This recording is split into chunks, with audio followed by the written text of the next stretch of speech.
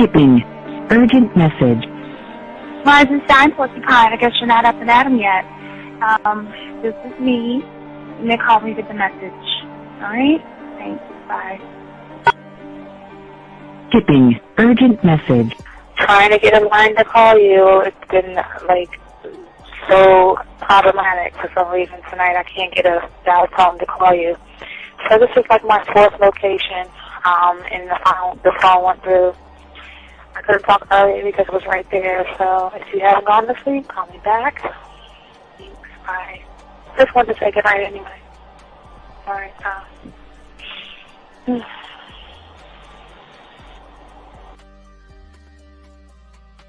Urgent message. Hi. I hate that your phone keeps rejecting me. You must have a really bad connection. Anyway, I don't know. It's 11:42. It's not even late. So if you're not asleep, call me back. All right, bye.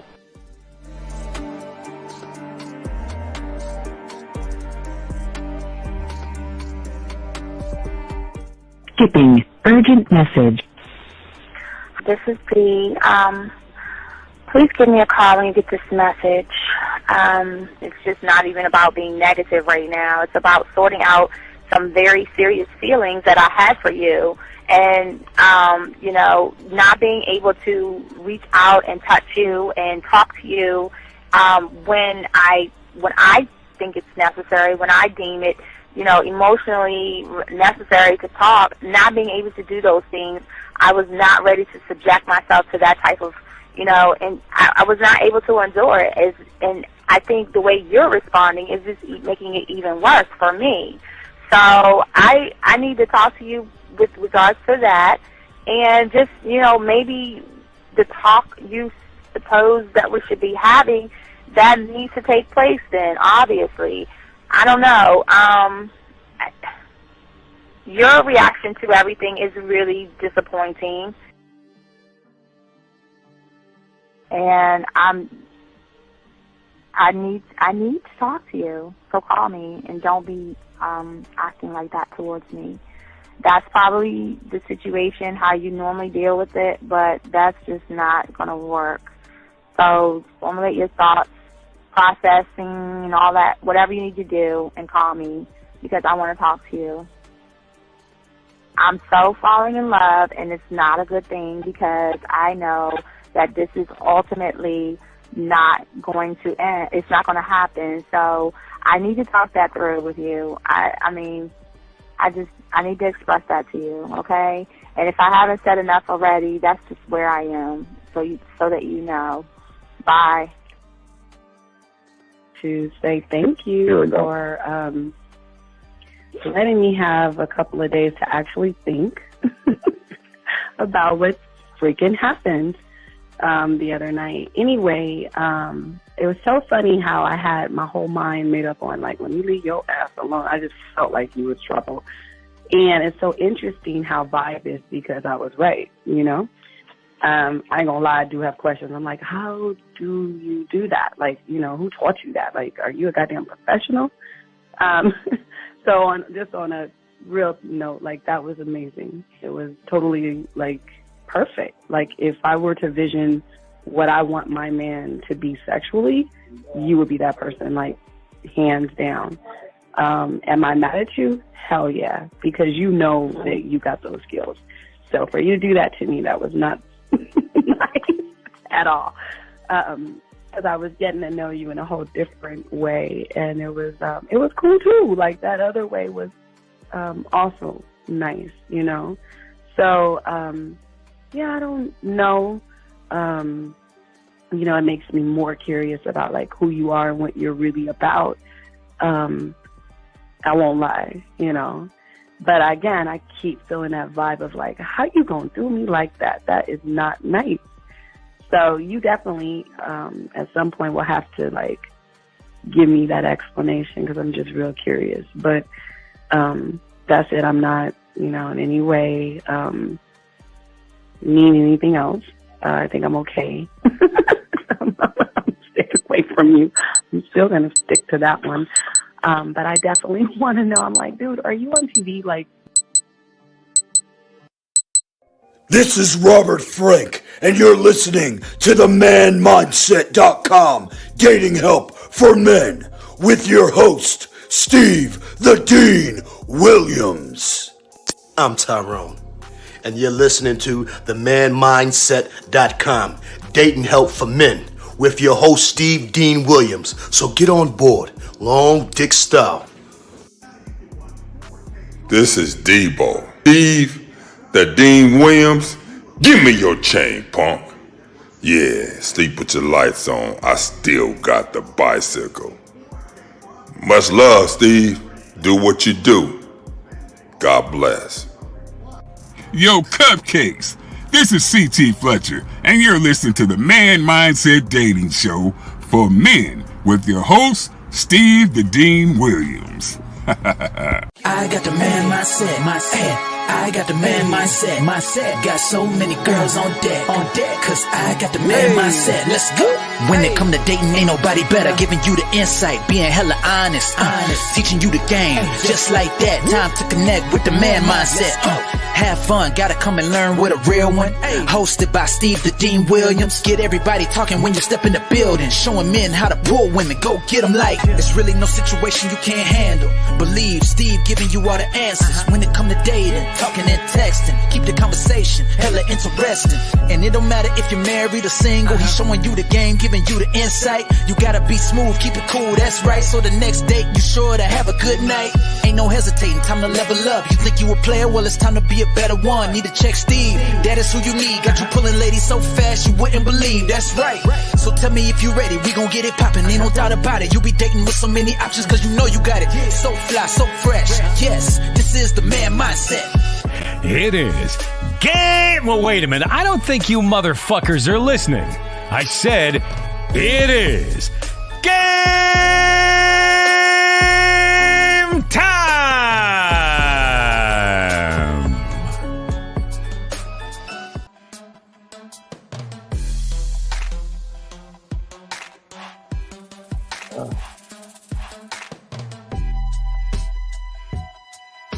What's going on, everybody? What's up? It's your boy, the Dean, class in session.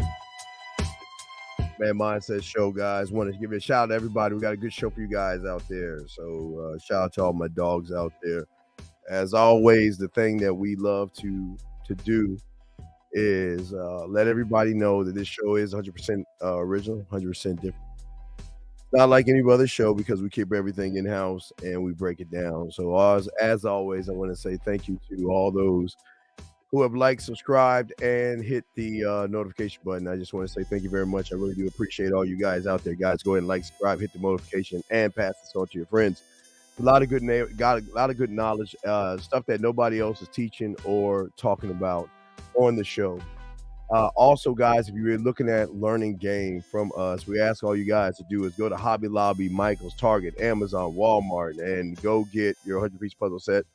And go ahead and take the pieces. Well, first you got to buy it first. Go home, dump the pieces on your table.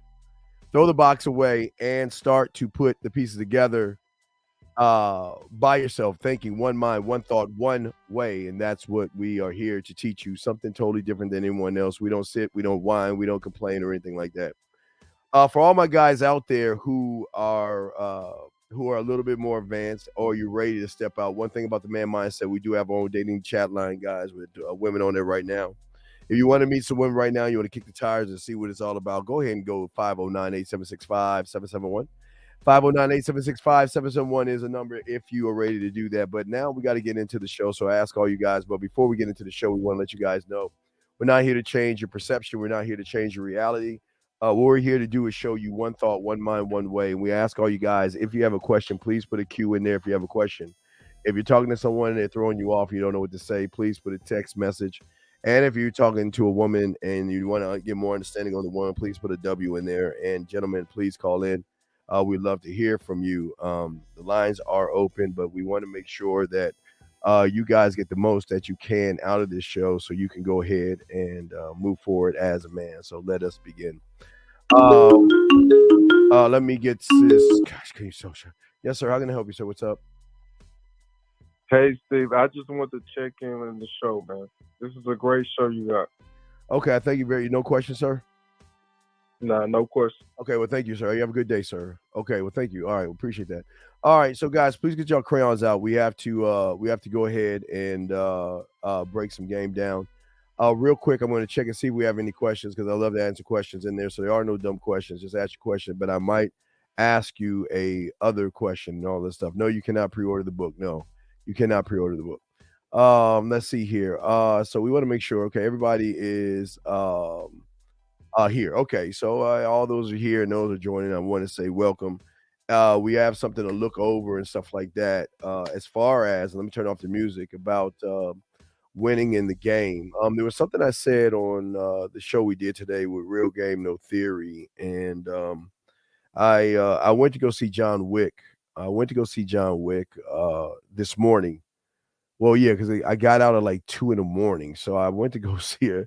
I went to go see that badass movie. Not bad as in bad as in good. It's a very good movie, but I learned there was some stuff that was being said in. Oh wait, hold on, that's not it. That's not it. Oh, that's it. Here we go.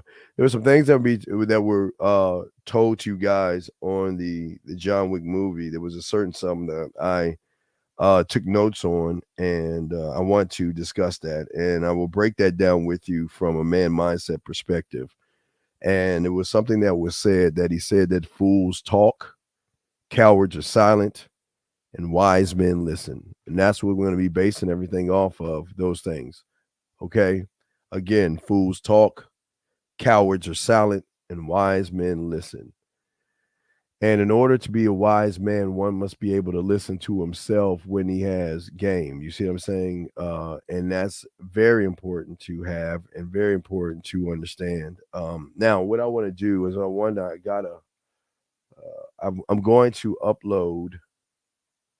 Let me see here. All right, hold on a second. Let me enter that. Yeah, I'm going to upload a video that we're going to go over, because there's a lack of leadership with a lot of you guys when it comes to game, and everybody's all under this assumption that a woman has to respect you. A woman doesn't have to respect you at all, gentlemen. She doesn't even have to like you. So I want to play this and kind of go over what it is we're talking about through this right here. So let me go ahead and grab it and upload it. And guys, I say if y'all got questions, we got y'all covered. Put a key if you have a question. Outside of that, we got you covered. All right, let me grab it and upload it so I can control it here in my other thing. Okay. Last day that I'm gonna be married today. All right, so okay, let me pause real quick. So this guy is about to it's the last day of his marriage, and this is a great moment for him, but unfortunately, because he's not himself or one of one as a man, he's going to have a lot of problems. Okay. But no, well, hold on one second. Let me correct you, Jim. I'm sorry, Jim. All right. Most of you guys are the fools and the cowards. You're not 2 and 3. You're 1 and 2. And I say that with love. Most of you guys are not wise to your own selves because you guys don't know how to even communicate to yourselves. So that's a false statement. And it's one of the things that is so sad that you guys want to lie to yourself and think that you are more than what you actually are. Most of you guys are foolish. And I say this with love. Most of you guys are foolish because you will follow red pill rhetoric. You will follow excuses, blame, and hatred towards women. Most of you silent cowards can't even walk up and talk to a woman properly. So most of you do not have wisdom because you don't even know the communication you have to have with yourself. So I have to correct you because sometimes a lot of people in some of these shows, they say stuff and need correction. And I had to correct that. But let's continue with this gentleman right here. So gentlemen, this is your life right here. This is going to be for the majority of you guys out here. This is going to be your life. All mad. Well, excuse me. He's not mad. He's sad and miserable because his wife didn't respect him. She never saw any leadership in him. He didn't even lead himself, okay? And what I'm saying is that what is important is that we're going to talk about this and talk about why this guy right here is most of you guys, okay? Why this guy right here is most of you guys out here by how you think. Let's go and listen to what he says. Let's break it down. Guys, you have a question, let's get y'all call in. But let's break this down. Let me zip out of me and get into him. Oh, not me. There we go. Wait. Zoop. All right, let's listen to what he's got to say. We'll break it down. Here we go. Because my wife is divorcing me. I'm super depressed, as you probably can imagine. We have 3 children. All right, stop right there. There is something I just don't understand about you guys. There's something I don't understand about you guys. In war, there's always going to be casualties. In life, there's always going to be casualties. For a lot of you guys, you shouldn't even be giving your semen to certain kinds of women. And if you give your semen away and she ends up pregnant and you are separated from your kids, you're going to just have to accept it. Welcome to the world when you make your choices. But I'm sure with his divorce lawyer, he's going to get custody of his kids and get to see his children. But you have to understand, when you make the choice of nutting up inside of a woman raw, there's going to be a possibility the court system is going to give the kids to the woman, and you're not going to be able to see that. Y'all, it's Alon, it's not even 18. It's technically a 22-year or 26, depending on the education of your child. And your kids are always going to look for you and need help. That's what kids do. So, but see, people will feel sorry for this guy. And anyone feeling sorry for this guy, you are that guy. You are that guy. He's going to see his kids, but in his mind, he feels that he should see them all the time. No, that's what happens when you separate. That's what happens when you are in a divorce. That's what happens when you break up with your girl who you get pregnant. You are not going to see your children every day unless you're a man that has more clarity, understanding, that can lead the woman and everything is cool, where she wants you to be in the child's life. But there's no leadership in this. And this is why I say this is the majority of you guys right here. Not the color, not the age. I'm saying the mindset. This is the majority of you guys, and this is what we're going to be talking about today. Now, I want y'all to listen to this. Let's break it down. Let's get it. Let's get it. And all under the age of 10. I love them very much. I love my... All under the age of 10. I love them, man. So fucking what? Yeah, see, okay.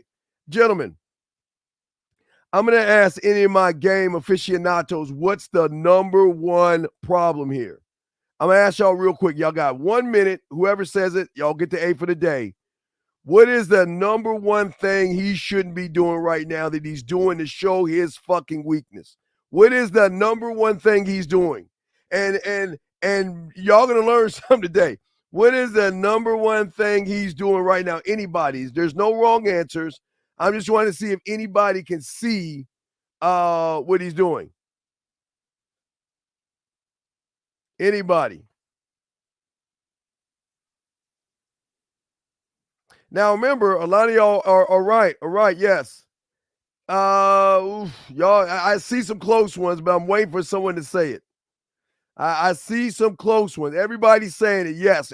Hey, all y'all are getting A's. Y'all are all right. Y'all are all right, but I need that one. Come on, y'all are all right. Yes, everybody talking right now. Yes, all y'all are right, but there's one thing that he's doing that a man doesn't do. I'm going to add that to it. Now, y'all can change it up. One thing he's doing that a man never does. Never. Come on, let's see what we got. Y'all are, yes, a lot of A's. Everything y'all are saying is yes, yes, yes. Ah, there we go. Got it. Stop. Y'all all were close. Yes. Y'all can stop right now. I want to see any more. Yes. Yes, M-Dog. You don't put your business on the street. Because any woman that sees this video later on is going to see him as food. As a man, a warrior, and a king, and a god. Yes, I'm saying you are gods. You are kings. You are emperors. You are men. As men, we don't go on the internet looking for sympathy and looking for, oh, it's going to, you know what guys like this do? They get a lot of, oh, we'll pray for you. And, oh, I hope everything is okay. And good luck. And I feel sorry. And I would hug you right now. All this weakness. Never put your business on the street, gentlemen. Gentlemen, listen to me. I don't care if you're hurting. I don't care if you want to cry. I don't care if you're miserable. You don't fucking put your business on the street. You don't talk about you to anybody except you. You don't share your happiness, and you damn sure don't share your sadness, gentlemen. Let me grab this call real quick. Every code 469. Let me see. I had that thing turned down. 469, what's your question, sir? How can I help you?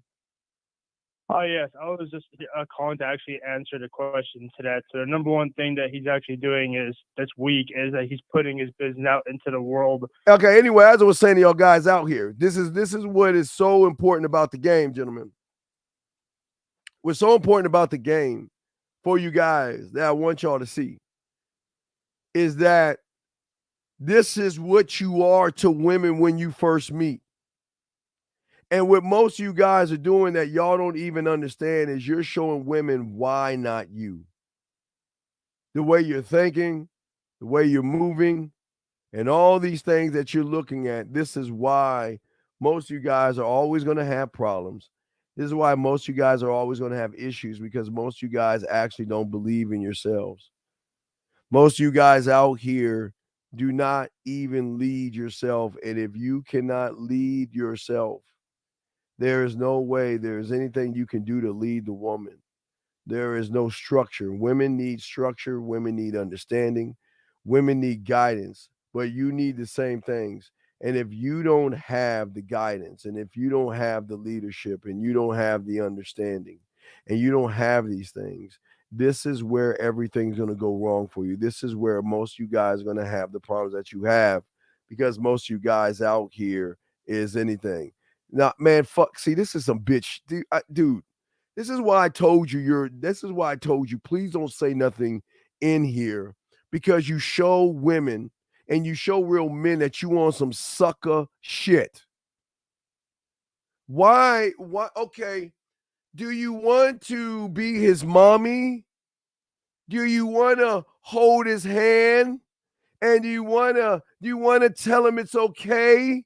Be all you can be and be all the shit that your fucking mother probably told you, and you end up like him? Yeah, I think you need to shut the fuck up, Jim, out with love.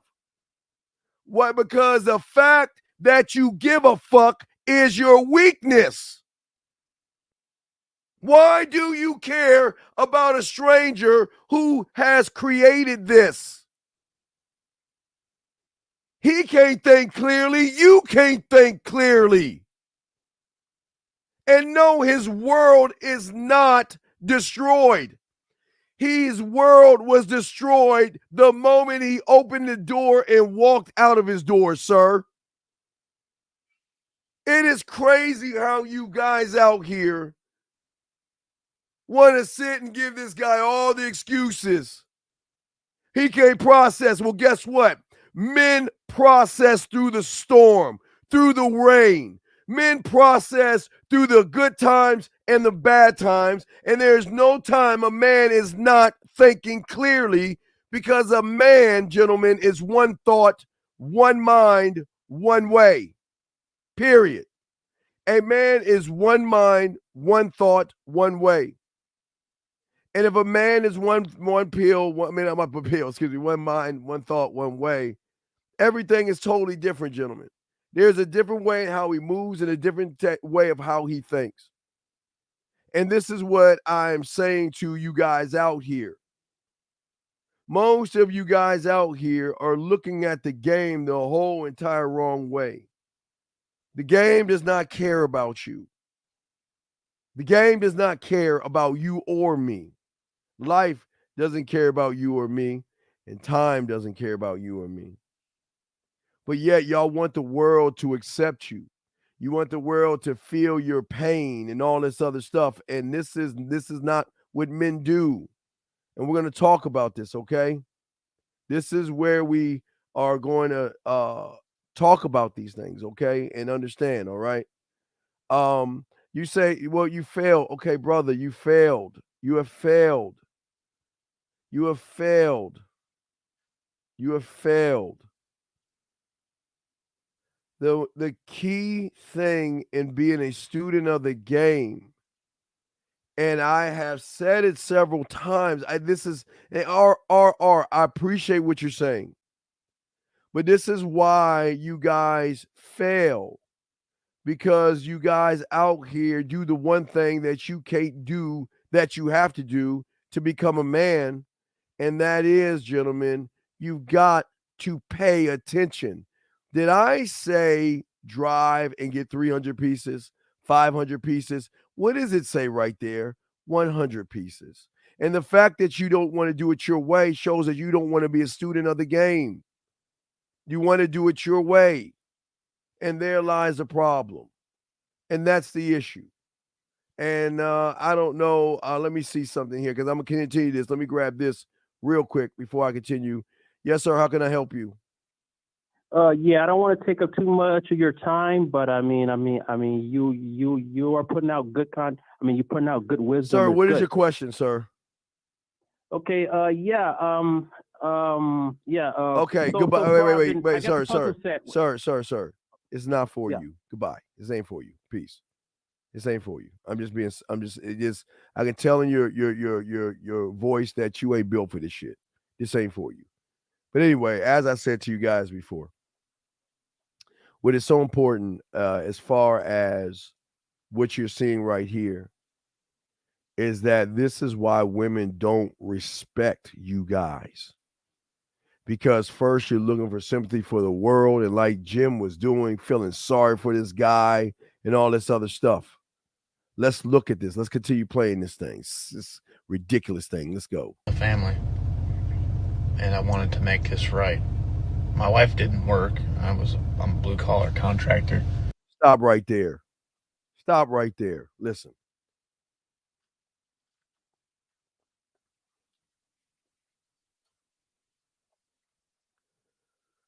If you young men are living paycheck to paycheck, and again, I am not here to tell you not to have your woman working.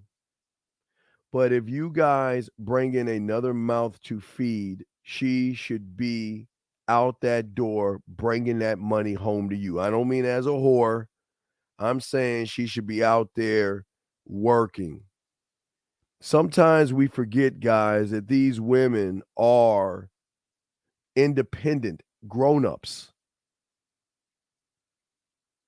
I know there's some people out there that want you to have your woman at home, which is fine. But for a lot of you young men out here, I don't want you guys to stress yourselves out with bills and things where she's sitting on her ass.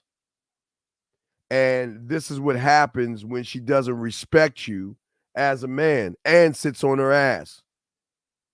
He didn't put her to work. And here's the crazy thing. Before he met her, she was working. Before he met her, gentlemen, she had a job, I bet. So why did she stop now? Guys, this is why y'all got to make sure y'all hold things down as men, and we'll talk more about that. Listen to this. And, worked very hard to try to get us ahead in life. 2020 was very hard on everybody. And COVID came. It was hard, yeah. We had to sell our beautiful home because of some poor financial decisions that I had made. Gentlemen, This is what I don't understand. And I'm not here to knock them on poor decisions because a lot of y'all do make poor decisions. Okay. A lot of y'all make bad and poor financial decisions. But as a man, a woman should follow you no matter if you're in a beautiful house, if you're in a rented house, if you're in an apartment or a trailer park, or in a box in a corner of the street or underneath a bridge in the subway. Your woman should follow you with no problems and no issues whatsoever. But when you are not a man, what happens is that she is going to use this to lose respect for you. Yeah, we already said that, Marie. We already said that. Attention. Absolutely. Absolutely. But I don't think anyone in the world anticipated COVID. And it really did a number on my finances because it was one of the worst financial years I've had since we were together. And I think that really pulled on my wife's heartstrings because... No, I didn't pull on her heartstrings, man. It pulled on her lack of respect. That's why I'm telling y'all guys, this is why most people who are red-pilled will say, see, this is why you shouldn't get married.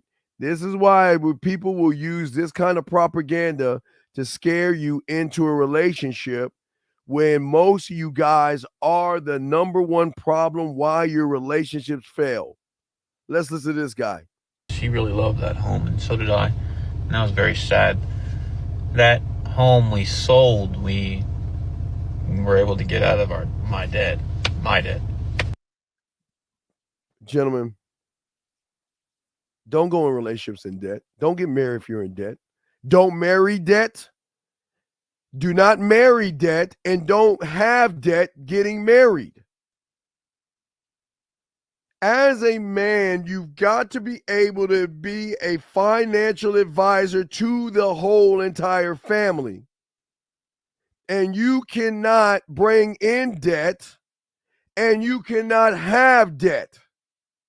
You guys are grown-ass men who should know your finances and know what you can spend and what you can't. You're not kids.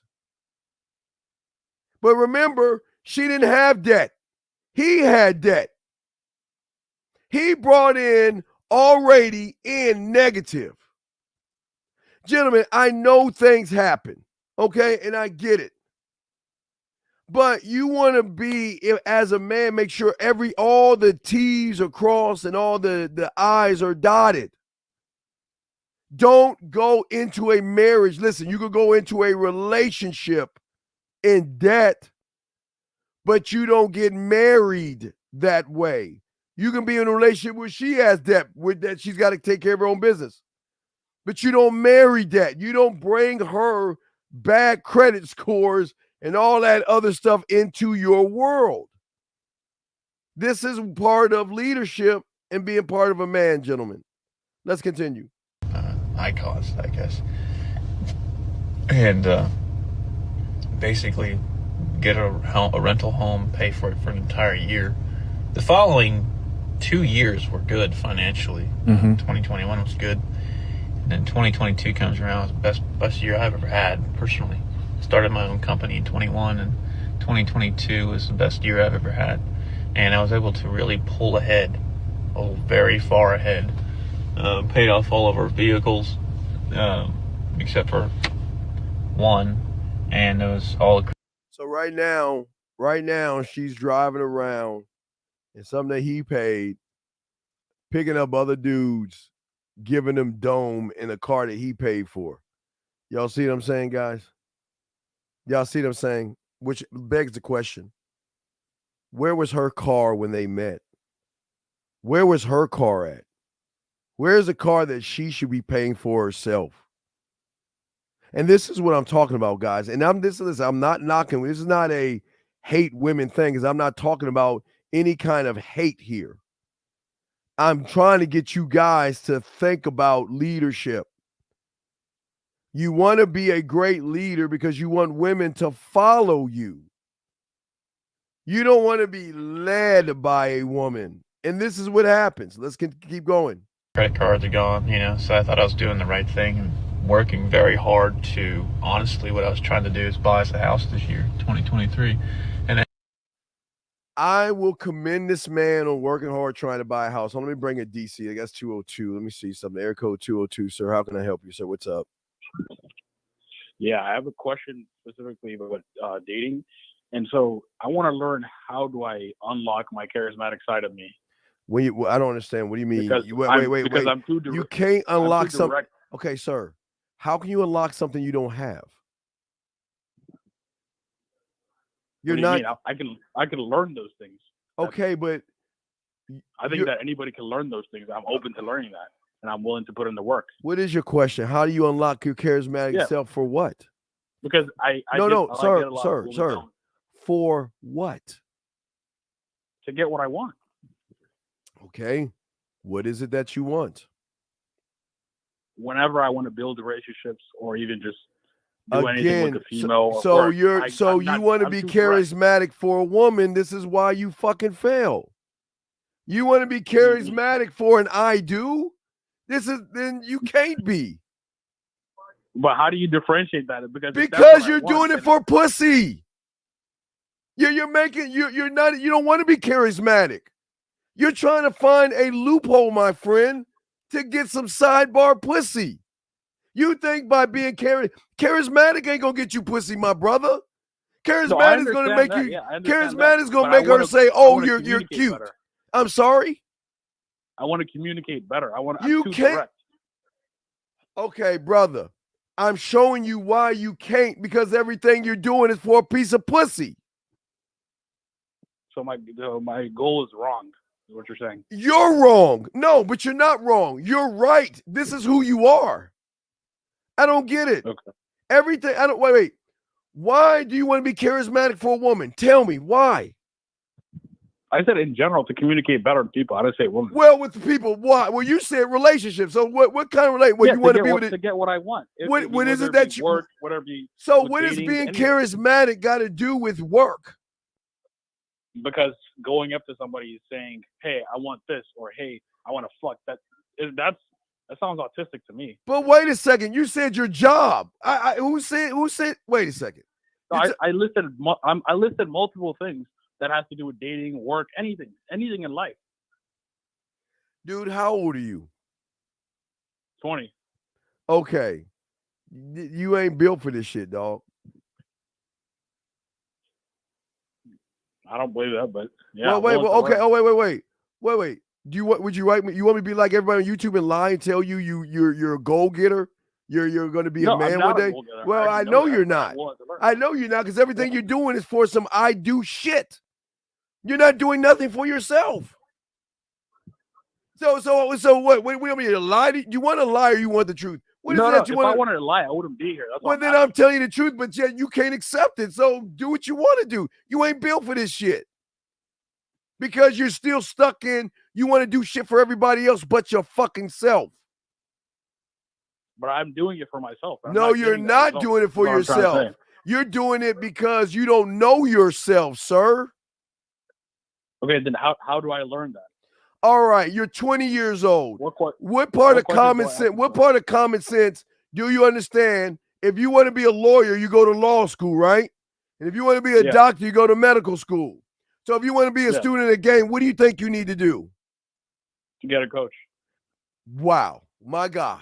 There you go. All right. Thanks, Steve. Respect. Thank you, sir. All right, let me keep going. All right, guys. I got y'all, but y'all got to wake up from the shit y'all saying, because y'all are looking at everything the wrong way. But I appreciate the call, sir. Thank you very much. Let me continue with this guy right here. I had the capital to do so. But somewhere along the line in late 2022, my wife gave up on me. Somewhere in 2022, she gave up on you, and this is a lie. She gave up on you when you first met her. She gave up on you when you first met her. And here's the thing I always tell all you young men. Let her give up on you. Let her give up on you freely. When a woman is unsure of you, let her go freely. Don't beg her to stay. Don't manipulate her to stay. Lead her out the door and not in the door. See, the beautiful thing of why women stay with men is because we always let them know, if you don't like it, there's the goddamn door. I'm not changing myself for you. I'm not going to be what you want me to be, even though I'm all things. I'm not going to be anything you want me to be. And if you don't like what I'm saying, there's the door. Y'all see what I'm saying, gentlemen? This is not, I want to make sure as I talk to you guys that I don't want you, I'm not trying to talk dictatorship. But how dare a woman dangle herself to get you to change who you are when you're supposed to be the leader of the relationship? And I don't care if she's making more money than you. It's your money, guys. I'm sorry. I'm telling you. And if she's popping her mouth, there's the door. Take your money and get the fuck out. The only person that you need is you. But I know for a lot of you guys, you feel lonely. And a lot of you guys feel like you need a woman to feel whole. And that is the greatest mistake that you guys make, by allowing a woman to know that they're needed, even though they don't even need or like or need themselves. And this is where everything goes wrong. Everything goes wrong that way. Because a lot of people are not actually working hard to do things for themselves. This is why they don't win, and this is why they don't move, because there's no understanding. 610, how can I help you, sir? Hello, Steve. My question is, what's your preference on like R&B music for the ladies? You know, What do you mean with my preferences? What are you talking about? like I heard you one day. You said like, I don't know exactly how to pronounce his name, but it was like Teddy Pendergrass. Teddy Pendergrass, yes, sir. He's a good listen. Well, you think I'm gonna tell you somebody not to listen to somebody? Right. And Steve, can we play your music with the ladies? You don't have to play my music. I for anyone that has a sex toolkit, I give you a laundry list of musicians and music to play, but you play something that you like. You just can't be Right. rap or trap music, rock and roll, or Agreed. right. So I don't understand, where's this question coming from? Oh, I just been so right. I started doing the music in the land, sea, airspace, and I'm gonna be honest that it works. Like the audio messages and then putting the music in the background, it works.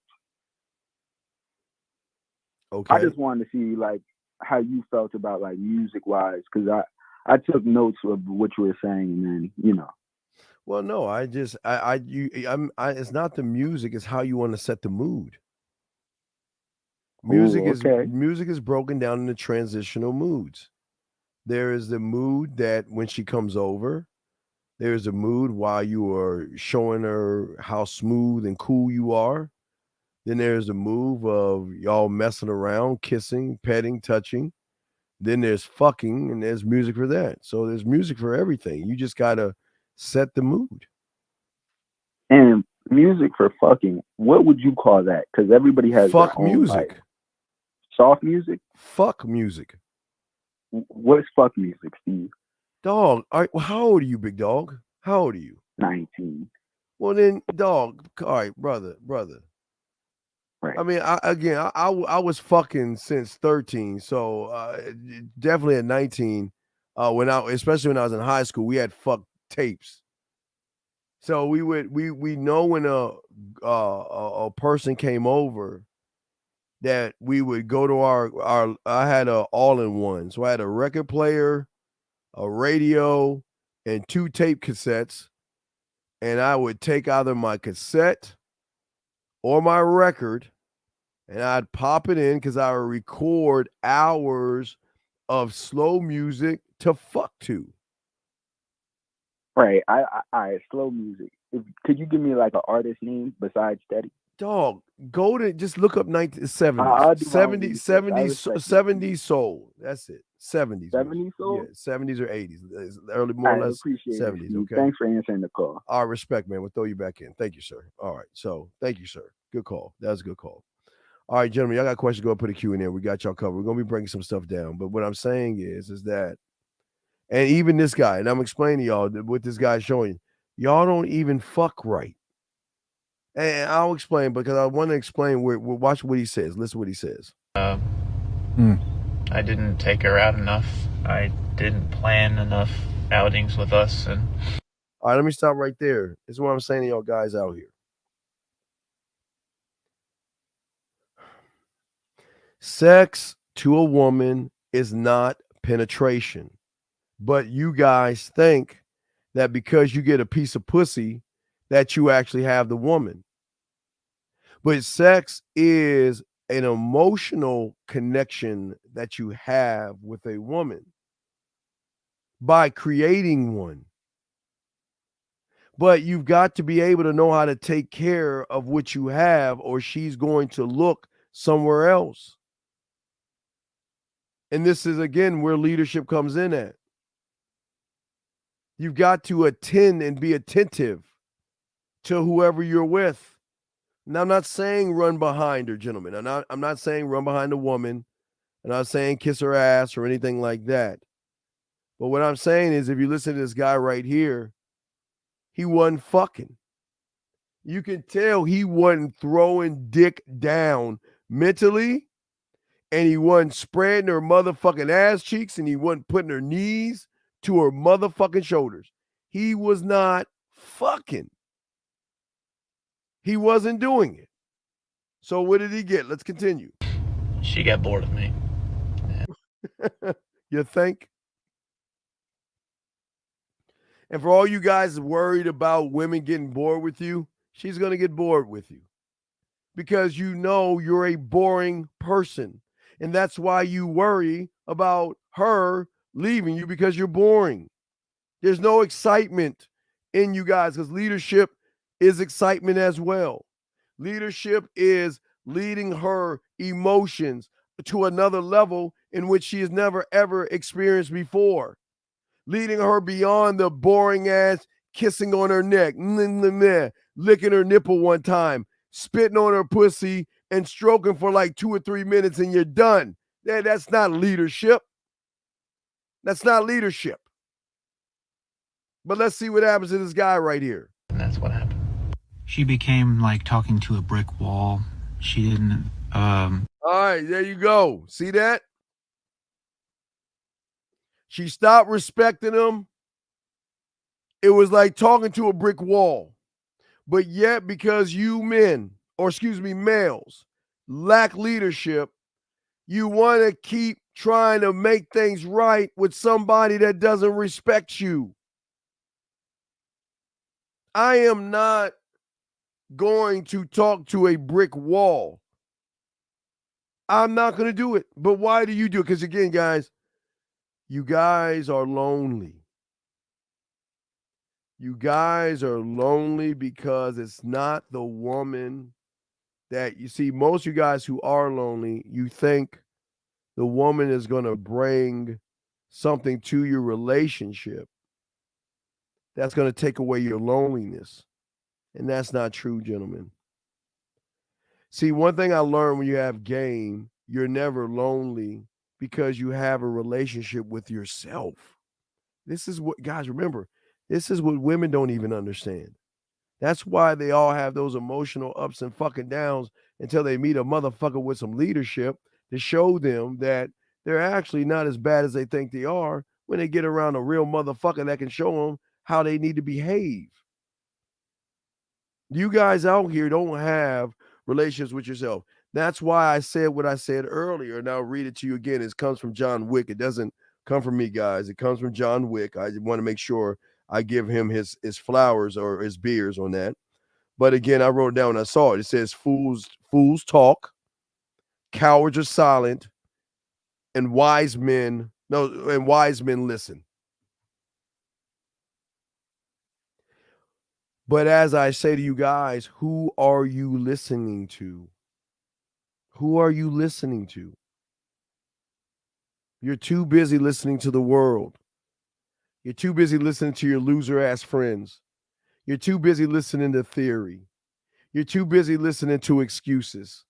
You're too busy listening to what women say they want in relationships or what they don't want. You're too busy listening to women saying that I want a man that makes 6 figures. You're too busy listening to a woman that says I want a man that's 7 foot tall. You're too busy listening to a woman that says I want a man, whatever, you just fill in the blank. You're too busy listening, okay? You're too busy listening. Oh, yeah, Maria, yeah. John Wick was the shit. Oh, wait, motherfucking hell, yeah. But what I'm saying is, gentlemen, you guys out here are too busy listening to everything but the most important thing, and that is yourself. Remember, what is the thing? Wise men listen, but you don't listen to the world. The world should be the second thing you listen to. And then when you listen to the world through your blacksmith, you take what is important from the world and hammer that motherfucker down and have a thought that benefits you. Listen to what I'm saying, guys, because we're going to get into this leadership thing. This is very important. You never listen to the world first. That means listening to your mom, your dad, because what is your mom and dad? Listen, guys, listen. Don't be mad at your mom and dad. They're only doing what their mom and dad taught them, and they're only doing what their mom and dad taught them, and they're doing what their mom and dad taught them. And all they're doing is taking all those generations of information and stuffing it down your throat and telling you what to be for them, who to worship for them. Now remember, you worship who you want. But if you're worshiping because your mommy and daddy told you to, you need to rethink things because they have no right to tell you what you should be doing. If you want to worship, worship because you want to do it. Not because mommy and daddy told you gotta worship or not. That's the problem. Y'all are being taught and trained to put everything first except you. So how can you lead when everything comes first? Meaning that you're being led by the world. Remember, guys, it goes back to it never changes. The only one who created this, so it never changes. So that's why we keep this the same, because it's one thought, one mind, one way. When you follow somebody else's agenda, you will never reach the I am because you're too busy being led by the person or the thing or the thought. I understand when y'all were small, some of y'all were afraid of the dark. Some of y'all were afraid of the dark. That's fine. Y'all were children. So your parents gave you a night light and then they probably took that shit away. But you're grown people right now. Do you need night lights? No. You're a grown up. You realize there ain't nothing under the bed. It's all in my head. But a man cannot lead anything or anybody, which we're going to be talking about, if he's putting everybody first. And look, I know I'm not saying not love your parents, and I'm not saying don't listen to your parents. But some of y'all can't even date who you want to date because mom told you you'll lose me if you date that orange, green, or purple woman. Just throwing colors at you. Your parents, some of you guys that tell you that you can't, if you don't date what we want you to date, we're kicking you out of the family. Dangling there. Listen, a parent that dangles their love over your head ain't shit. I'm telling you right now. Because an understanding parent should say, I understand. Date who you want. Do what you want to do. And I'm here to support you. I will help and guide you along the way when you ask for help. See, that's what leadership does sometimes. Leadership teaches other people to lead themselves and then come back for questions to keep pushing forward. That's what parents should be doing. We don't do that. We're not even in the world of that. And let me show y'all why. Because most of you guys out here follow the same blueprint as your parents because you jump on the internet and you let all these knucklehead motherfuckers tell you women are the scourge of the earth. Women are terrible. Dating is terrible. Life has changed. The world has changed. And all you do, just like with your mommy and daddy, you let everybody tell you how to be. And then when you get around a motherfucker that tells you you're free to think what you want, it throws you off because no one's ever told me that I'm allowed to think for myself. And this is what you get right here. This thing we're seeing right here. This is what you get right there. A wall. He's talking to a wall. He's not talking to a wall. He's talking to a woman that doesn't respect him.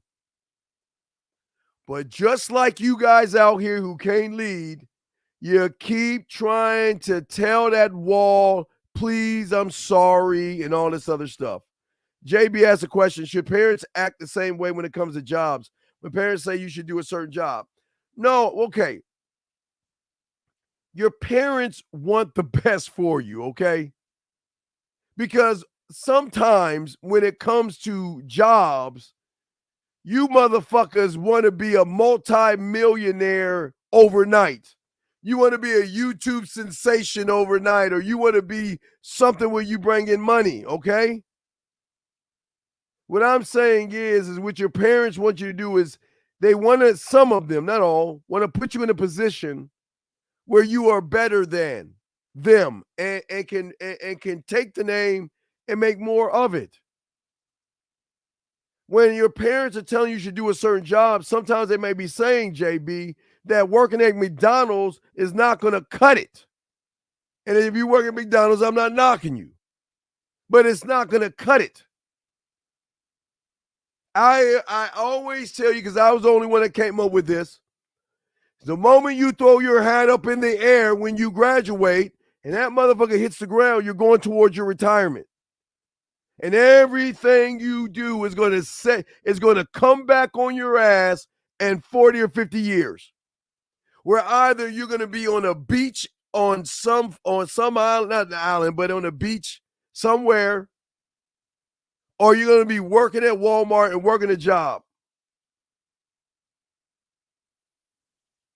I drove up in the driveway yesterday and saw at like a 77-year-old woman at the cash register.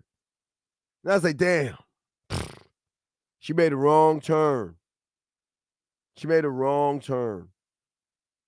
See what I'm saying? What I'm saying for you guys out here is that, yes, sometimes your parents want you to do more because some of y'all are just lazy. If you look around, there are a lot of things that happen. There are a lot of women that you see, if y'all go out to eat to fancy restaurants, there are older people there. You want to know why? Because some of these women were Stepford wives or household wives, and the husband got rid of them and picked up something else, and they, well, shit, I got to get my life together. This is why we always tell you, get your life together. Yeah, 70, it's crazy. Yeah, absolutely. Let's keep playing this. I want to get into the leadership thing. Appreciate anything I did anymore. She's a wall. She didn't appreciate him. I'm gone. There was no love, appreciation, or sex at all. Shane, dog, come on, man. Come on, man. Come on, man. Let me get some of these questions. Here we go. The question is, why do men from a lady's past attempt to come back, especially when the lady has made it 1,000% good shit every time? Well, you're not dealing with a man. You're dealing with a male.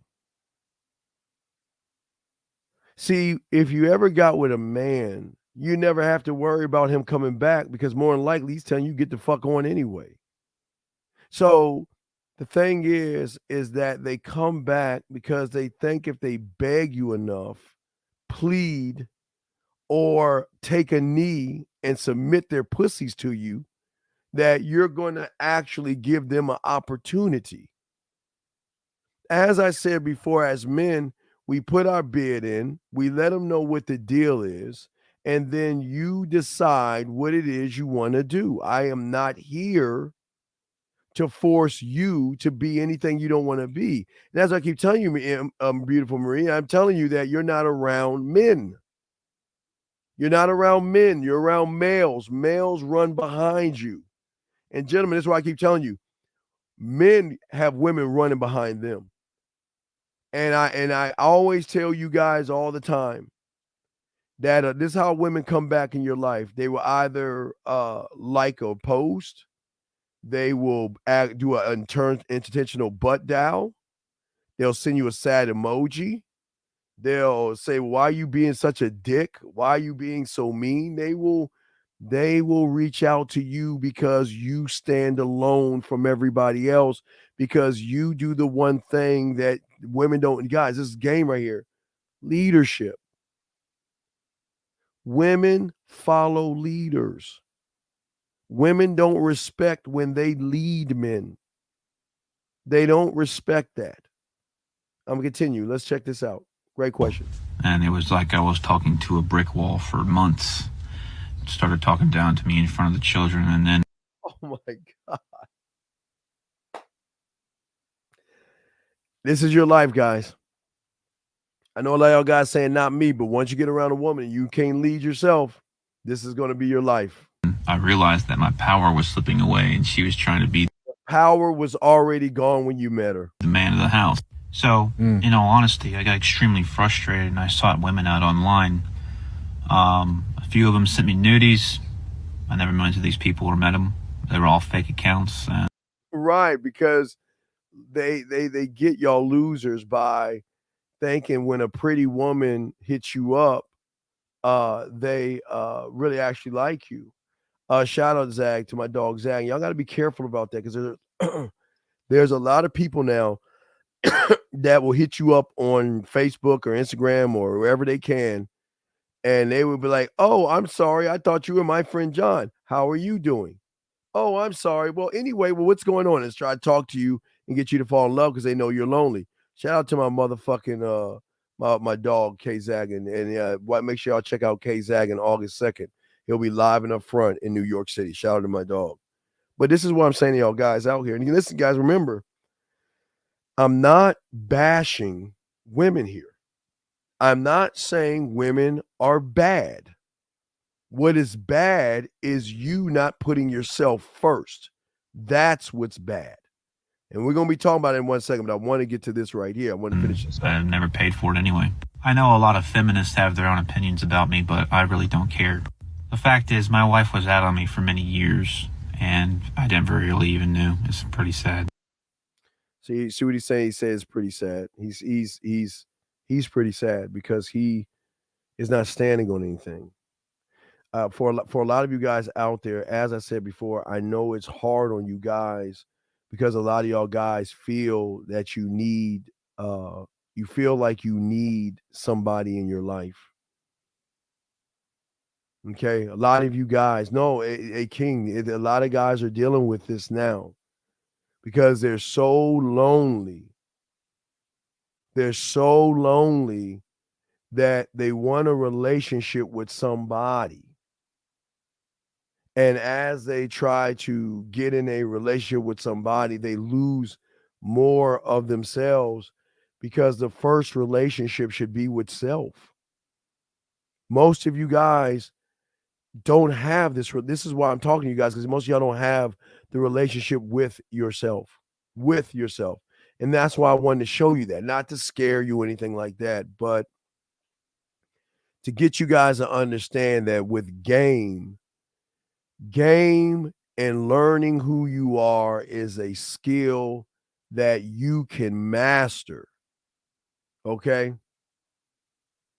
Yes, it is a difficult process, okay, but it can be rewarding, gentlemen, and that's what I want to talk to you guys about today. Learning your organization, because you are an organization, developing a range of skill sets that has you believing that you can walk on fucking water. You believe so much in yourself. You believe that you can do the things that nobody else ever dreamed of doing, meaning that you see that woman at the club or the bar that's always dancing by herself because nobody's too fucking man to walk up to her. And you are like, get the fuck out my way. I'm going to go ahead and put my bid in. What I'm saying is that somewhere along our lives, we stop believing in ourselves and putting ourselves first. And we decided to take the world and allow the world to be the first thing that we look to first. We let the world tell us what you should be drinking, what you should wear, what you should drive. It tells you even the house that you should have. The world is always grabbing weak-minded individuals. Okay. What I am saying to you guys out here, this is why I am trying to show you that you can be a great man. And gentlemen, with a great man comes great leadership. With great leadership comes women. And you're not even, don't even want to win. The women are just going to start rolling the fuck up. And because you're not making it about women. You've got to lead yourself, gentlemen. And that's, I think a lot of people out here don't understand leadership. You have, listen, to win in this world, whatever this thing is that we're in, okay, until we fucking fade out or go wherever the fuck we go. The one thing your pastor, the one thing your parents, the one thing your friends, and the one thing most of these YouTubers will not tell you is that you must master yourself by having not an understanding of yourself, because you do understand yourself. But the one thing you don't have is a deep understanding of yourself, a deep one. And let me give you an example. The guy that called to ask about being charismatic, that's not his problem. That's on a surface level and of a surface level thought. But a man can see that he has no clear sense of self. He doesn't know his strengths and he doesn't know his weaknesses. So he thinks that if I am charismatic, that's going to solve everything, gentlemen. That's how y'all think. You think that if I can do this one thing, if I can get this cologne, if I can get that, you remember, okay, I used to watch the Cosby Show back in the day, and remember that he wanted to get that Gordon Grachel? I've got the shirt. Remember the shirt, whatever Theo tried to get because he thought if I got that shirt, I can get a woman. It doesn't work like that, gentlemen. Your mind is your greatest enemy that makes you think that you need more things when you don't need anything at all. I need more clothes because that will get me women. I need more muscles because that will get me women. I need more, you fill in the blank, to get women, and you ain't going to get any women because you're making everything about women. Game teaches you that you have got to focus on one thing, one thought, one mind, one way to be able to listen to yourself. Gentlemen, you're going to listen to yourself right now. You're listening to yourself right now on the surface. And what do you hear? You're not good enough. You're too short, too ugly, too whatever, okay? That's all you're doing. And it's not working for you. But let me answer this question real quick. Sorry. A lady is talking to me on a date. She says she's giving me a motorcycle ride. Is this a bad because she is leaving? She's going to give you a motorcycle ride. Motherfucker, why don't you have a car? If you don't have a car and you took the bus or an Uber, well, I guess be the bitch. Be the bitch. Let her skip room and you get on there like a bitch, hold on to her waist like a little fucking girl, and let her pedal your ass to wherever you want to go. The fuck? Why? I don't even know why the ladies even dating your motherfucking ass, if you ask me. And what I'm saying to all you guys out here, is that this is why y'all are going wrong in everything you do, because you are not putting yourself first. But you don't know how. You have no idea. You think you're putting yourself first, but you're actually putting the world first, or really women first, then the world. Because here's the thing, guys. You will always be defined by what you look at first.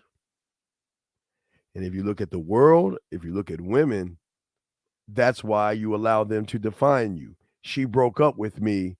I ain't shit. She said no to me. I'm a loser. And we always say there's no such thing as rejection, but I'm just going to use your preference. She rejected me. She made me scared that I can't talk to her.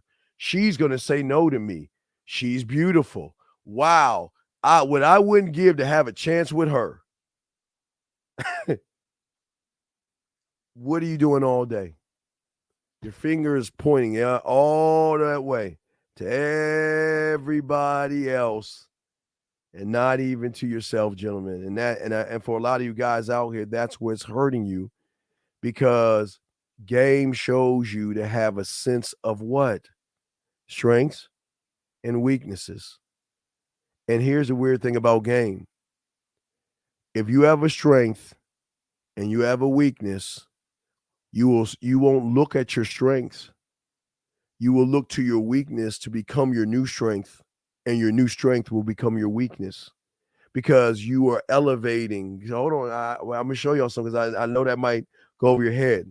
Listen to what I'm saying. You have strengths and you have weaknesses, okay? So if your strength is here, see, follow this, guys. A male, someone that doesn't have game, his weakness is standing on his strengths. That's your weakness. Standing on, well, I have a degree, I have a job, I have muscles. So you're standing on your strengths, which is your weakness. But you know what a man stands on?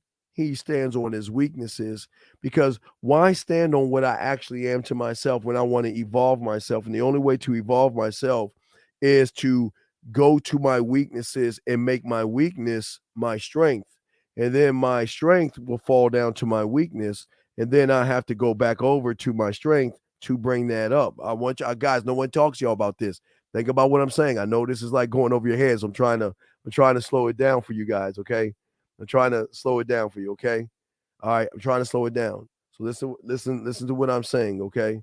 What I'm saying, M-Dog, just it's up to you. It depends on how many questions you have, okay? So it depends on how many questions you have. It's on you. I can't, how many questions you have, what you want to talk about. But what I'm saying to y'all guys, listen to me. Most of you guys are so afraid of your weaknesses. All you do is look at false strengths. You look at what you are right now, and you stay in that. Remember, guys. Remember, I'm the only one that tells you about the Three Little Pigs, right? I'm the only one on YouTube that uses that in the right way. But you're the pig with the bricks. You're the third one. What you do is you imprison yourself in your strengths, and you stand on that, knowing that your weakness is your strength.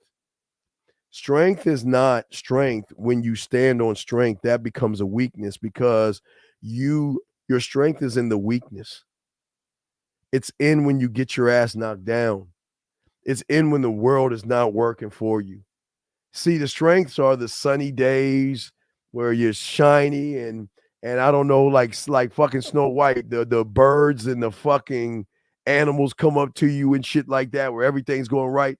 That's not strength. That's just a normal day. But we love to stay, and we want everything to be great. We love the sunrise and the sunsets. We love the calmness of the current, and it feels good to have strength when everything is going smoothly. But again, when you have game, we always tell you got to go against the current, because that what makes you the man that you are. I don't give a fuck about good days. I want to look at the shit that I feel is a weakness. We run away from our weaknesses. But your weakness can become your strength when you face the weakness. Remember, your mind tricks you. It's the greatest liar in the world. He is the greatest liar. And he is the first one to tell all of you guys that you're good enough. Hey, no. You don't need to work on yourself. Just next time. Let's wait till next time. You don't have to talk to her right now. Let's just keep fucking just messenger her for no fucking reason, all that stuff. It's okay. Don't you like it this way? Going down this simple, easy current. Don't you like it where, God, just stay home. You don't have to talk to these women. I got you. I'm your friend. I'm the one that you need. There's nobody else that you need. I got you. I love you. I care about you. And y'all believe this motherfucker, and he's lying. He doesn't give a fuck about you. He doesn't want you to realize that the strength that you have is in your weaknesses. Because it takes a lot of strength to face what the fuck you're afraid of. This is what I'm saying. It takes a lot of strength to face what the fuck you're afraid of. When you face what you are afraid of, regardless of what happens, that's what's going to give you the strength to be and push yourself forward in bad times.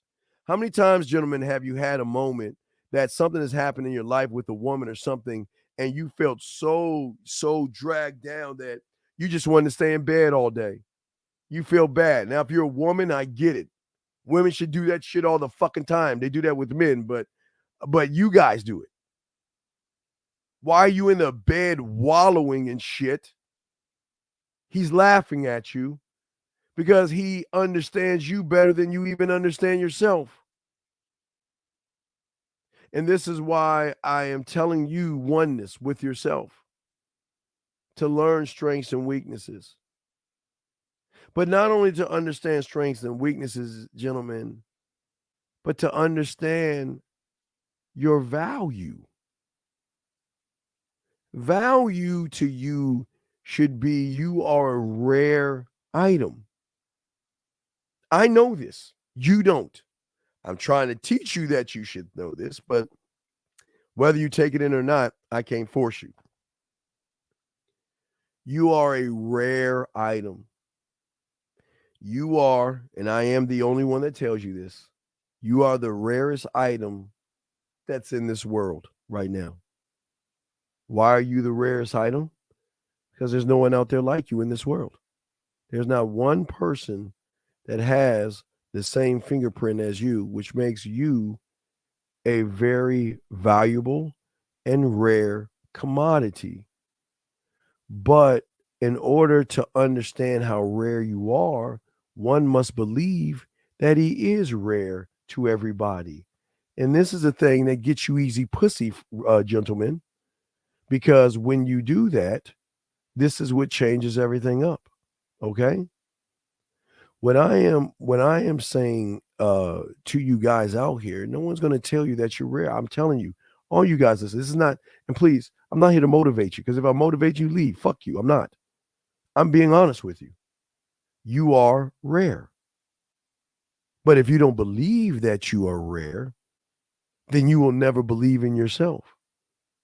So if you are rare and there's no one else like you, then why try to operate like another fucking person?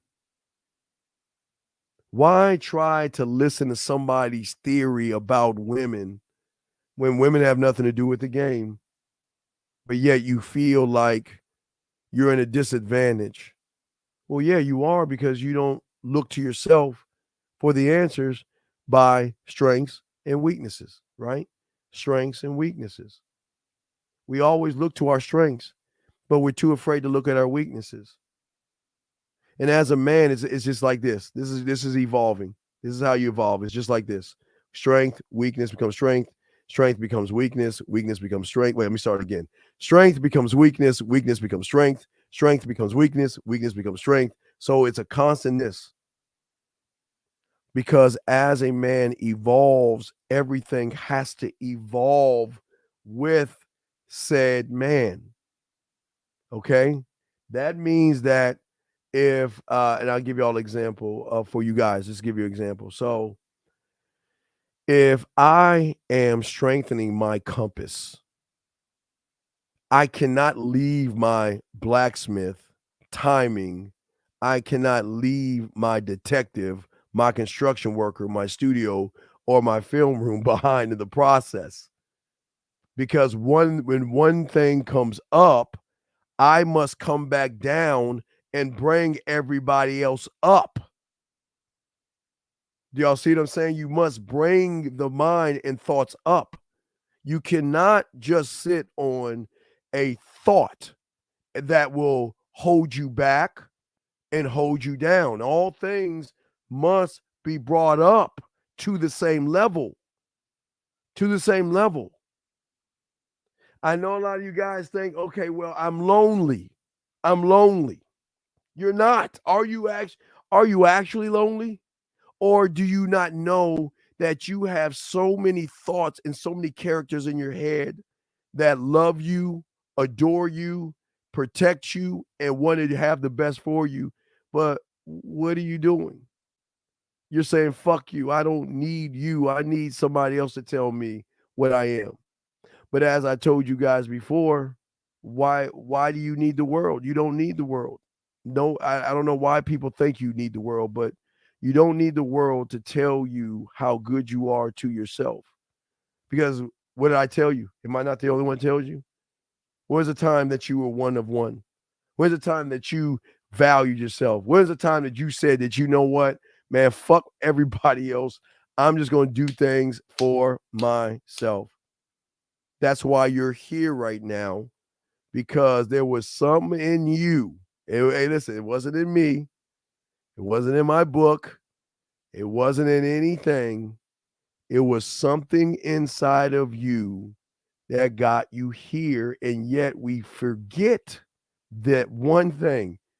When the world is hammering you down with what you call rejection, when you can't get that woman, the world is laughing at you, ridiculing you, judging you, and all that other stuff, you forget that.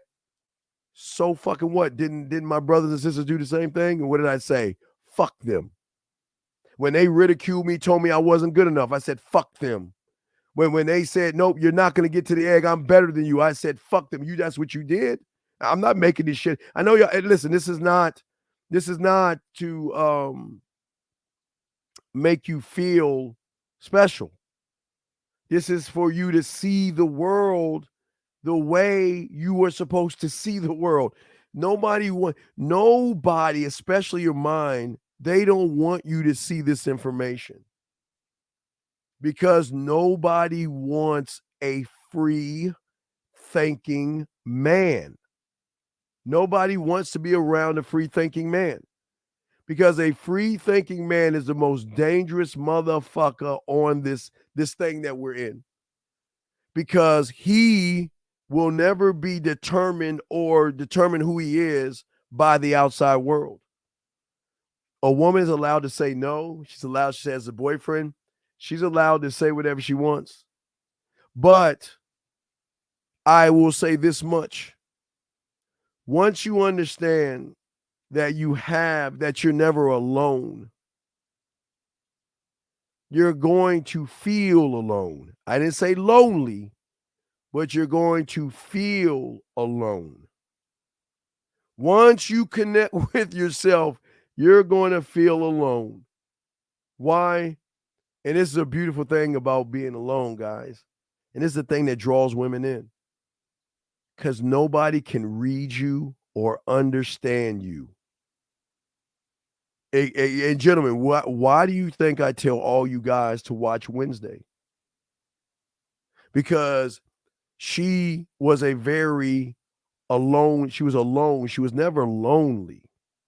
She was never lonely. She was just alone because she can't relate. You cannot relate to women because you're not a woman. So you can't relate to them. And because most of you guys out here relate to women, that's why y'all are in the feminine, because you relate to women.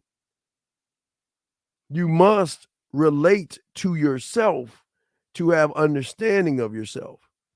And by having understanding of yourself, that's when you see your value, and that's when you believe in yourself.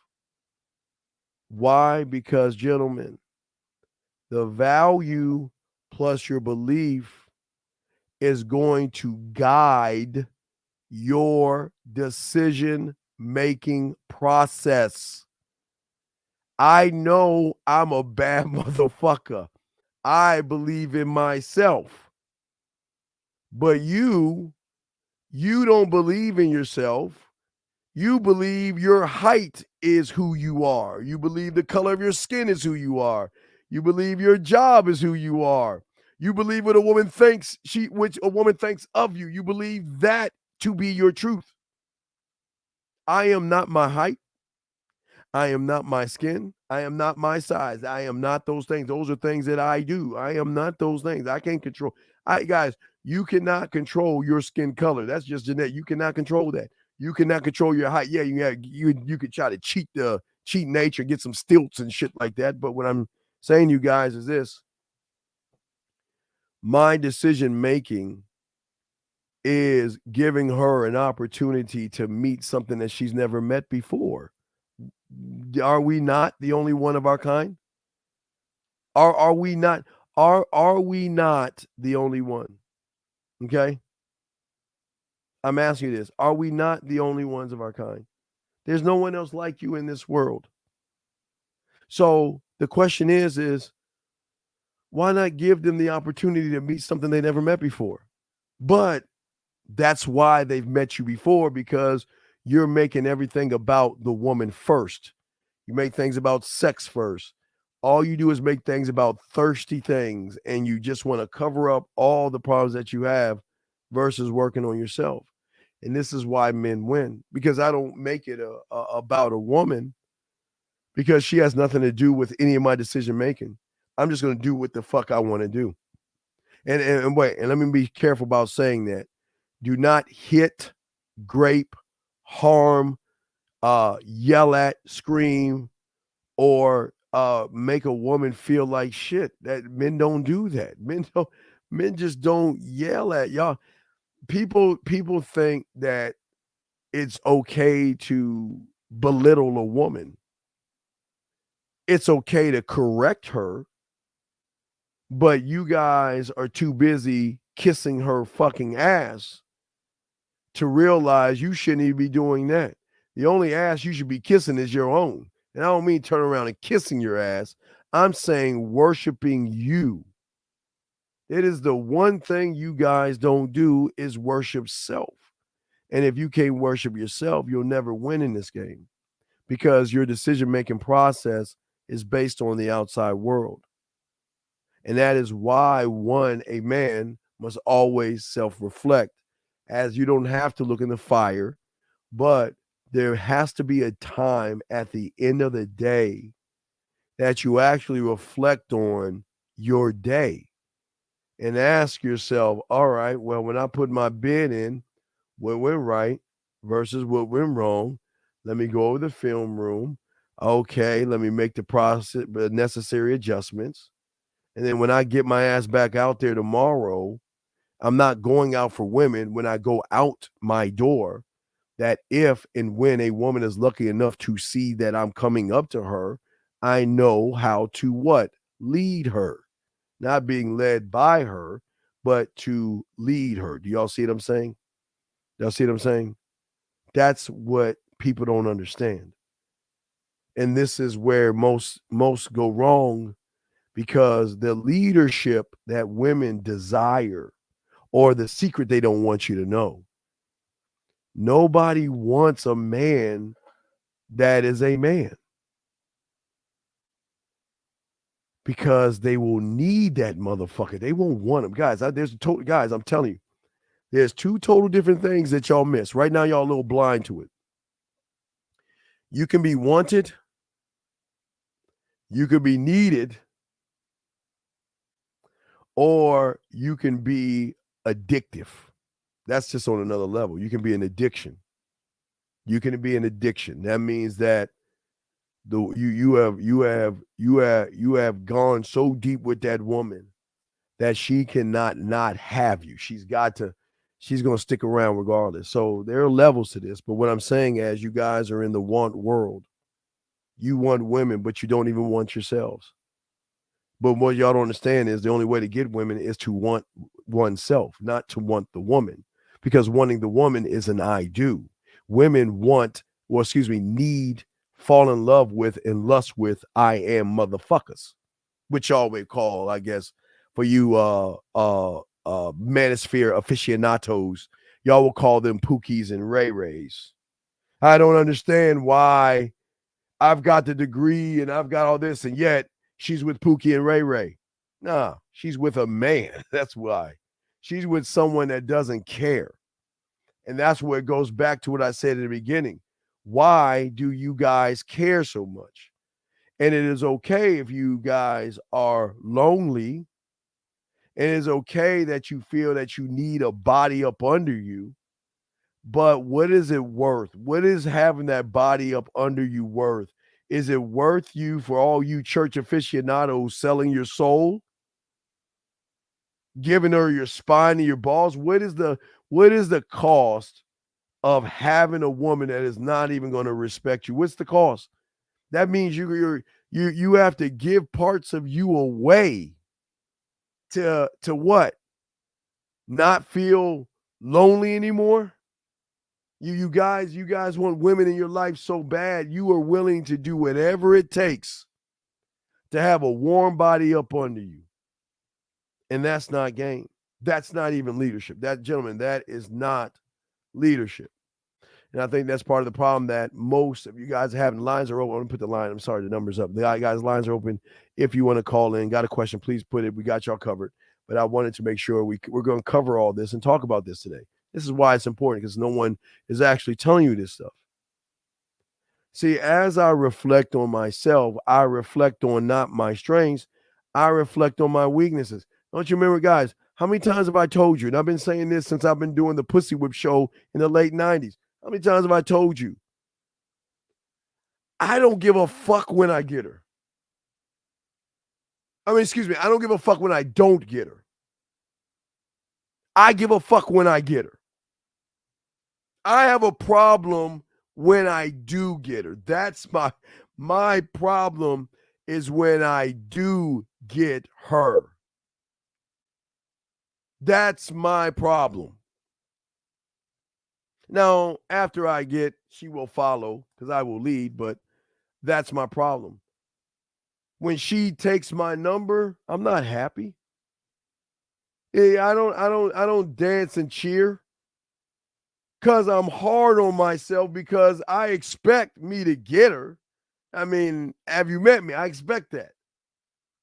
But how I get her is not what I like. I don't like, because I challenge myself. As I told you, challenge, bet on me. You see what I'm saying? Bet on me. You know what I mean? And what I'm saying is, dude, you can't even get a woman. So please stop asking shit you don't even know. You're asking about trigonometry and you know how to count from 1 to 10. So please don't ask that question. You're not even on that concept yet. Stop that. And that's why you fail, because you're trying to get the trigonometry and you can't even count. Stop, please stop. I'm trying to stop you. Don't do that. Anyway, what I'm saying to you is that I self-reflect. I know I'm gonna get the pussy. That's not what I'm fucking mad about. I'm not mad that she's gonna like me, love me, be attracted to me, and fucking be. I'm not mad at that shit. I'm mad at me. Because you know what?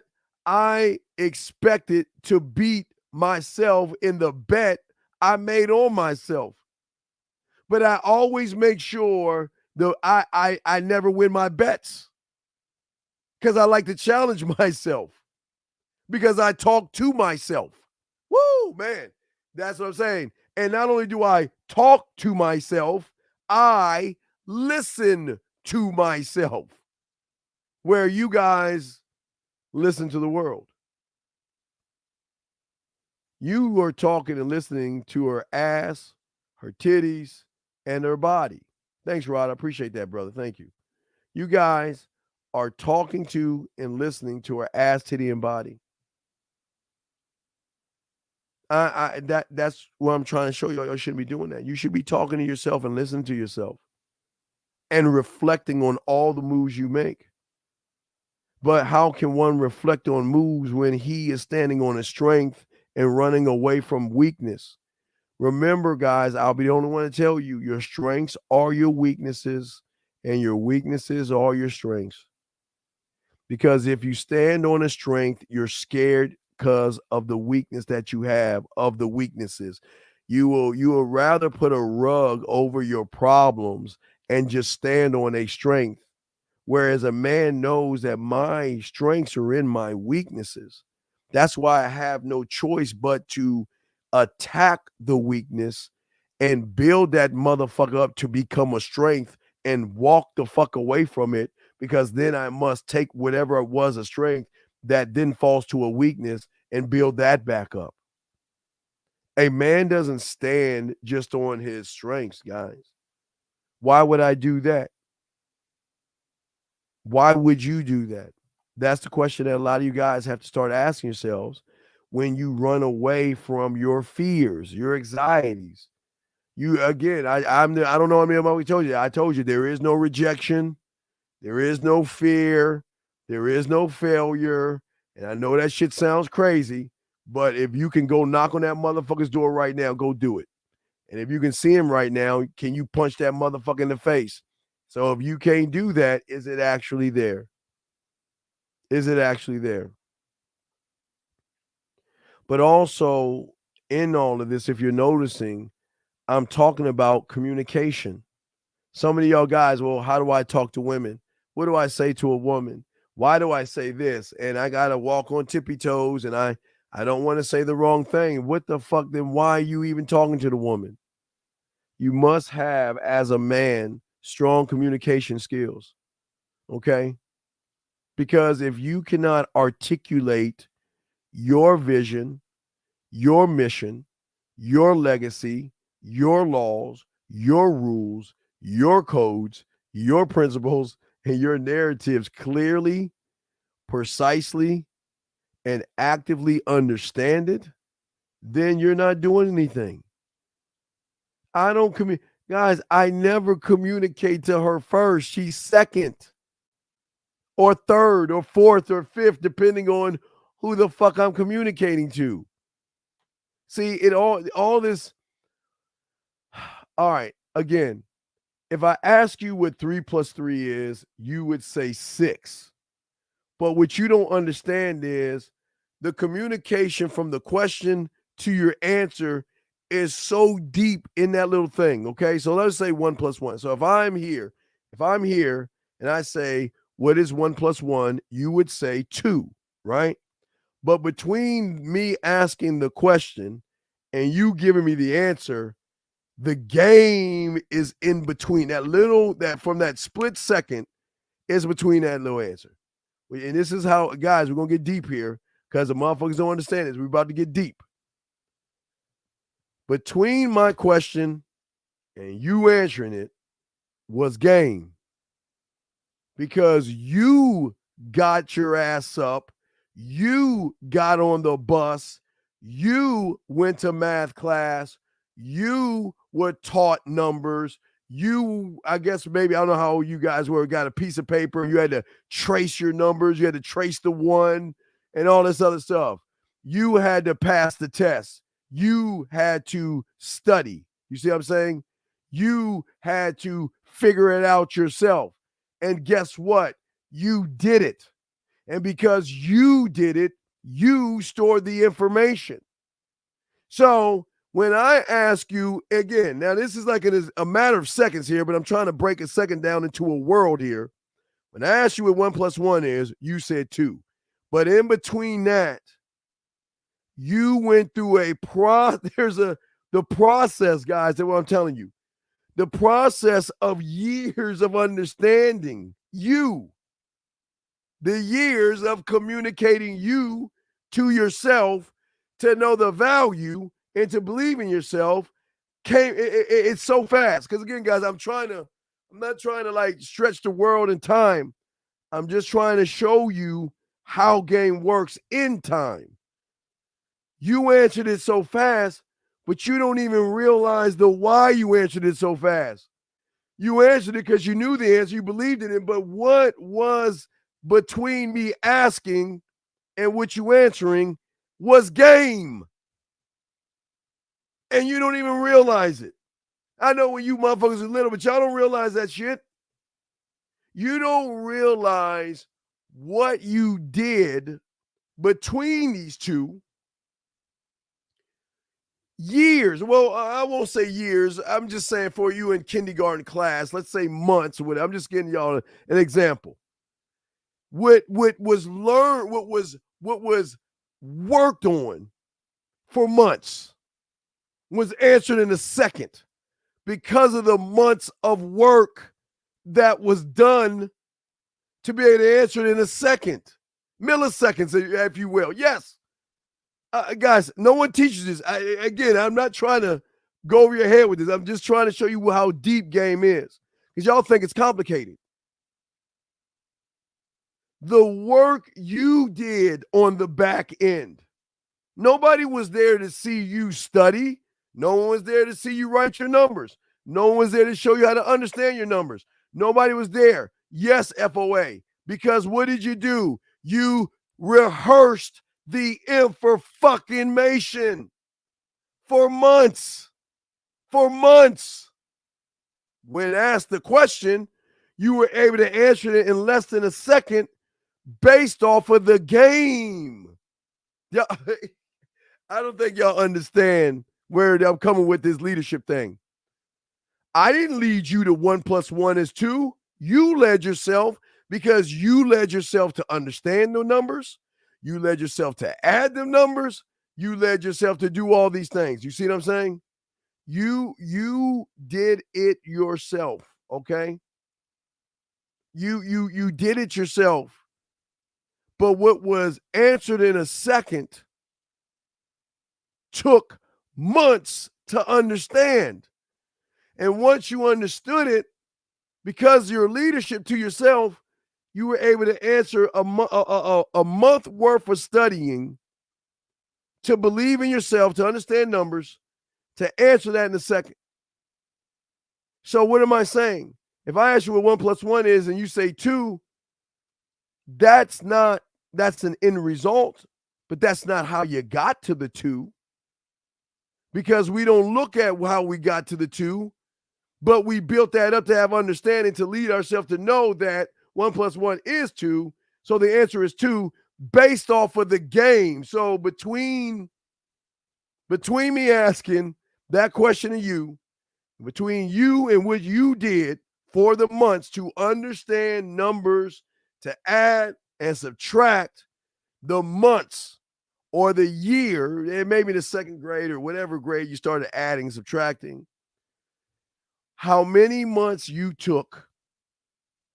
The 2 is not the answer. That's just what you do. That's not your do. That is your I do.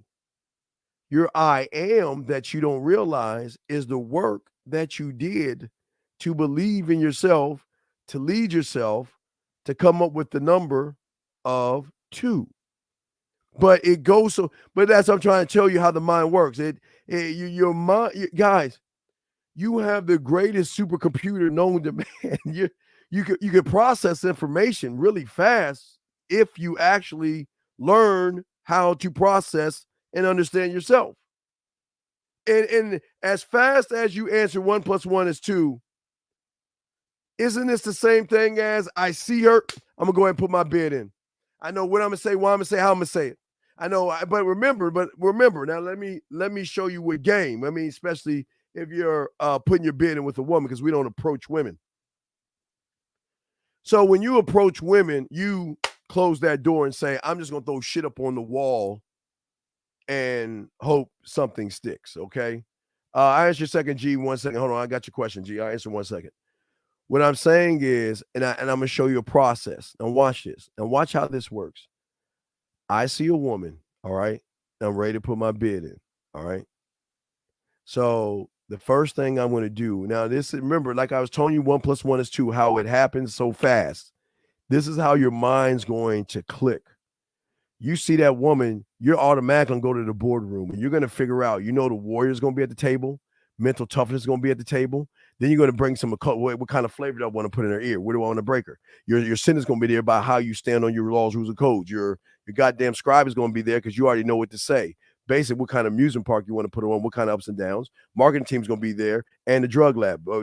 How much you want to lace her of you. Now, guys, all this is happening so fucking fast that just like 1 + 1 is 2, this is what's going on right now to get you to make the move in a matter of seconds and know what to do and not give a fuck about the end result because you actually are leading yourself. You see what I'm saying for you guys out there? You see what I'm saying? See, most of y'all guys don't understanding because y'all are looking at everything the wrong way, okay? Well, real quick, let me go to Bruce. What I'm saying is, Michael Jordan, okay, like I told you with Michael and Kobe, I always tell you Michael Jordan and Kobe Bryant's greatness is not what you see on the basketball court. That is all part of the how they rehearse themselves. The greatness was getting up early in the morning. The greatness was doing extra shots for hours. The greatness was pushing yourself to a point where you were so exhausted that you threw up and you got up off your ass and you kept pushing forward. What you see when you watch them play basketball was not greatness. That was just a combination of the greatness here. Remember, in that time, that moment, that whatever they did in that moment that we don't know about was great. That's what greatness is. This is just them showing you what they have learned here. And when you just see that on the basketball court, where the game is in greatness, gentlemen, is that this moment here between this point and that point, not the result. The result is not what makes you a man or what makes you great. Greatness is in that little barrier that I was showing you guys. But yeah, Bruce. Yeah, I see what you're saying, Bruce. But let me get to this question real quick. Is leading and positioning the same? Well, okay. Marketing, I position. Warrior leads. So I position myself to show the woman why she should be with me. And if she's so lucky that I choose her or allow her to be, wait, I don't think you just heard what I said. I think y'all missed it. Let me say it again. If I choose or allow her to be in my motherfucking presence, then I will motherfucking lead her. But I position not to beg or barter or manipulate. I am saying this is who the fuck I am. And regardless if you don't like me or you do like me, whatever the fuck, because I don't want you to like me anyway, whatever you think is none of my motherfucking business. I don't give a fuck what you think. And that's not being mean. I don't give a fuck what you think. Because the thoughts you have, remember, guys, let's show you some deep here. This is GH. Listen, always remember the thoughts a woman has is a combination of the average motherfucker she's been with. Plus, all right, let's do the math because we're doing some mathematics here today. You take the average guys that she's been with, okay? Plus, okay, that's not a comma. We're going to add it up. You take the average guys that she's been with, gentlemen, okay? Plus what she believes in her belief system, plus her judgments that she has, plus her moral compass, plus her values, and plus the fact that she don't even trust you motherfuckers, or none of us. So you got to take all that in consideration. Equals to me none of my fucking business. I don't give a fuck what she think. I don't care. But you do. Because you're looking at her to lead you versus you leading her to follow you. Oh, look at her ass and look at her titties. You're already following. She's beautiful, gorgeous, sexy. You're already following because she's got rent-free in your head. That's why you're losing. Okay? That's why it's not really working out for you guys out here, because what you're doing is you're looking at things outside of yourself for an answer. I've got to have her. I got to sleep with her. I got to fuck her. Well, wait a second. Why can't she have me? Why can't she need me? Why can't she want to fuck me? Wait, does it always have to be I to her? Or, hey, guys, in this weird-ass world, it can be her to you. Because, guys, I'm going to tell you, there are women out there that will want to fuck you, want to be with you, need to be with you, love to have you, hold you, kiss you, touch you, and all those things. But that's for a special club called MAN at the door. That's why women are giving their bodies to them quickly, fast, boom, without dinners or drinks or any of that shit. But when you don't believe in yourself, what do? I've got to prove myself to her. I've got to take her out and kiss her ass and try to sink in with her values, which the averages of the losers she's been with, her judgments, her motherfucking moral compass. I've got a tippy toe. That's me tippy toeing. I'm kind of like tippy toe right now. And I got to walk on eggshells. I've got to say the right thing. I got to do the right thing. I got to ask her boring questions because I want her to like me. Get the fuck out of here. Listen, y'all hear what this say? I want her to like me. Fuck you. No, I don't want her to like me because I already like me. And with her, I'm going to love me and cherish me and value me. So I don't need her to do a goddamn thing. But take the knee and show me that you are trainable and you know how to shut your motherfucking ass up and don't try to challenge my authority.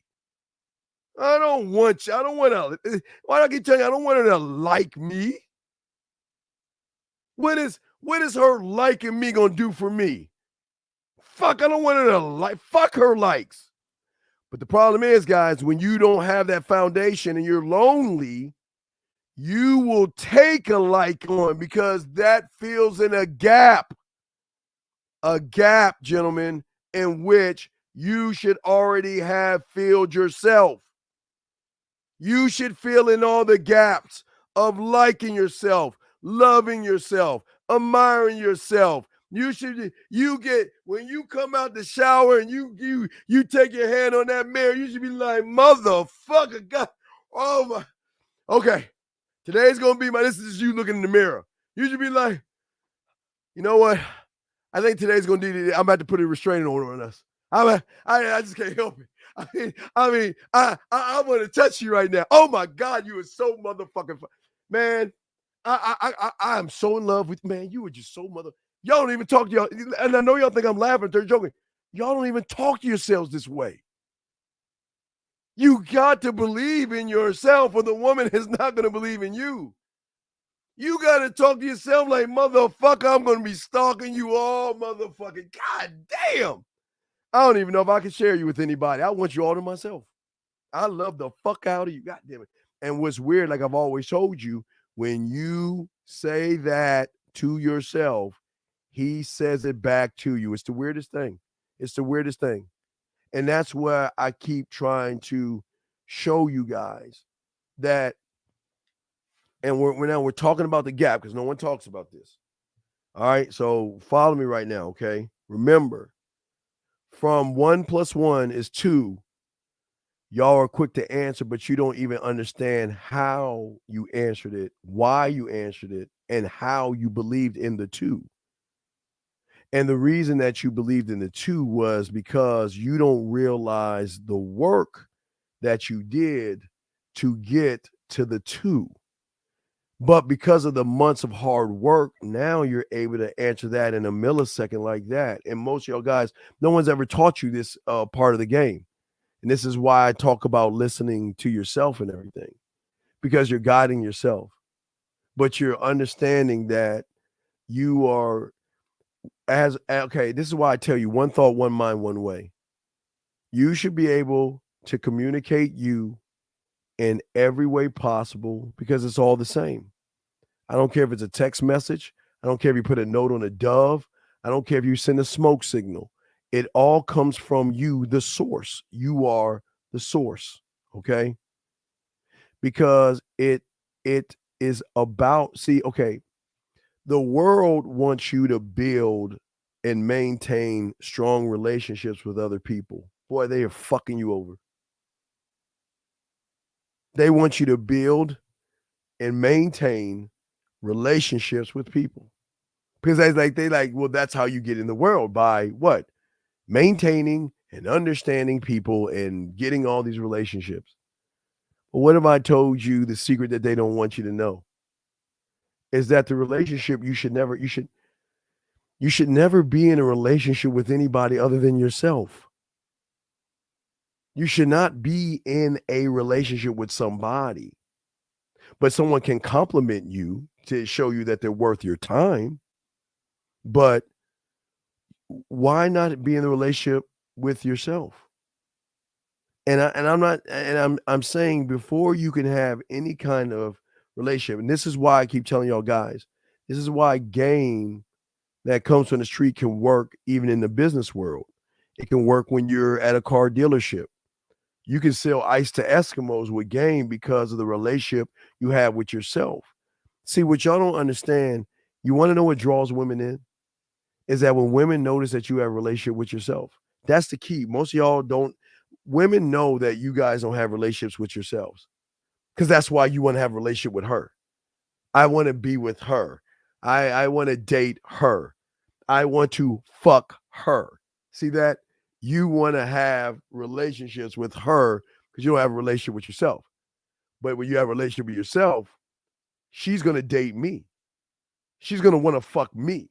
She's going to want to get at me. See, two totally ways of thinking here.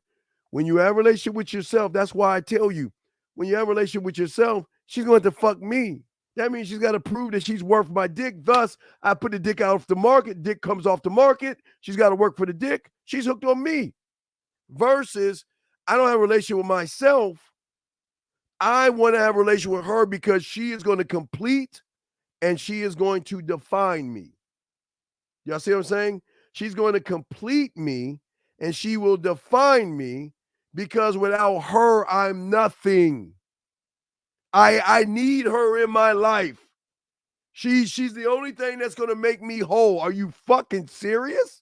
Then what are you saying to yourself? What do you guys don't even realize what you're saying to yourselves? It's like you are just killing yourself off. You're saying fuck me to yourself. You're saying fuck you, blacksmith. I don't need you. Because the woman will define how I feel. And her little fucking blacksmith with her goddamn small little fucking hammer is going to tinker away and let me know what's going to happen. I don't need a compass. I don't need to be compass or anything. I'll be guided by her because I don't want to lose her. So because I don't want to lose her, I'll do whatever the fuck she wants me to do. This is what y'all guys do. This is how you guys move. Because you want to be in a relationship with a woman. Okay? You want to be in a relationship with the woman. I know it's crazy. to realize that women want to have relationships with men.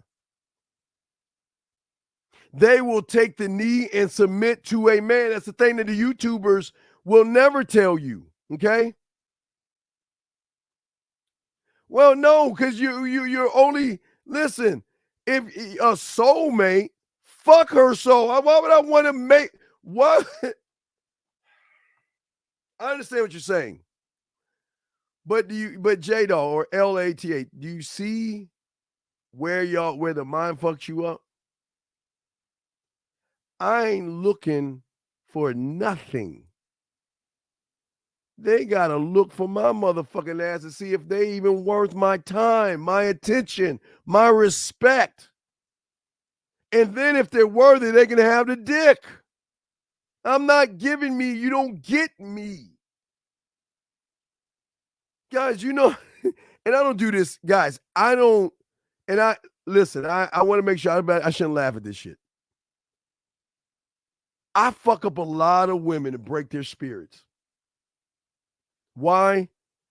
Because they think their pussy is so great because they have all these guys running behind them. They run up on a motherfucker like me. I take the power out of pussy like that, and she's all fucked up. Is there something wrong with me? Guys, if you ever, man, it's crazy. They'll say, can I talk to you for a second? Can we talk? You know, I normally don't ask this, but is there something wrong with me? No, what's up? What's wrong? Well, I don't get it. I'm doing everything I can to show you that I'm interested in you, but yet, you know what? You don't like me? Why, you know, you're not kissing me, or I'm doing everything I can to kiss you and see, this is why I keep telling y'all motherfuckers. I do shit. Guys, this is the power that I hold because you know what? I'm not doing things on her time. I do it on my timing. But you're not showing me a reason why I should kiss you. You're not even giving me a reason why I should spend any time with you. But to the average guy, they're always like, they're like, oh my God, why? I can't believe you let her go. And they be like, yo, Steve, or they used to call me Brian. They're like, yo, is that you right there? That chick that brought you lunch. Is that you? No, man, I ain't trying to fuck with her. What? Oh my, wait, you wouldn't fuck with her? Why? Man, she's so fine, man. Just don't feel, man. What's wrong with you, man? See, that's what I'm talking about. That's how they talk to me and shit. Like, it's like, man, it don't even make no sense. You got all these women and stuff, and you just like toying with them and shit. I'm not toying. When did I toy with them? Man, dog, she trying to fuck. Look how she looked at you. When she gave you that food, she was waiting for you to hug her and shit. You didn't even touch her. You just told her thank you. Man, come on. She dead on you, dog.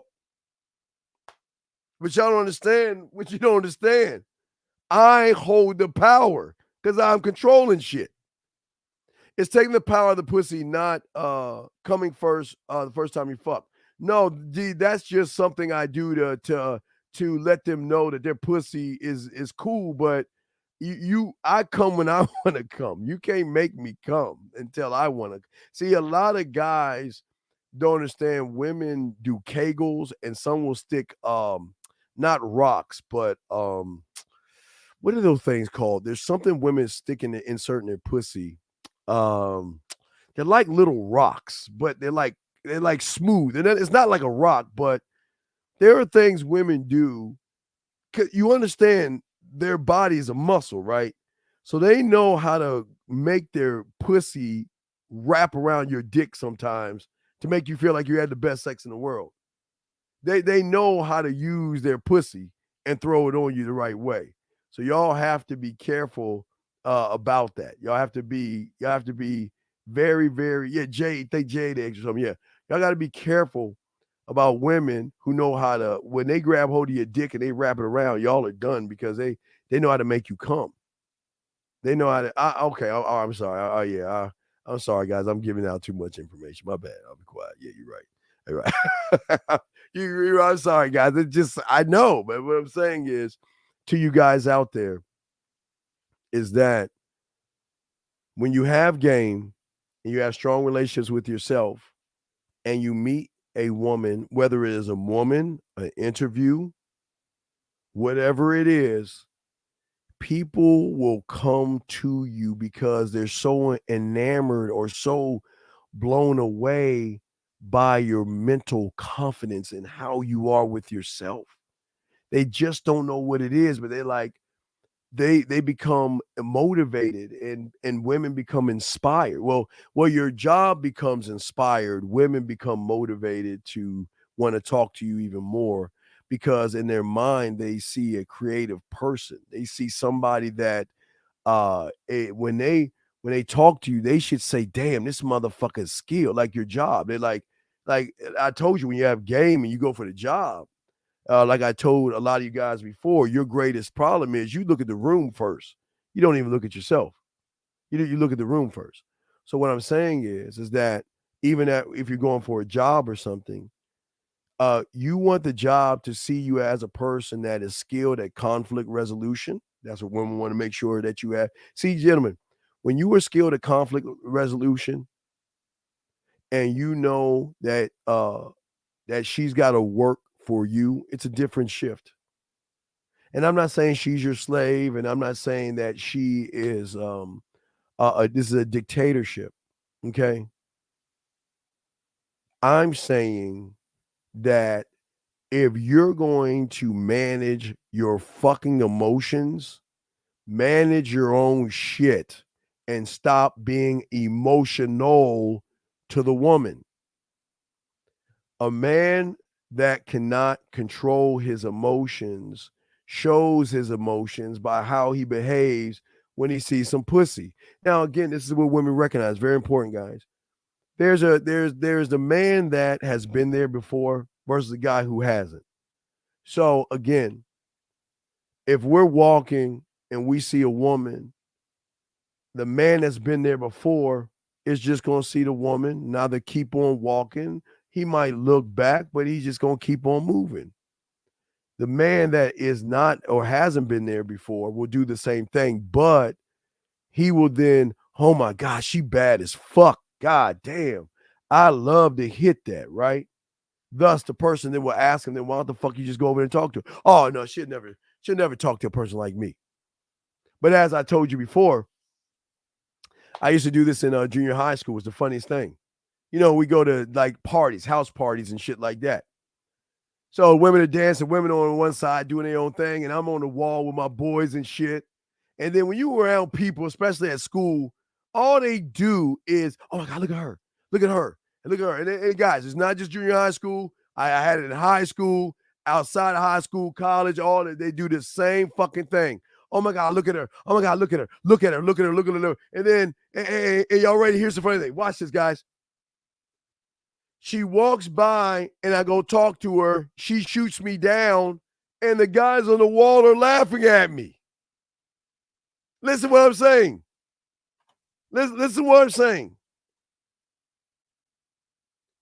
I'm on the wall with my boys or some guys that just started hanging out. I see somebody, I go there, put my bid in, and she's like, oh, no, thank you, I got a boyfriend. And all the motherfuckers on the wall laughing at me. See, you got shot down. What's so funny? I don't get it. What's the joke? But no, the joke is you didn't get her. See, I told you just couldn't get a woman like that. Guys, I don't want to toot my horn. I remember when my whore years, my gigolo years, when when I'm at my early 20s, and I was I'm on the wall.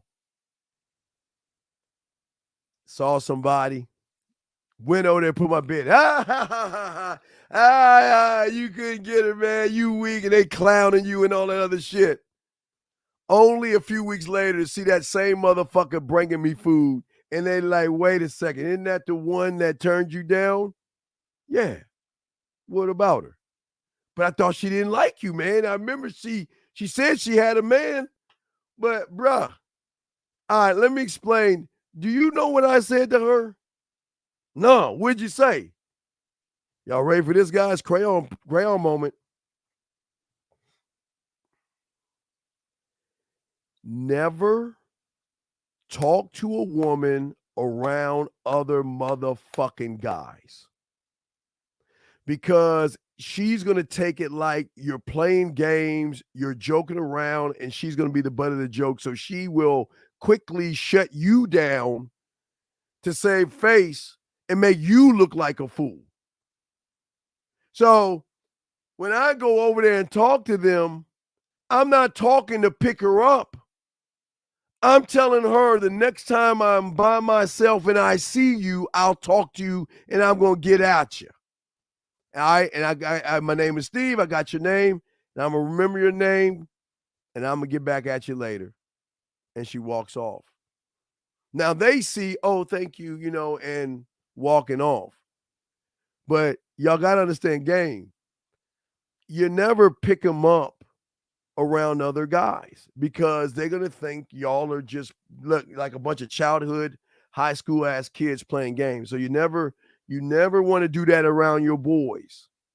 But what you do when you go over there, you let her know I'm going to get at you later. I'm going to talk to you later. Okay? I'm going to talk to you later. I'm instructing. I'm going to get at you later, especially at a club or a bar or something like that. Because the woman knows that the guy that tries to pick her up should give you some play. Where are you going to run back your boy? Yeah, okay. See, I got it. See, but that's what I keep trying to tell you. So they're always wondering that, well, she turned you down, but did she really turn me down? Or did I instruct her? And I'm going to talk to her on the back end because privately, ready guys, privately, because if we're in a bar or an atmosphere, what about her, what you call it? What if her boyfriend's sister is with her? What if her boyfriend's cousin or her husband's cousin and husband's boyfriend? You guys are so busy focused on the woman, you can't read the room. You have got to read the room before you read the woman. But before you read the room and the woman, you got to read yourself first. Read the room second, woman third, and realize that you know what? It could be her husband, it could be her boyfriend, it could be the guy she's dating, it could be a sugar daddy. There could be a motherfucker somewhere in that room watching and y'all don't even know it. Sometimes a woman wants to get with you, but she'll say no because she knows whoever she's with that are paying her rent, her bills, are sitting around watching. So y'all just got to back the fuck off and know there's a time and a place for everything, okay? A time and a place. You see what I'm saying? Well, hey, baby girl, that's what I'm trying to tell you. I understand what you're saying, but you have never met, because you've never been, okay, Marie, I keep telling you, I know it's hard to see, understand, but you've never been around a man. Once you get around a man, but the problem is you're going to get hooked on that shit. So you got to, I always tell you, Marie, you got to make a decision. If you get around a man, you better know that you get caught up in some shit, you're never going to let him go. Just want to let you know. I'm just saying, that's why you never ran into one. But I can tell you guys, you got questions to ask. I got y'all covered, but we're breaking all this down. Gentlemen, I am 52 years old. 52. I got in the game when I was 9, okay? But I know nothing. I know nothing. And the reason why is because I don't know tomorrow's me. I know me today.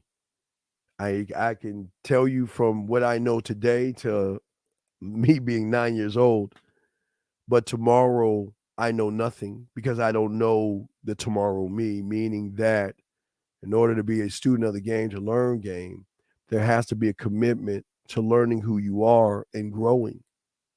You must be learned. See, remember I keep telling you, if your strengths are your weaknesses and your weaknesses are your strengths, right? What makes a weakness into a strength is new perspectives and new ideas to make it to be strong enough. Remember, a woman turns you down. For the average guy, you're going to see it as rejection, right? You're going to see it as rejection. But for me, it's nothing. It's just a woman making a choice. But a woman will never be my weakness. I am my own weakness. Okay? Because I'm always challenging myself to be better. So what I do is I give myself, tomorrow me, new perspectives and new ideas to elevate a weakness into a strength. Thus, that strength then becomes its strength. But if I stand on that, it will be its own weakness. So then I must come down to the other things. Remember, I was telling you, you have to see, people don't explain this to you the right way. You have to give yourselves new perspectives and new ideas. And the hardest thing to do, gentlemen, is to believe in yourself. You cannot get in this game without a belief in self. That means that you got to say that I love you. I know that's crazy. People don't want to hear that because it's so simple, but it's a very complicated thing.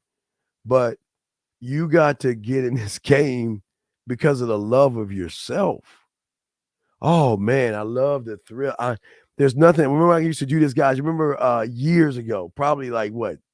I don't know, 15 years ago. You remember, guys, used to go like, smell it. Just go out your door and just smell it. Smell all that ass and titties waiting to be bitten, taking up the tree. Because that's what you need to think when you walk out that door. Not thinking of the woman and trying to fuck women, but they're all out your door, okay? Student man has a question. Since the hooded guy in my mind is telling me that I can't do it, is the way to conquer the voice by having a vision to see yourself of doing the task? No, because it's a blind task. Okay, so it's a great question. So here's the problem. The problem is whatever you do is going to be on the level of what you think of yourself. Well, so technically you're not doing anything. Okay, now let's look at the numbers. Let's look at the numbers. Okay, student of man. It says student of the man. So if I ask you what 5 plus 5 is, you will give me 10. But how you got to your 10 was not you getting to the 10. It was you having a mentor, or excuse me, they'll call it a teacher, a math teacher, to give you understanding of what 10 is by adding those two things up in that little space. Remember, it's this little space, the gap between the answer, which you answered a quick second. But what happens, here's the problem. Watch this, student man. Has a lot of you guys in this analogy of 1 plus 1 is 2. You ask yourself, is 1 plus 1 2? I'm not sure it's 2. Maybe it is 2. But what if I guess it wrong and it's not wrong? Then I'm going to be stupid. And if I'm stupid, that means I'm laughing, or people are going to laugh at me. You see what I'm saying? You're remember this right here from my hand. Like if I ask you the question and the answer, that is the I am. The I do is just giving something that comes from the I am. But when you're in the I do, meaning that when the hooded guy is saying you can't do anything, you're not doing it from the I am. You're playing his game from the I do. Because remember, student man, let me show you something. Let me show you how deep it is. See, the reason why the mind holds you back, he doesn't put you in the I do. He keeps you in the I can and I won't. He operates from the I do. But he is the barrier that stops you from the I am, because he doesn't want you to know that you really have the freedom to do whatever you want to do. So what he's got to do is he's got to keep you outside of thought, where he's saying you can't do it, and you could try to do it, but it ain't going to work, because as soon as you try it, you tell yourself you're going to do something. The first time you do it, it doesn't work, you're going to fall right back, because the mind gives you enough rope to hang yourself by creating the expectation that, well, if I do this, then I'm going to get a bunch of women. And that's where the guys in the squeeze pages and stuff in the 90s used to get people by giving you false information. So what has to happen, all right, is that the mind is going to tell you you can't do whatever. You can't do it, or you hear the voices saying you can't do it, right? But, like, okay, remember I'm the only one that shows you to pick up the pen and tell yourself you can't pick it up, and then put the pen down and tell yourself you can't put the pen down, and you're doing it, right? Remember I told you, I tell you pick the pen up and tell yourself you can't pick it up, and then put the pen down and tell yourself you can't put it down, right? I'm the only one to tell you that shit. Well, even though you're doing two things, you're still doing one thing from an I am and one thing from an I do. Because if I tell you to pick the pen up and tell yourself you can't pick the pen up, and you pick the pen up and tell yourself you can't do it, then those are two different thoughts occupied. But what's occupying the space? The I am. Because you're doing the thing that you said you want to do. That's the I am. That's that space in here. That's what game is. But when you say you can't do it and you live in the I, like if I tell you to pick the pen up and you say you can't pick the pen up, but you're not going to even try to pick the pen up, then you're in the I do, or excuse me, the I can't and I won't, which is controlled by the I do. So that's what I'm saying. That's that. So what people don't understand, your greatness for all you guys is in the moment. I always talk about time because people don't talk much about time. That's why y'all waste time. You should never waste time. But you don't understand how much time you put into. Let's move from science class to English class. I can put up a word that says C spot run. And all you motherfucking guys can easily say C. If I wrote on a piece of paper, held it up, you would say C spot run. Let me give you an example. Let me find something. I know y'all hate this one.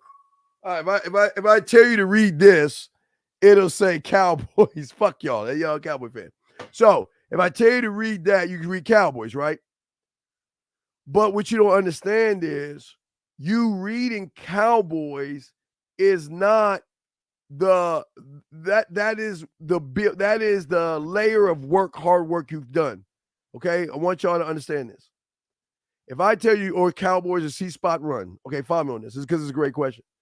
So if I tell you to say C spot run, you can say C spot run in a second, but that's not where the game is at. That's just you showing what you have learned from the game.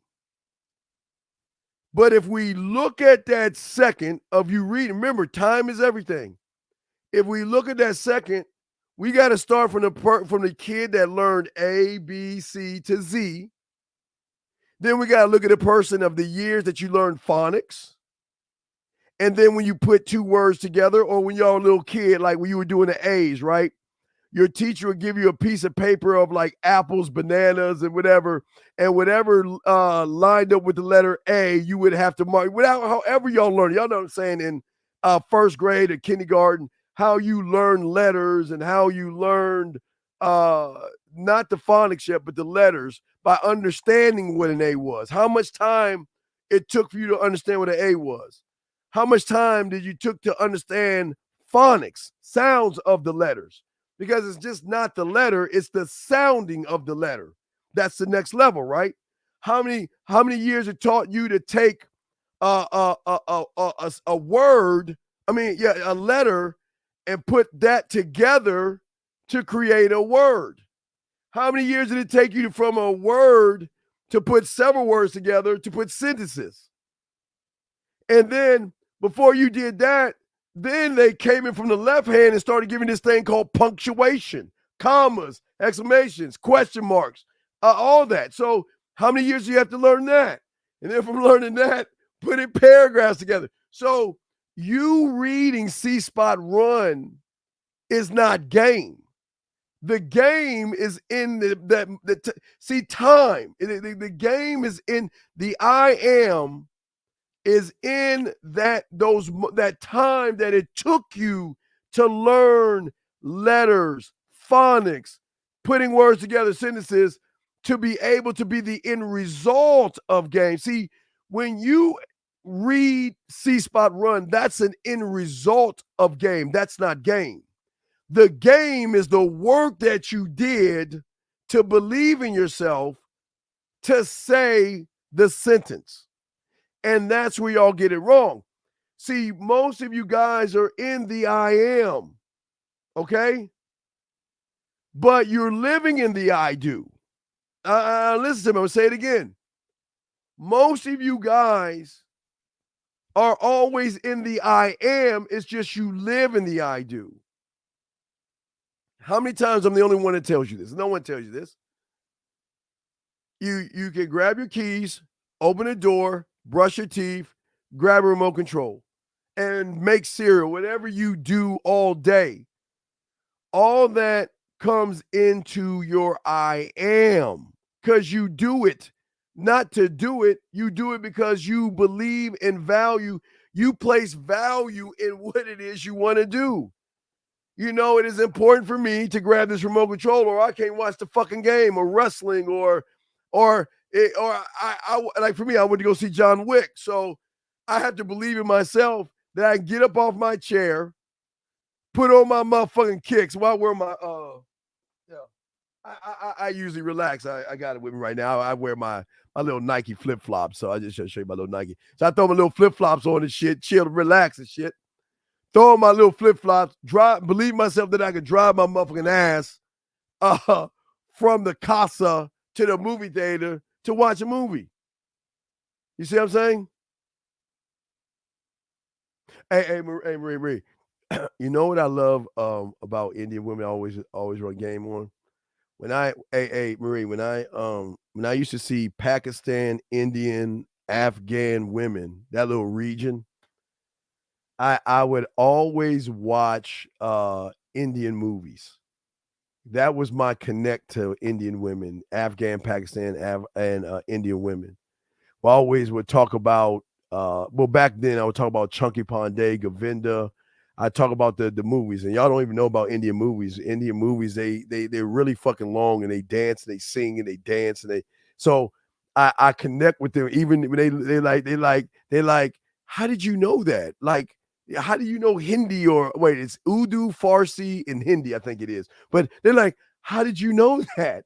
I would never think, because I'm that motherfucker. That's why I was asking about that. So I'm always curious about those movies, those Indian movies that they meet and they dance and they fight and they dance and they have troubles and they dance. And I always make that motherfucking connection because that's motherfucking game, guys. That is just a result of being able to communicate it. But I was able to sit down because I wanted to be international. I want to be an international lover, man. I just don't want to be in the States. I want to be international and stuff. Question right here. So metaphorically speaking, the game is not about you winning first place at the race, which is the end result, but the game is work. Yeah, it's to put in. Yes, exactly. See, okay. You should never be mad at what you do because you only do it to the best that you can do it. So if you're running a race and you come third, fourth, or anything like that, you see what I'm saying? Third or fourth or anything like that, never be mad at yourself. You just got to go back to realize when you had time to work a little bit more, run up those hills and do more things in that gap of what game is the I am. You chose the I do of being lazy, sitting on your ass, playing video games, eating potato chips and say, I'll do it later. See what I'm saying? So, yeah, well, that's what I'm saying. Most people at the end, you always count yourself out here first. The race is always lost as, okay, there's two different kind of people that go to a race. If I go to a race, I don't give a fuck if that motherfucker look like he from Kenya. No knock on Kenyans, but y'all know them Kenya motherfuckers, they can run. I don't care if I see a Kenyan motherfucker over there. I don't care if I see someone who's got a nice, I give you an example. My son, he runs like triathlons and all that shit, right? So every time we go down there, he be laughing at these motherfuckers. You got motherfuckers be doing all these stretches and shit, and they run and they put their little finger and check their pulse and all that other shit. Don't get caught up in the I do, because that'll intimidate you. See, sometimes people try to intimidate you by that, even like with football.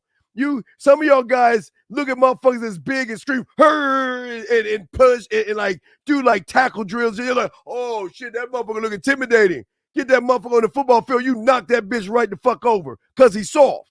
So what I'm saying is most of y'all lose by your perception of what's around you. Me, I'm not looking to my right and I'm not looking to my left. I'm looking at the end, the end result. I'm trying to hit that finish line. That's all I'm looking at. Because the race isn't me versus those people. The race is me versus myself. Because when I am beat down and my muscles are hurting,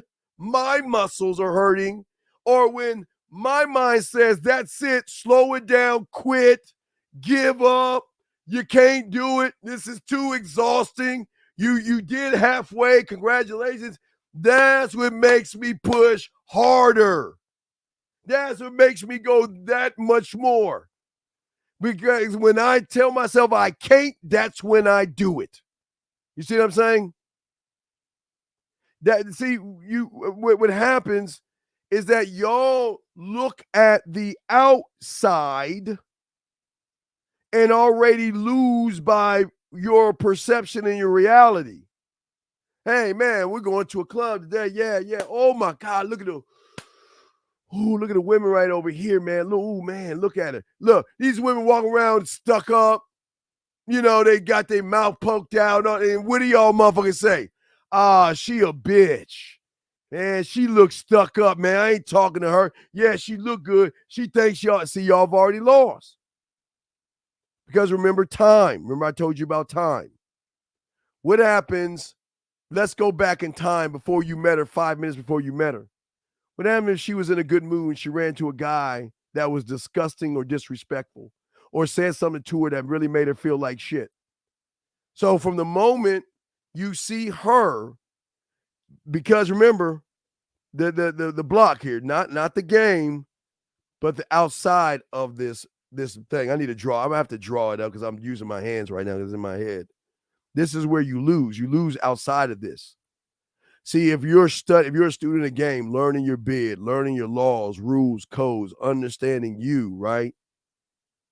And you walk into that club and you see her little stuck-up ass, or what other people perceive as stuck up, you're not looking. I don't look at a woman's outside to determine what she is to me. Because the secret, guys, is she doesn't even know what the fuck she is to herself. Because why? She's a combination of all the average guys she runs into. And I've had that to happen before. All I do is cordially excuse myself and talk to her. You see what I'm saying? Well, yeah, I used to have it. Yeah, I got to bring it back up. But what I'm saying is, all right, Marie, I'm going to use you because you're talking a lot. I'm going to use you as an example. So let's say a lot of y'all guys, 3 guys, y'all all go out. And all 3 of you see Marie. Marie's got a little stuck-up ass little look, like she just mad and just like bitter. And like 2 guys might get intimidated. 3rd guy has to be careful. Number 1, remember, you don't talk to her around your friends, all right? Time and place. That's number 1. Number 2, when you talk to her, just being courteous can shift things around. Because if Marie's walking in a club and all she hears, yo, baby, hey, mama, what's up, girl? Yo, baby, hey, mama, yo, what's up, babe? Yeah, babe, yeah, come here, girl, da-da-da, right? And you just, man, like, excuse me, you know what I mean? Just come up to her properly. That can be a whole shift in her behavior because she doesn't recognize, or she's not used to a man actually talking to her like a man. So that's what I'm saying. So that's what I'm saying. There's so many levels to this stuff. There will be times the guy in the hood in our mind tries to fight the change. We fight the change we make living in the I am. No. The change The change cannot be changed from an I am. Once you cross, okay, remember it's the I can. Remember, I can't, I won't. Let me go this way so you see me. I can't, I won't, I do, and I am, right? The I do cannot touch the I am because that's a higher level of thought. He is at the bottom. Remember, guys, there are levels to this, okay? So what I'm saying to y'all guys out here, that the I do is at your lowest level. It's at the lowest of the low is your I can and I won't. But an I do can't even communicate with an I am. But watch this, guys. An I am can communicate with an I do. Give you all an example. I always give you all simple examples. I'm not trying to complicate this. Simple example of what I just said is cereal. That's your best example. That is when an I am communicates with an I do. Because you are moving on shit. You know you want cereal. It's just a matter of, are you going to get the bowl first, the spoon first, the milk, or the cereal? However you do it, however you make cereal, your own way. But that is the way. But like I was showing y'all before, you are communicating with him. He's not communicating with you because he knows, like this photo, is that he cannot fuck with you when you make statements to yourself. He can only fuck with you when you try to protect yourself with a weak foundation. So that's what holds you up and slows you down, gentlemen. That's unfortunately how all this works for a lot of you guys out there, because most of you guys are actually not looking at everything the right way, because for a lot of you guys, this is how the mind works. Y'all think that the world is actually changing. Okay, y'all think that, well, not the world, but you think women have changed. Okay. But to the guy that says women have changed, y'all always go back to the 1950s, all right, or the 40s. You know, women used to be women back in the olden days when everything was in black and white before the internet. But most of you guys weren't even born before the internet. You know what I mean? Most of you guys are born around the internet when it was just kicking off. So you don't even know what it was or what a woman was back then. You just have an interpretation of what women were. I know it's going to shock you, but women have been doing the same shit that they've been doing back then. But most of y'all just don't want to believe it. But where's the footage? Well, motherfucker, they didn't have video recorders back then. They didn't have Instagram or Facebook or the internet. They didn't have OnlyFans and shit like that. They didn't have those things. Those things just enhance what was already there, gentlemen. And I don't even want to tell you, I know part of your mind doesn't want to believe that, because then that breaks and topples most arguments from those red pill perspectives. They have been sluts and whores since the dawn of time. Dawn of time. It's just technology just advances. Gentlemen, we're hitting a new shift in the game. We're not even hitting, we're there. We are on guys, the shift that we're on is like from Blockbuster to Netflix, from Walkmans to MP3s to 8-track tapes to audios. It is from typewriters to computers. We have just hit a brand new shift. Another big shift called AI. And most of y'all who don't know, I'm telling you, we have hit one a ripple. We hit a new ripple that is just like from VHS cassette tapes or VCRs to Blu-rays to DVDs to downloading. I mean, we are in a new ripple right now as we speak.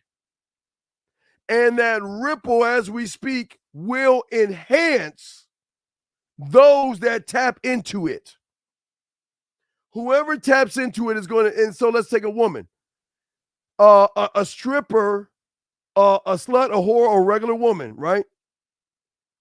Before there was the internet, her beauty only went to her neighborhood or a little bit outside her neighborhood, right? Once the internet hit, she could tap into that source and expand what she is to the outside world. Nothing's ever changed. It's just these women are tapping into. But what I'm saying to you guys out here, you're talking about somebody like when he was like 7 or something like that. Porn, porn to us. It came 2 ways. It came to really 3. It came porn to us little kids back in the day. Came to us in 3 ways. Magazines, okay?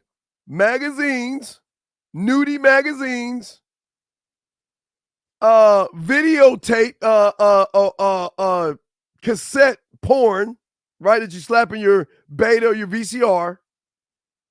Or if you got a channel, they would have squiggly lines on the screen, and every second you might get to see a titty. There was a titty right there. It was like the screen was like all like squiggly and shit. You couldn't see. You could see shit going on, but it was all like squiggly and shit. So I want you to understand.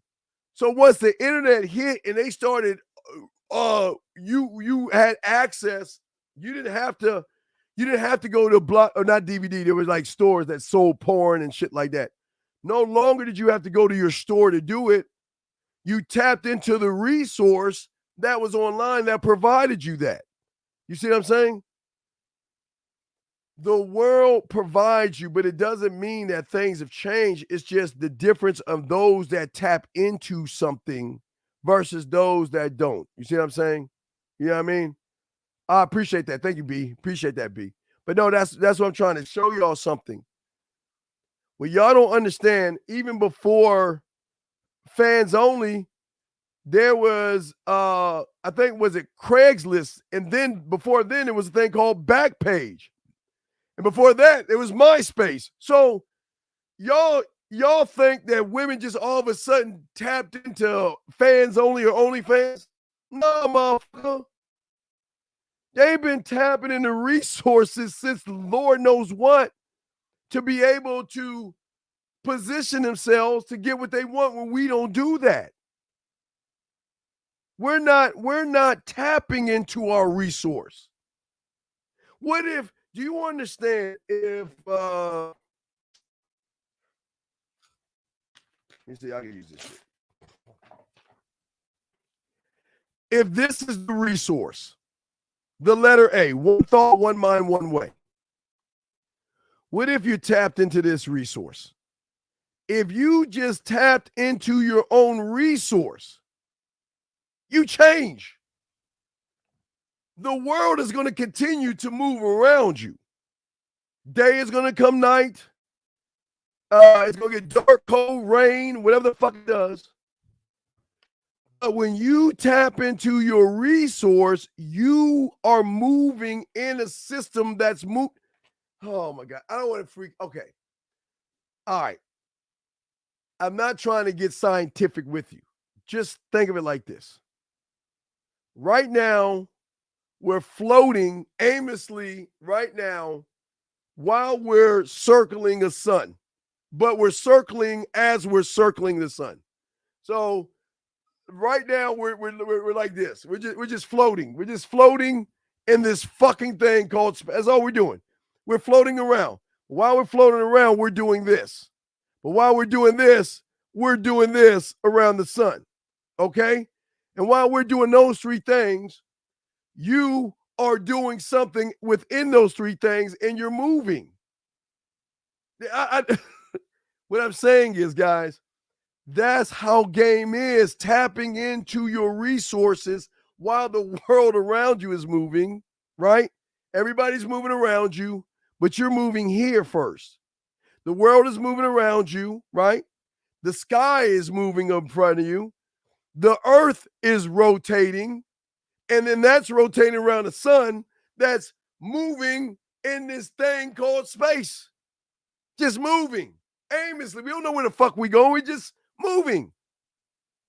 And what I'm saying to you guys is that when you tap into your source, you can move in this, again, not the rotation, but those around you, you move and operate differently. The movement is, you're not basing what you are off of what your perception is.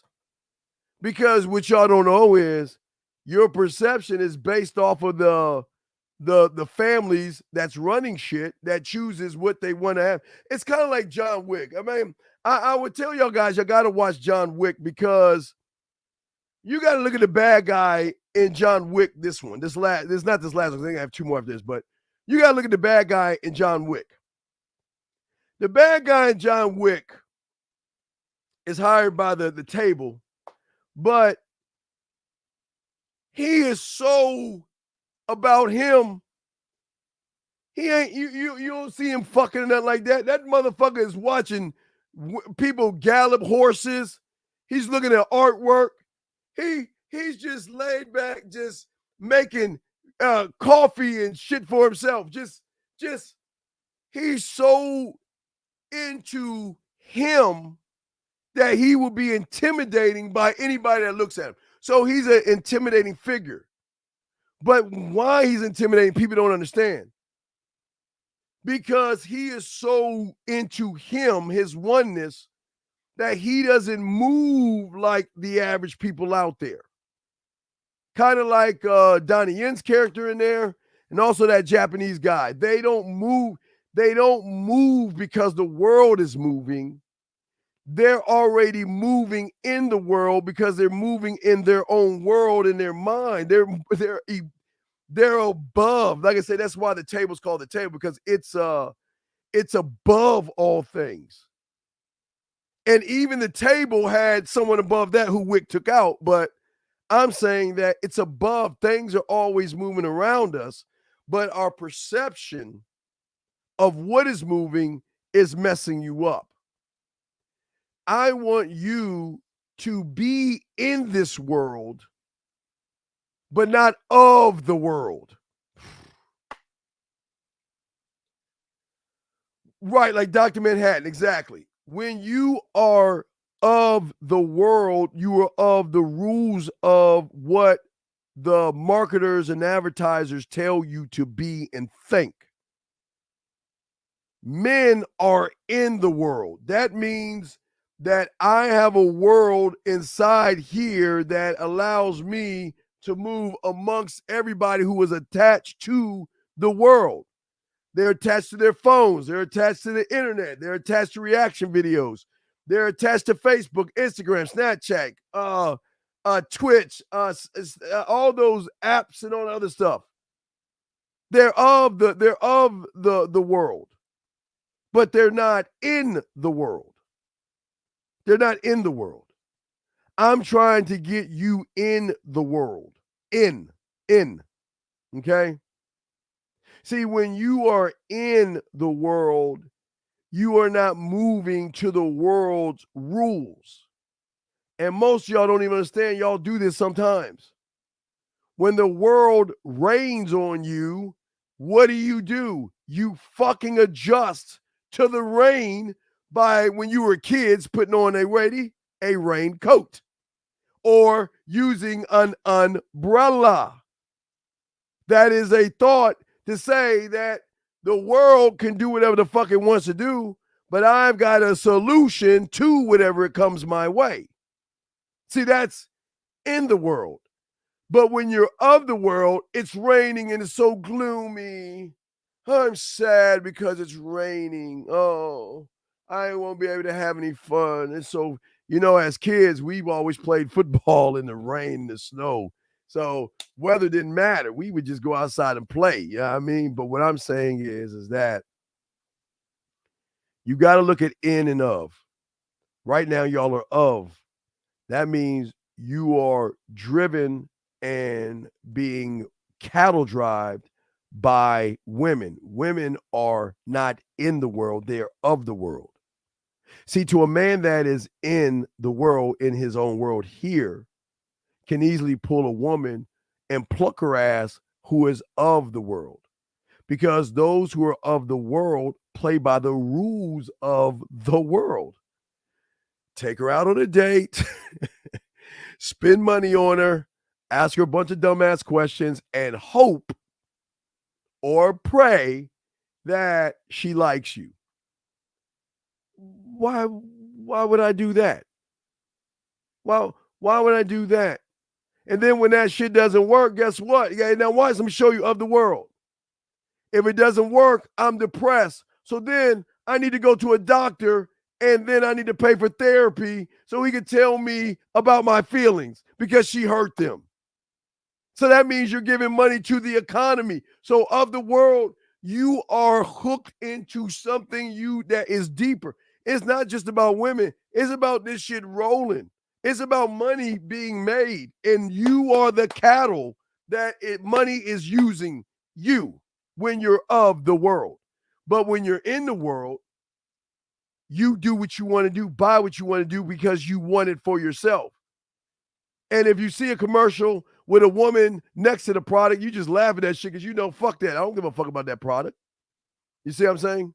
I don't care. A question. So instead of adapting to the world, have the world. No. The world is okay. Think of the world as the I do.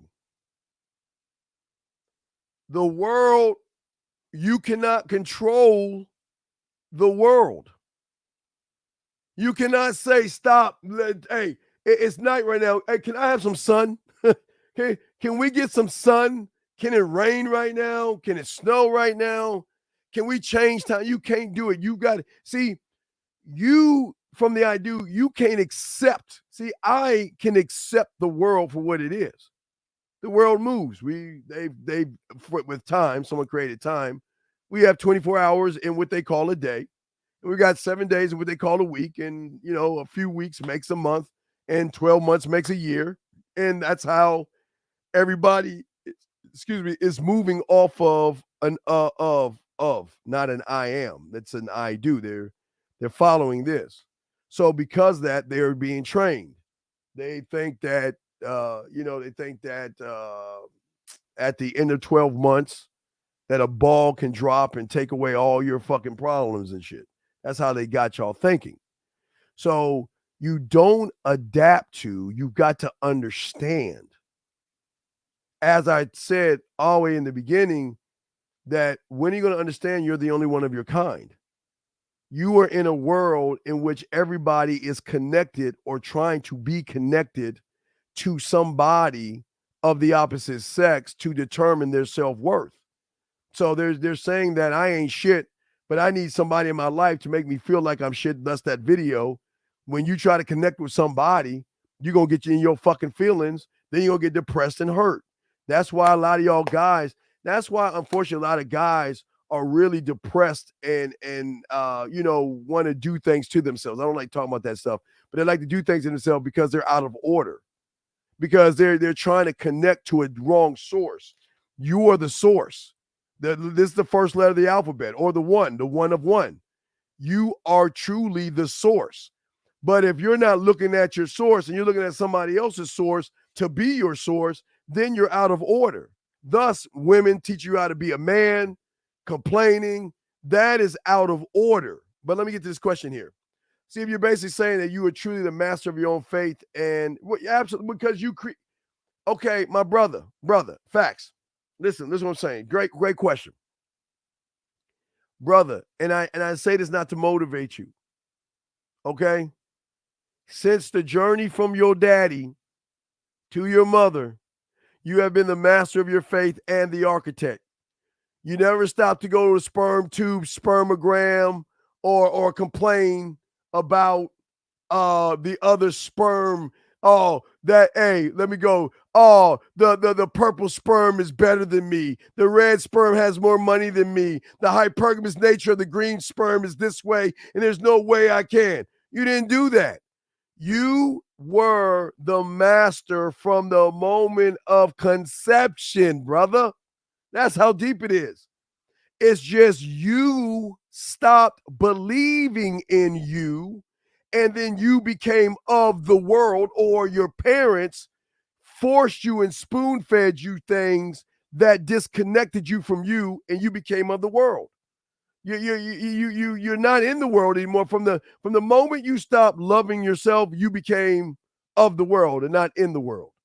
From that moment, the moment you decided that there was rejection and fear and anxiety and being an introvert and all those things that you have created for yourself, because what did I tell you before? They're safe places, safe spaces. You remember, I rather stand on my strength, which is your weakness, versus creating your strength through your weakness. So I'm an introvert, so I'm going to say that, so that way I don't have to do anything. I can use that as an excuse why my world doesn't work for me. You see what I'm saying, guys? So you've always been the architect since conception. It's just nobody wants you to know that. Because remember, if you actually know your truth, then you change. There's a shift. There's actually a shift. But it's not even knowing the truth. It's believing the truth, that you are the truth.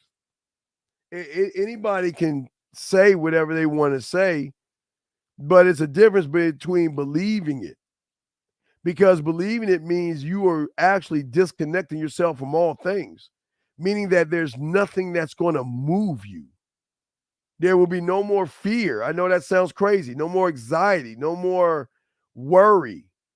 Again, y'all will get, while everybody, and again, I'm not trying to say this lightly, because I don't want to make fun of, so I'll say it lightly.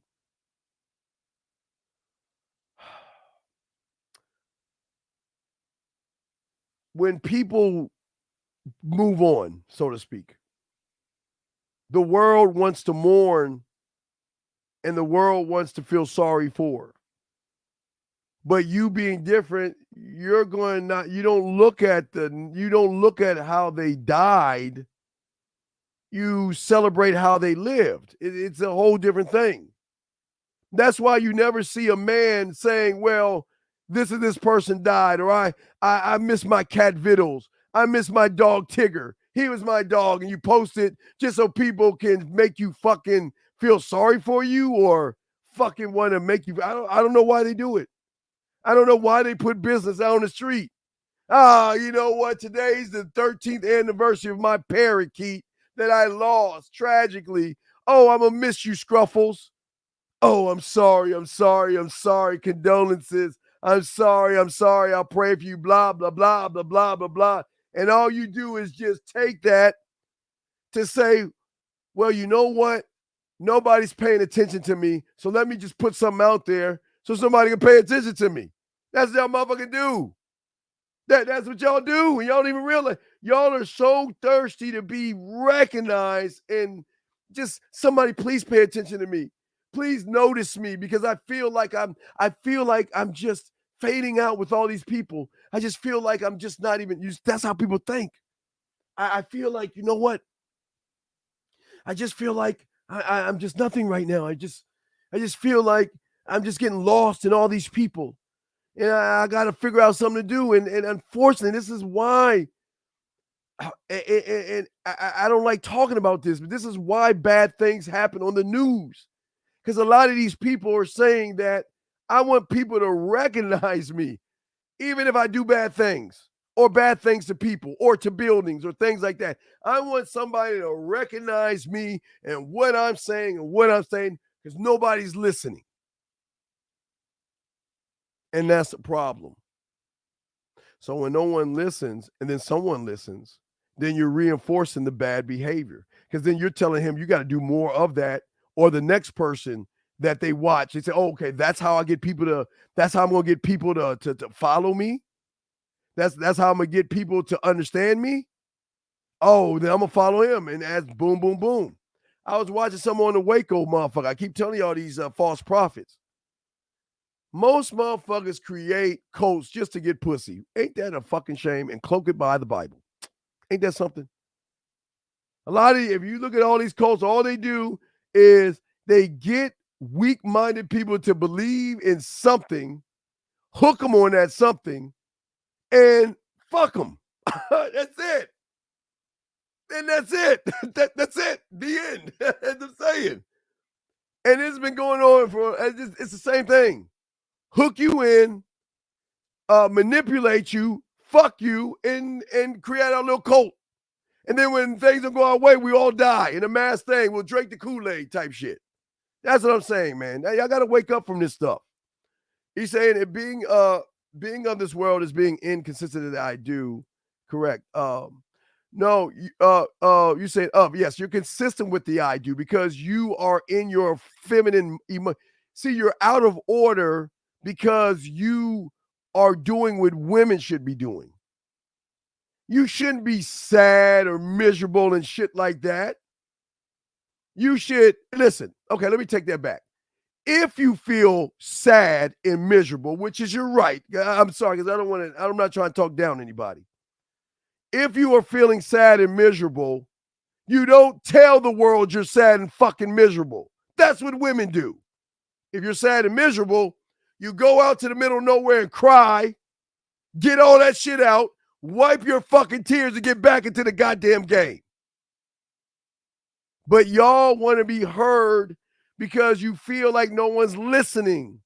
So you want validation from people versus move. See, the motherfuckers ain't getting validations, getting looks from everybody. Because they're wondering, well, why ain't this motherfucker crying?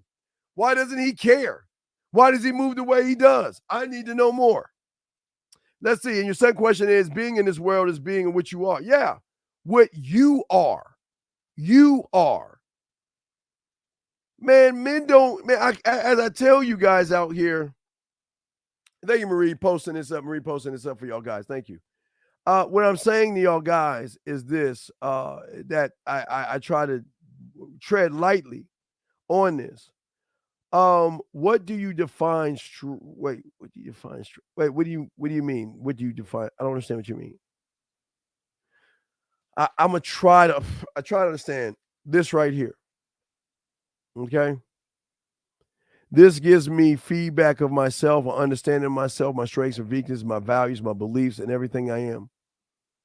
I recognize through this that I have no limitations. I recognize through this that I reflect off of myself. It takes time for me to reflect on my thoughts, how I am, my actions, how I move, asking myself questions, finding out my strengths, which are my weaknesses, and my weaknesses are my strengths. That this is my core, because this is the source. My core. This is the one of one. So from my core, I am seductive, sweet, kind, romantic, kinky, thirsty, dirty, nasty, naughty. I have laws, rules, and codes. Everything that I am comes from a core that goes beyond an I am, but y'all ain't ready for that. That's where the book comes from. We'll go beyond that later on, but the I am is just the beginning. There's levels to the I am, but we're just trying to get you to the I am. But it all starts right here because I have an understanding of myself. I feedback through myself. I communicate with myself. That's what I'm saying. Everything. I lead myself. I'm one with myself. That, you see what I'm saying? So hopefully that is able to, I don't know what you mean by that, but hopefully I was able to answer that question of yours. Let's see here. Another question right here. So if a male is a living of the world, yeah, because you're not supposed to. Okay, it's okay to cry. I want to say, listen, it's okay to cry, but it's not okay to cry to get validated by people.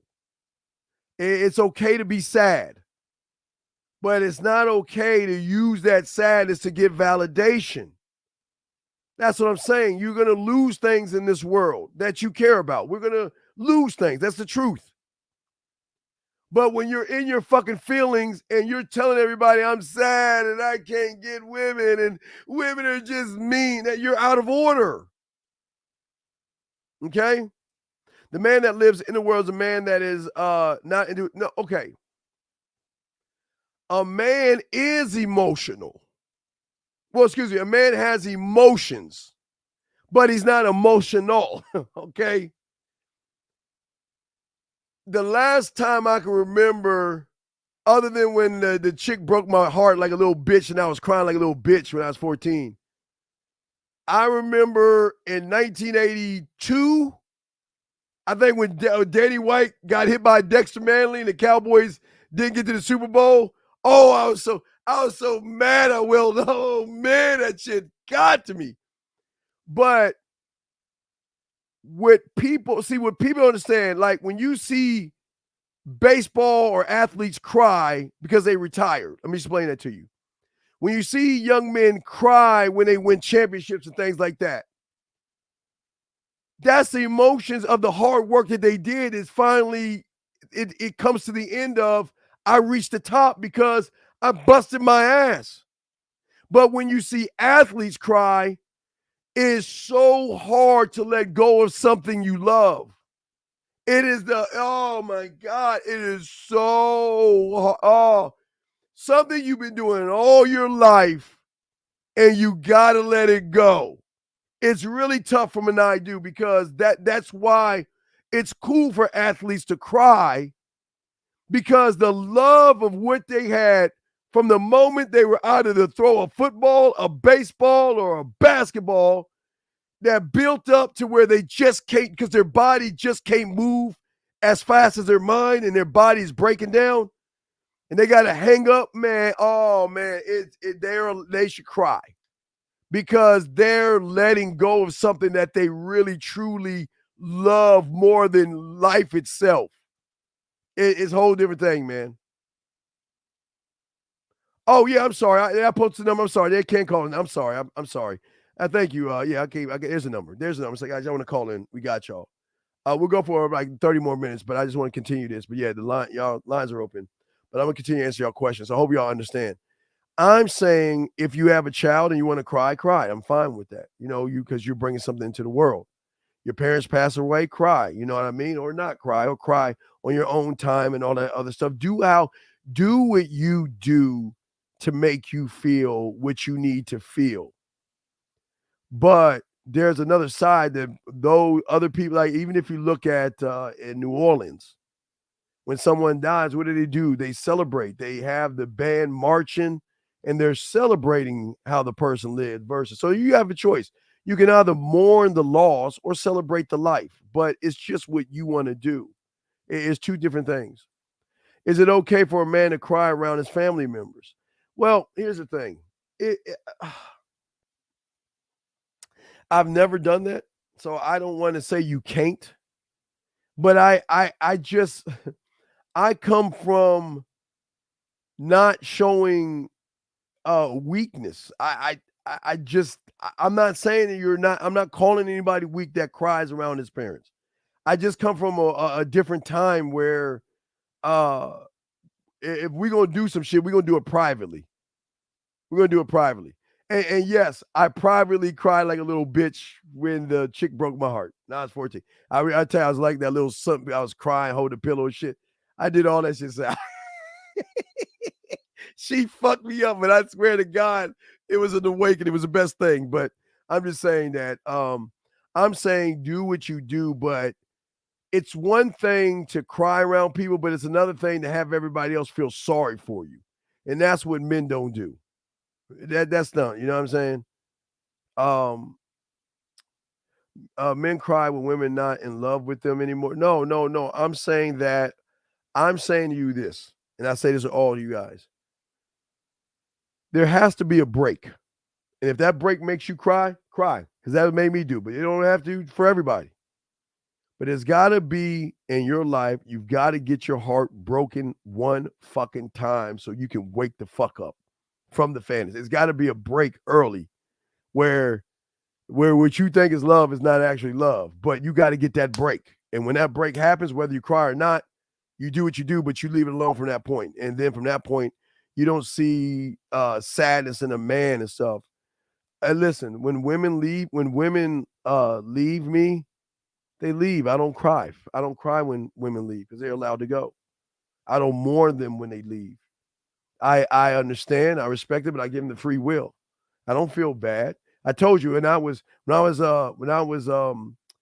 14 and she was 25. I feel bad. I tell you one time I didn't cry, feel bad, but man, I feel a little salty when I was in the 5th grade. I think I was in the 5th or 6th grade, and she was I was in the 5th or 6th grade, and she was either a 9th grader or a 10th grader. And she just wouldn't mess with me because maybe I just was too young. She just wouldn't give me no play. But y'all remember, guys, then bring 1989 around. I was in PG County, Maryland, and Mitchellville, Maryland, and PG County. My dad gave me the car, his 280ZX. And I drove that motherfucker from PG County because the hangout spot was Lake Forest Mall in Montgomery County, Maryland, where I used to go to Chuck E. Cheese. I think the Chuck E. Cheese used to be across the street where I used to break dance. So I went to go see Batman, not in PG County. I went all the way where my friends are in Montgomery County. And I ran into, which is now, she was like a senior in college or some shit. And I was a 89. So 89, I was a junior. There was a junior or something like that. They had junior, senior year. Graduating. So I think it was my senior because 89 graduated in 90. So I think it was 80. Well, okay, senior. So senior me rode up to Montgomery County Mall at that McDonald's in my dad's 280ZX. And lo and behold, guess who I ran into? The same one that shot me down when I was in the motherfucking 5th or 6th grade. But at that time, I was no longer a Padawan learning shit. I was like, I'm that motherfucker. And guess what, dog? I got that motherfucking pussy. I got that pussy. So I'm just saying, guys, don't ever count yourselves out. Don't ever count yourselves out. I don't ever do that, okay? But I'm just saying for you guys out there, I'm not saying not to cry. If you feel like you need to cry, cry. But if you're going to do it behind scenes and be fine with it. I'm not here to judge you guys. I'm just saying that we've got to stop doing what women are allowed to do. That it goes against what you should be. You shouldn't be crying over spilt milk. Love your parents. If you want to rejoice in your parents, uplift them. You don't need to go to fucking Facebook or Instagram to tell people. Go to their graves and enjoy and love and talk to them or do what it is you do. But if you go on the fucking internet just so people can fucking feel sorry for you, that's some bitch shit. What do you think are the two biggest reasons holding makes back from the biggest reasons holding makes back holding. I think you missed I think you missed something from becoming a man. You're saying what are the two biggest reasons that holds them back from being men? Oh, males. Oh, it's a lack of belief in themselves. Nobody holds people back but themselves. That's the crazy thing about it. But they think women hold them back. Women don't hold them. Women don't do shit to them. They hold themselves back because their self-importance is so great. They watch so much porn. They think that because they have a degree that a woman should just spread her legs or put her face in the pillow and open up her ass cheeks and say, come get it. They have a false sense of the world. So when you have a false sense of the world, a false sense of reality, you're not operating under the I am. You're operating beyond the I can and I won't. Because then you have an expectation. And if someone doesn't get his expectation, then the woman is a bitch. The woman is a whore. The women ain't shit. I knew she had a high body count or whatever you want to say to make you feel good. Because you're not actually operating as a man. That's the problem. I think I'm a great looking motherfucker. I could be ugly to the world. I don't give a fuck. But I know me. I love me.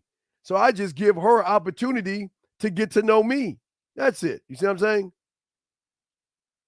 No. I'm sorry, man. I'm not going to knock on you on that. I just understand what you were saying. I was just trying to articulate it. Just didn't connect.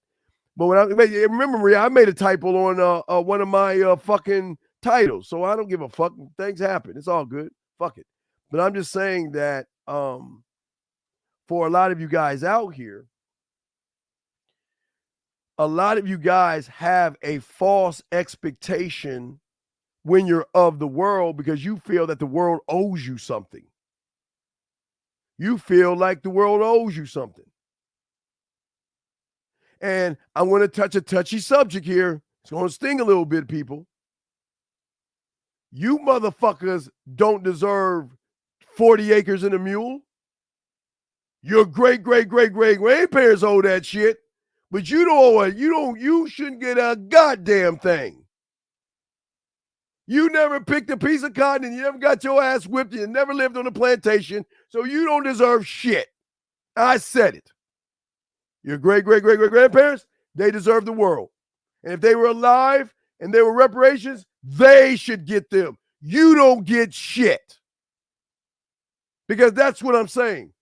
Y'all think the world owes you something. You think the world owes you a job? Fuck no, they don't owe you shit. Nobody owes you anything. But when you think the world owes you something, you're going to cry about the fucking world. Guess what? The world isn't fair. There are going to be people that's going to hate you for the color of your skin and how the fuck you think and how you look. Black people are going to hate you because of the color of your skin. White people, green people, red people, everybody's going to hate everybody. Everybody's going to judge everybody, and everybody ain't going to fucking like you. So what? So what? People are going to smile in your face and stab you in the back, talk about you. So what? Welcome to the I am. Because the world can do whatever the fuck it wants to do. It's none of my business. Gentlemen, promise you this. Listen. When you think of being in the world versus of the world, it changes everything. Because everything then becomes white noise. And I don't mean white people. I mean white noise. Fuzzy, just static. It's not even there. You don't even notice it. Like Wednesday. I use Wednesday as a perfect example. That's why I always tell you guys to watch that, because as soon as she walked into the of world as a in the world, oh my God, look how she's dressing. Oh my God, look what she's wearing. Oh my God, is she broke? Is she poor? Oh my God. And all she kept doing is to a point where, because she was in the world. Now follow me on this. This is important. This is important. When you are in the world, you draw people in. That's why I tell y'all to watch the movie or the show. Everybody that judged her loved her at the end of the day. Everybody that judged her was always talking about her, judging her, thinking about her, doing everything. They just like couldn't understand how she operated, to a point where everybody would come to her and tell them their fucked up feelings and their inadequacies and them having to hide behind certain things because I don't want to be judged by my peers, so I have to pretend that I'm cool. And yeah, I keep trying to tell y'all that. When you are in the world, you just don't give a fuck. You move and people will look at you and you don't give a fuck. They can say what they want to say. It's called Wednesday on Netflix. I don't want you to be Wednesday. I'm showing you her mindset.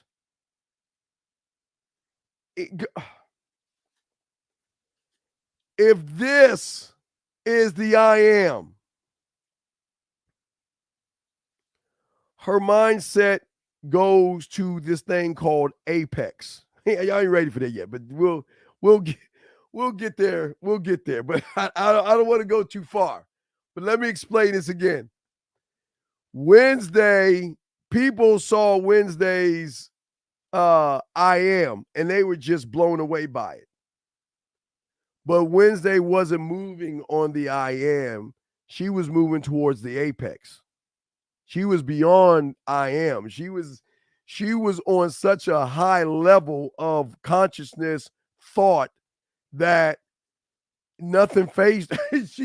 Nothing. And that's what y'all should be.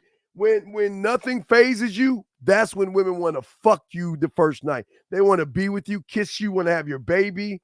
They masturbate to you and all the other stuff. They do all that stuff to you because the level of consciousness in which you are thinking goes beyond the world itself, because you are limitless, right? That's a new world right there. That's what I'm saying. It goes beyond. I know it sounds crazy, but it goes beyond thought. It goes. Y'all just don't understand. Y'all just. I'm trying to. Excuse my nose itching. I'm trying to slow y'all into this, but the I am is just the beginning of another door. There's doors behind that. So once you get to the I am, that is going to propel you to another door. And then like you see with Wednesday, that is what y'all guys will be. And that's what intrigues women. That's the things that make women want to fuck you and be with you and talk dirty and nasty to you, because they're trying to tap into the source. Remember, if you're the source, think of Wednesday. Wednesday's mind was the source, right? Didn't everybody try to tap into that source? Even her fucking professors and her fucking psychiatrists. Everybody tried to plug into the source, right? But when Wednesday saw her Uncle Fester, didn't she try to plug into his mind and his source? Y'all remember that? See, y'all don't think about that, guys. Hold on. See what I'm saying, guys? For all those guys that saw Wednesday, you remember when was the first time she cracked a smile? When she was looking at another source that was higher than her source, her Uncle Fester. Y'all remember that shit? Remember that? So I'm just showing you. The kids were trying to tap into her source. When she saw her Uncle Fester, she tried to tap into his, because she was tapping into something that was beyond her. Right. That's what I keep trying to. Guys, I'm only trying to slow y'all into this because I don't want to blow your circuitry, but we've got a long road to go. we've got a long way to go, but we'll get there together. But that's what I'm just trying to show y'all guys. It's just that she was a source, but there was a source beyond her source. Because what did she say? Whenever she was about to fuck, whenever she was Wednesday, yes, sir. Yes, Facts X. Yes, watch that. Watch the whole series. But watch how she thinks. So remember, everybody wanted to he did break her algorithm. But also remember when she was about to fuck those boys up, she said, well, I learned this here. Or remember when she was fencing? Remember she was fencing and she explained how she learned it? That's another source. Guys, first thing you got to do is get to your source. From your source, you will then create a new source that is going to elevate the I am to another source. Once you get to this source right here, that then source will push that source to another. Guys, this is why I keep telling y'all, man. Y'all miss out when y'all listen to all that theory and shit. Is it better to be a side guy than the main guy? Well, here's the thing that's kind of crazy, Jay. you're a little bit of both, because even though she's married and has a boyfriend or seeing somebody, she's still going to use you for sex. So it's weird because she can't have you as a main guy. She can rent or lease you out, but when you're with her, she feels like you're a main guy. It's weird how it works, because when a woman gets with a real man, and this is why I keep trying to tell Marie, when it happens, it's gonna fuck her up. But a lot of women, that's why a lot of women don't mind being with men, and just sparingly, just here and there. They don't mind being with men because they know when they're with a man, he makes her feel like a woman. Woo! Wait, what I'm talking about. Wait, where's it at? I gotta pull it up. Wait, let me pull it up. I like to give y'all an example. Let me find that motherfucker. Let me see if I find that bitch. Let your boy find that joint. So I think this is it. If this is not it, I'll find the right one. But let me explain. Let me show you what I'm talking about. Let me show you what I'm talking about.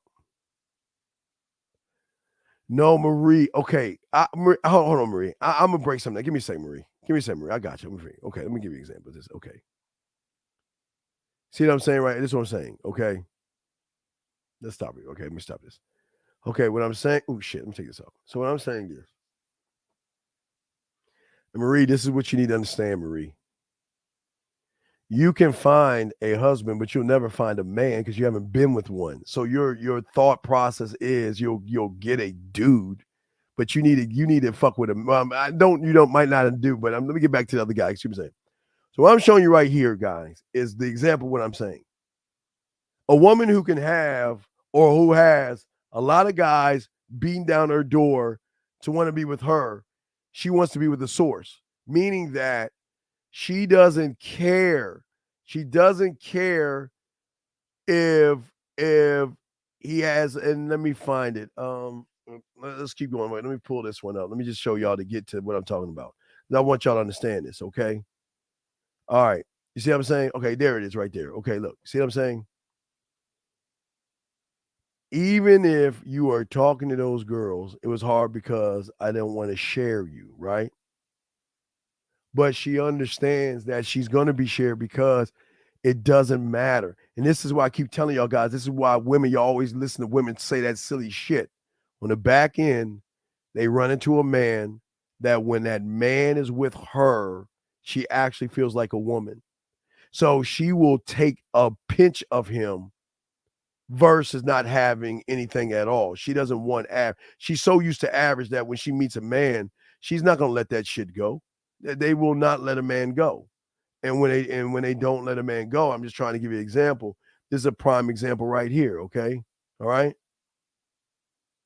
Because they see a man with such stature and power that they can't comprehend the world itself, because remember, their world is flipped upside down, because when they get around a man, they're like, oh my God, I miss you. I love you. And I love being loved. I love loving you. I love being around you. Okay. Okay. That's what I'm saying. That's what I'm trying to say, that, like, I'll give you two more. Let's see here. Yeah, this is the depth of it. And this, hey, Marie, this is what I'm talking about. And I want to tell Marie, this is what I'm saying to you, baby girl. Look, right here. This, you've seen it before. I want to say it again and explain this. See, gentlemen, this is why we want to become an addicted. This is the addiction. Just the mere thought.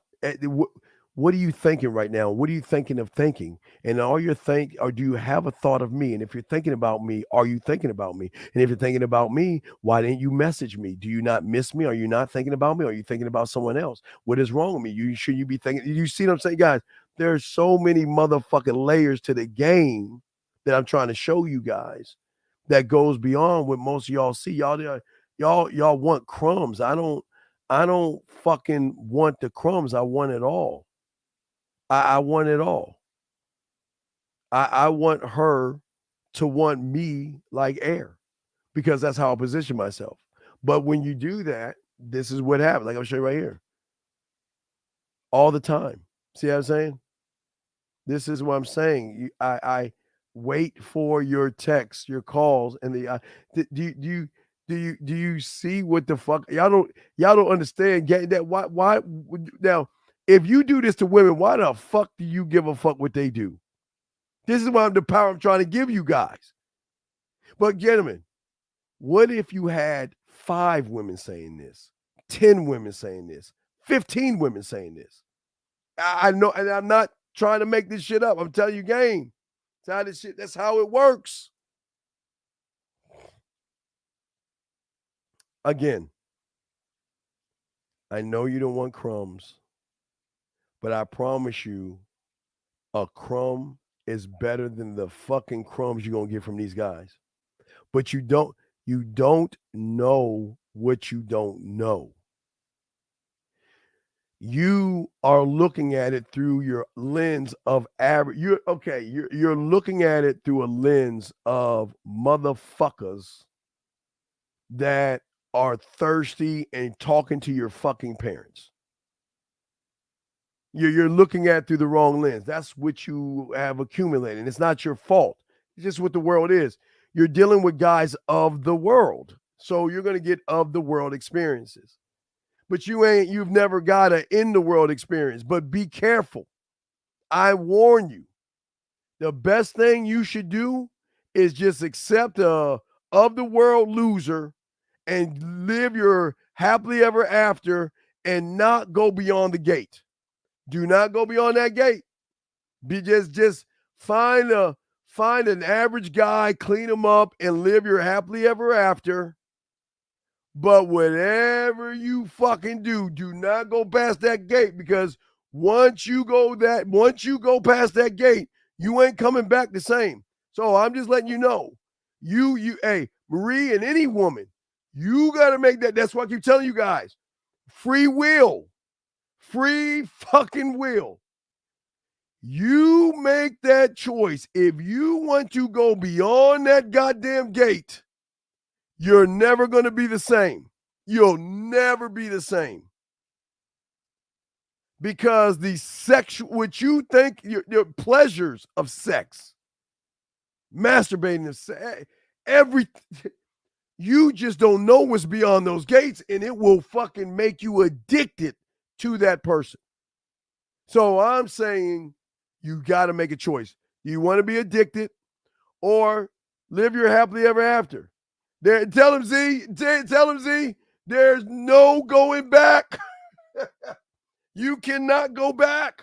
You can try, you can run, but you cannot. No, it's worse than crack. It's like crack rock or fentanyl. That shit is powerful. So I'm saying that just think about what you're doing before you do it, but stay away from men because you will not be the fucking same. You will find out pleasures and feelings and thoughts that's going to go beyond your thought and comprehension, and you're going to be hooked to do things that you never thought you would ever do because you'll be doing it to please him. And I'm telling you, hey, the highs are high. Oh, the highs are highs. But you got to accept the lows that come with the highs. I mean, you cannot have him or anything. Well, they're two different things, sir. They're two different things. They're both different. Anyway, as I say to y'all guys out there, this is what I'm saying. This is all I'm saying. But at least, Marie, I'm being honest with you. Because, again, if you are around guys who are of the world and run into a motherfucker that's in the world, it's two different ball games. It's levels to this shit. So I promise you, you meet a real motherfucker, you'll get married, you'll find that guy. But but Marie, I tell you, watch it. If you want to see what it's like, watch Bridges of Madison County. Watch that shit. I don't know if you watched it yet. You watch that shit. You'll see the addiction. Yeah, hey, Russ, we become the forbidden fruit. That's what I'm trying to tell her. Go ahead and bite that shit. Go ahead and snort us, smoke us, and indulge us. You'll never. But the good news is, Marie, there are not that many men out there. Bridges of Madison County. Someone type that for Bridges in Madison County.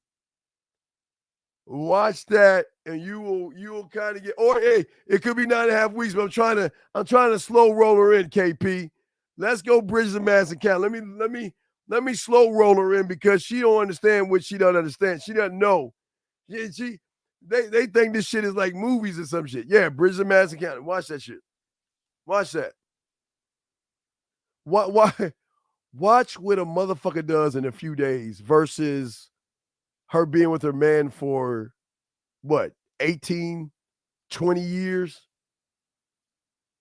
A motherfucker 2 days, I think. Was it 2 days, guys?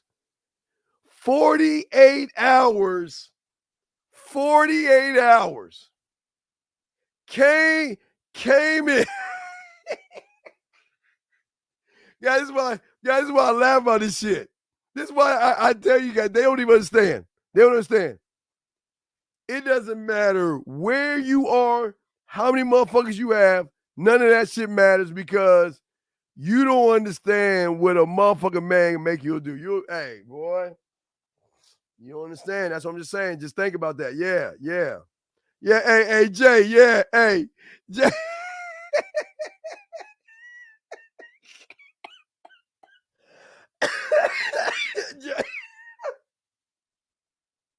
Yeah, but hell, you can even look at 50 Shades of Grey. Now I'll move you to hey Marie.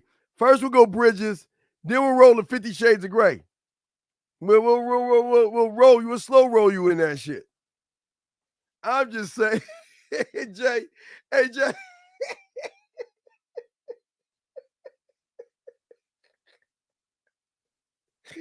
Oh my God, Jay. Oh, Jay. Yeah, no.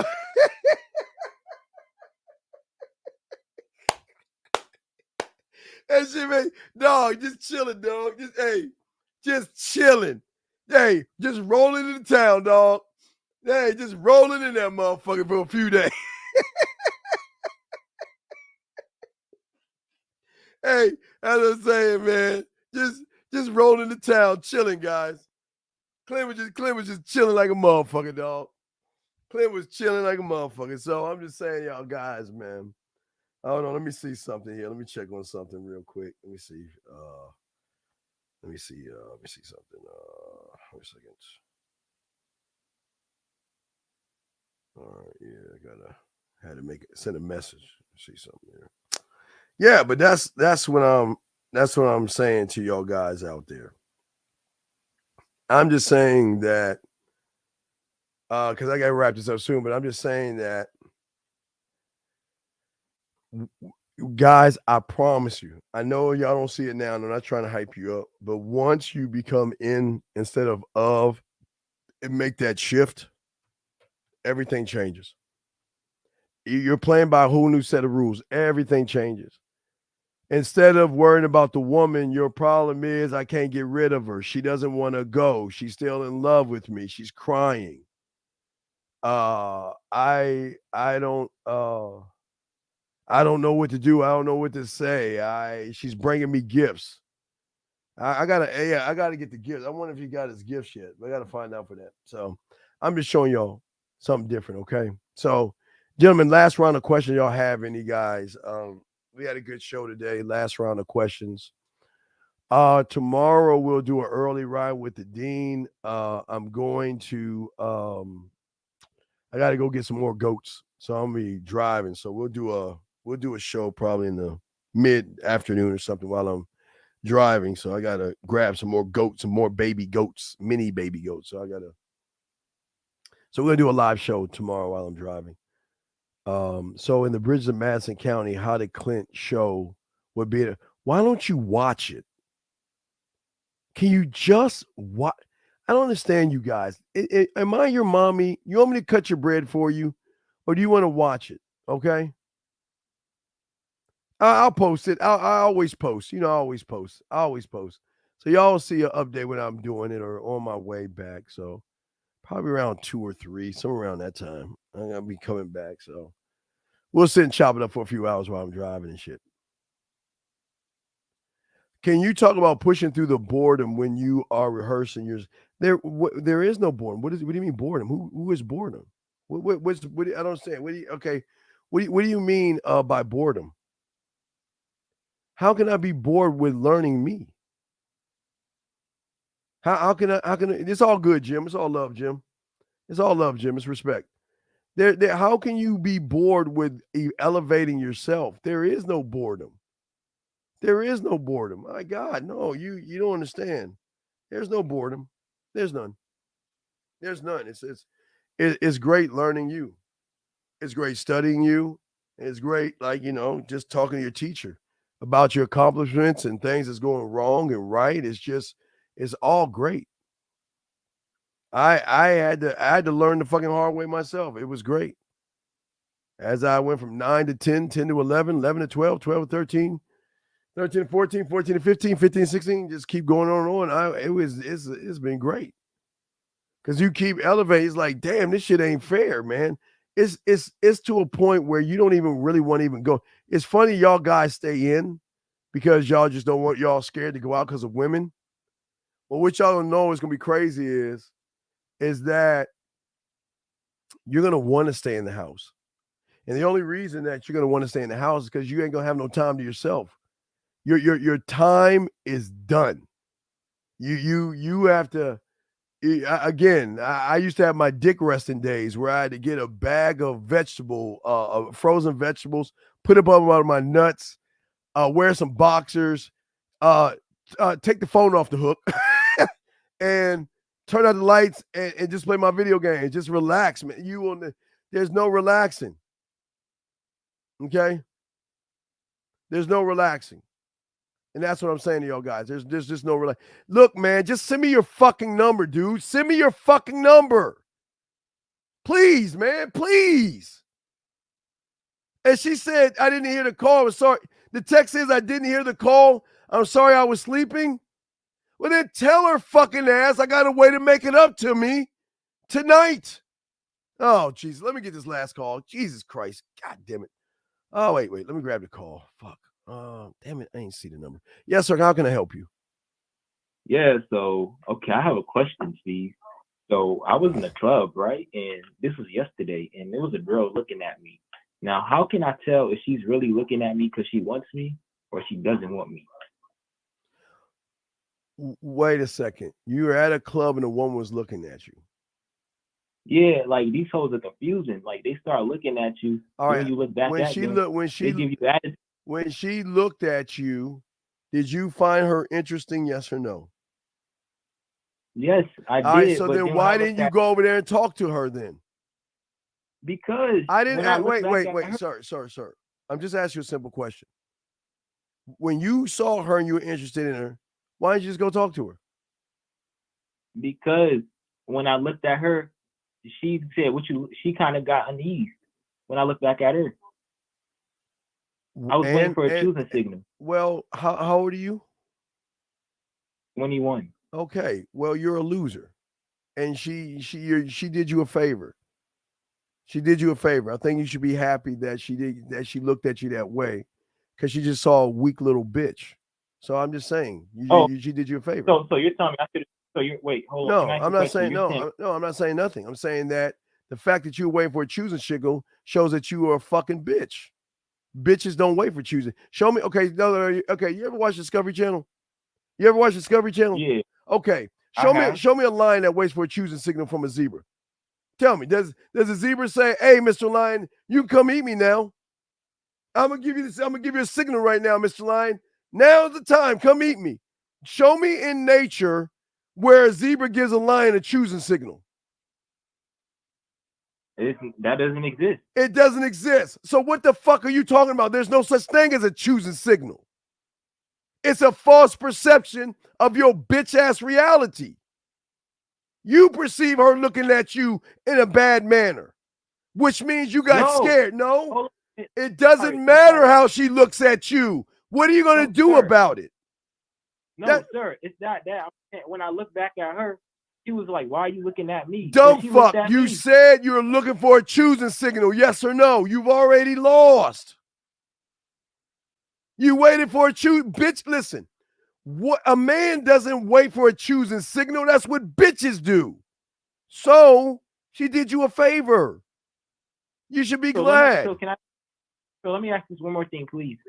So basically, I'm just trying to understand is, okay, forget the choosing signal. How come when I look back at her, she kind of got offended? I looked at her, but she was looking at me the whole time. I don't get that part. All right, wait a second. A squirrel just crossed the street. Do you give a fuck about that? That's an action, I don't right? give a fuck about that. Right, that's an action, right? So why do you give a fuck about what she's doing? So she's looking at me. So I don't know what she wants. But why do you give a fuck of her looking at you? Why do you care?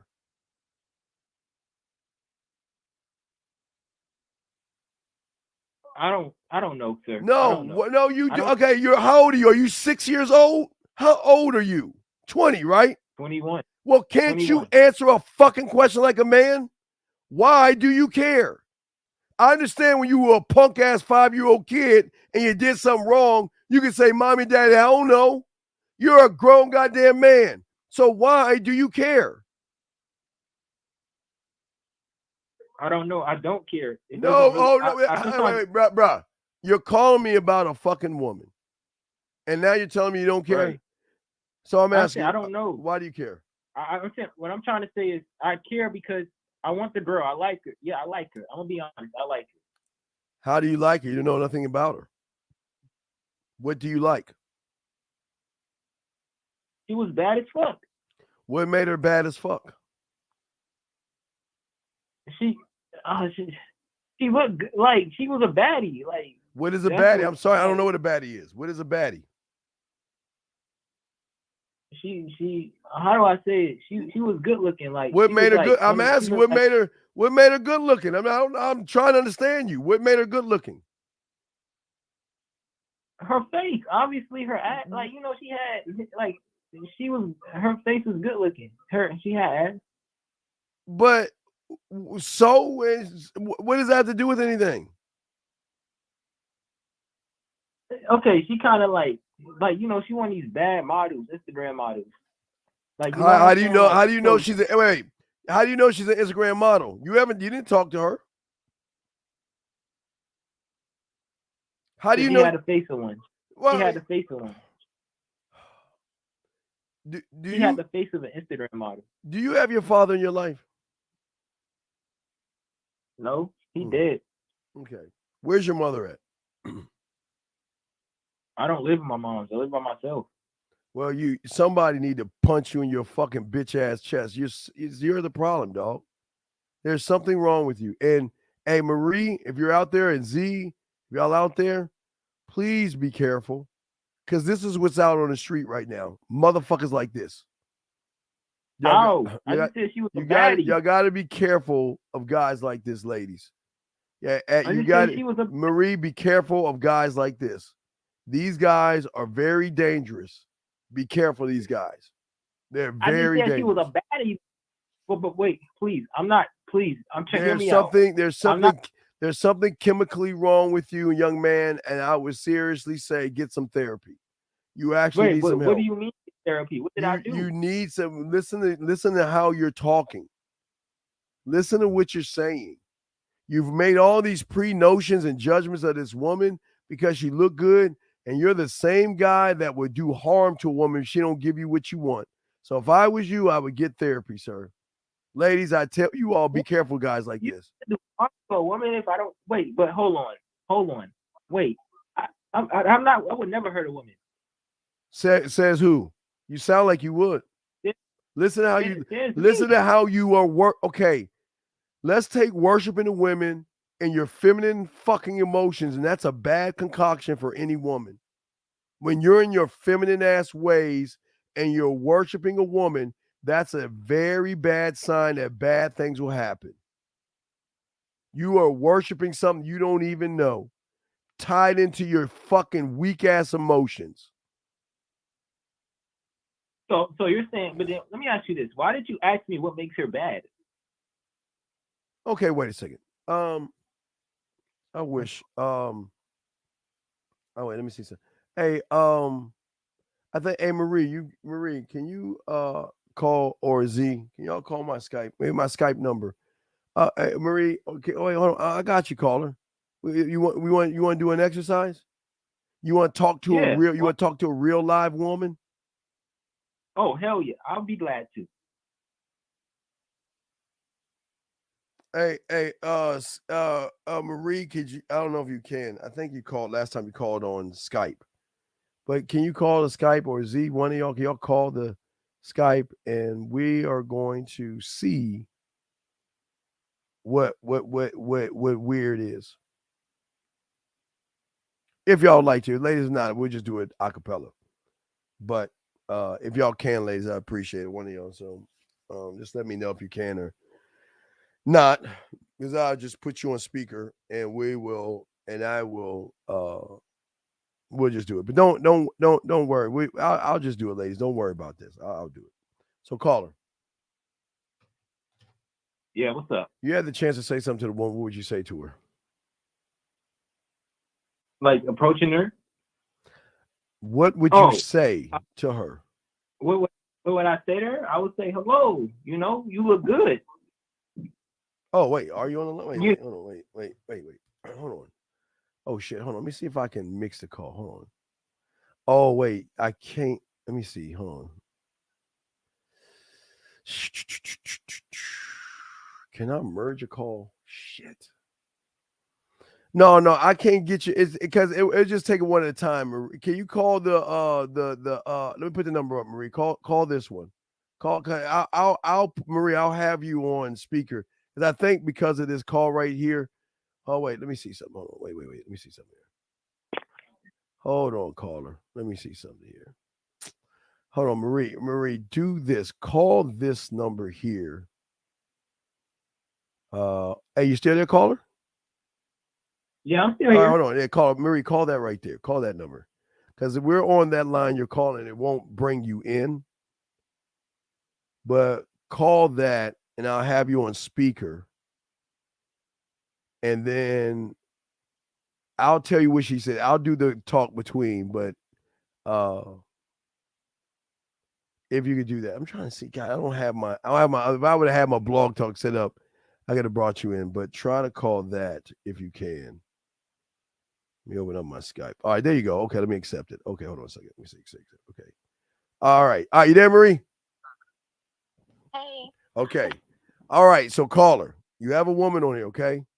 So I want you tell me what you're gonna say. I'll say it to her, okay? And then she's gonna reply back, and then you tell me what you say after that reply, okay, sir? No problem. Okay, so she's at the bar. Okay, what are you gonna say to her? And I'll reply back to her. What are you gonna say to her? I'm gonna walk up to her and say, "Hey, how you doing? You're very beautiful." Okay, stop right there. So he said, "Hey, how you're doing? You're very beautiful." What are you saying to him? Hi. Oh wait, let me turn you up. Wait. She said hi. You hear that, caller? She said hi and thank you. Did you hear that, caller? Yeah, I heard that. Okay, so what are you saying next, caller? I'm gonna start a conversation with her. Like I said, what are you gonna say next? We're in real time right here. What are you saying to her? Where are you from? Are you from all right, wait. He wants to know where you're from. Oh, no, absolutely not. Absolutely not. What do you mean where I'm from? I'm not.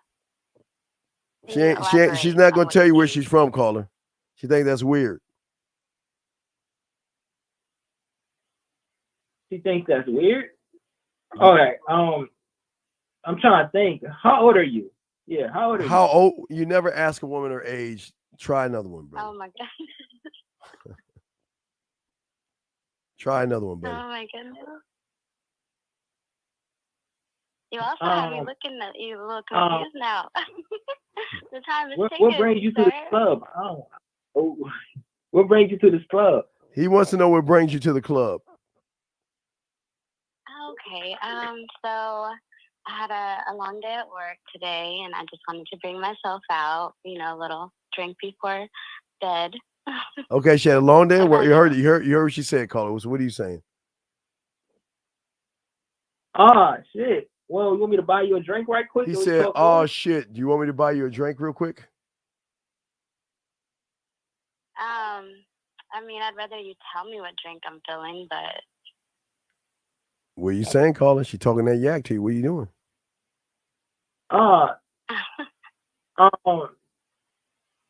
Don't get nervous. I You don't sound know. nervous. No, what do you mean you don't know? Where are you in the midst of it right now? Where you want it? Come on. Okay. I got her drink. All right. what color am I wearing? Hey, I so mean, I'm giving you details. Ooh, listen what she's saying. You hear what she's saying? Keep going. Go ahead, break it down, What? Marie. Go ahead, girl. What did she say? Am I in heels? Am I still business casual? Oh, let me see if I tell you Did I go this. home and change? Oh yeah, You know, okay. Read the room. Okay, so I'm trying to get so you can hear her. Is this volume here? Okay, so she's in heels, she's wearing something tight, hugging her ass, titties popping out. Pow, pow, pow, pow, pow. All right, she's relaxing. She put her hair up. She's got long jet black hair, so she's putting it up and everything, showing a little curve of her neck and everything, just relaxing, leaning her head sideways because she's never had a massage. So what are you saying to her, caller? What are you saying to her? Wow, man. Wow. What do you mean? Wow.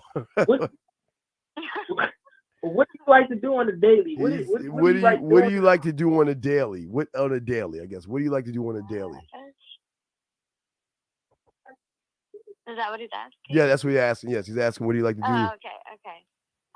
Gosh, I mean that's very broad, but I think you need to kind of ask me what you would rather me be doing. You feel me? Oh, she wants you to lead her. You need to tell her what to do. Ah, shit. Well, He said, "Oh shit." What I want you to. What do you want her to do? What I want you.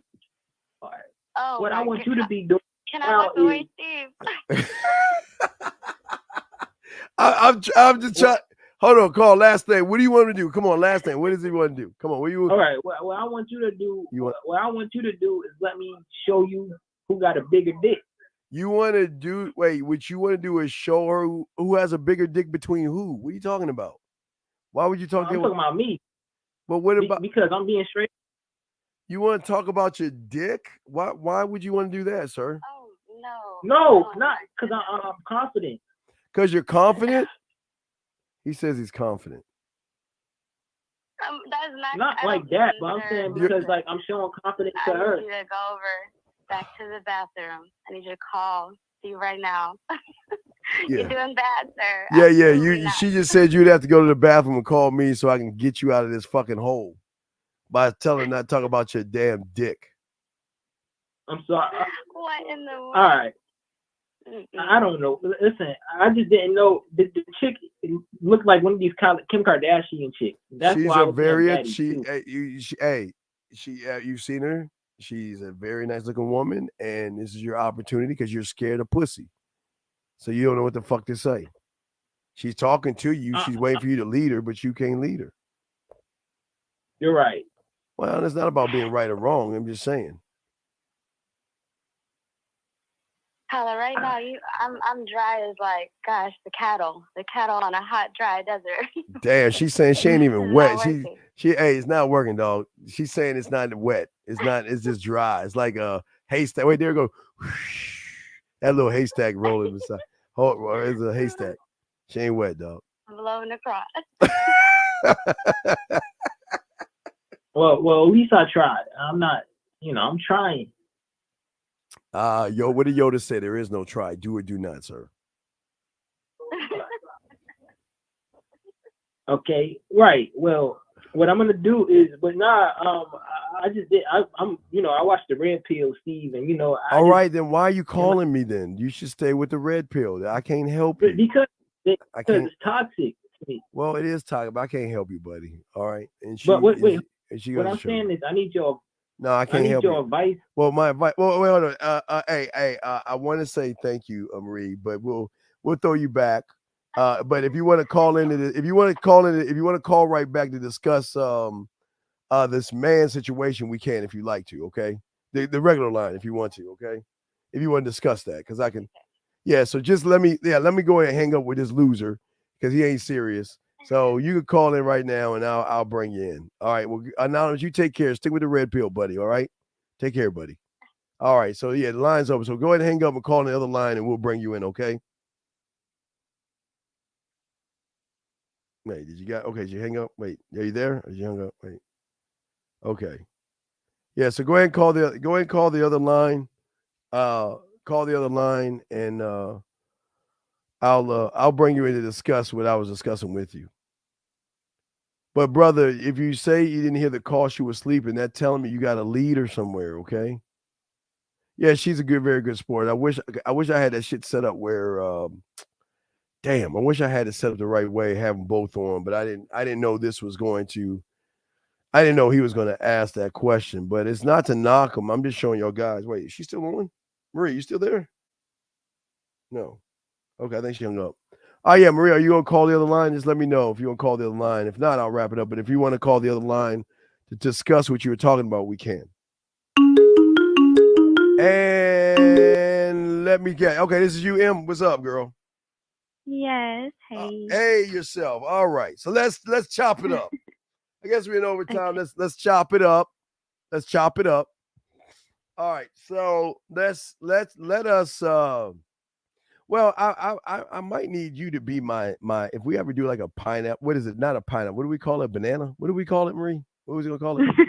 I thought I was like a yak or not. Yak or not or something. Yeah. I'm gonna have to have you come up live or something where they pop in and talk to you or something. You know. So, well, I'll talk to you more about that if you'd like to do that. But now let's talk about this. So, I understand that you'd like to get married, right? Right. Oh my gosh. But okay, you just explained earlier today that a guy called your parents. Oh, in high school, my boyfriend I had, yeah, I wanted to break up with him. I did it very respectfully. It was not working at the end, and then he just did not handle it well. Why'd you break up with him? What did he do wrong? Oh, it was very feminine. He cried to me a lot, and wait. He cried. He cried. Yeah, he was crying a lot. I mean, he had a lot of things he was personally dealing with, which I respect.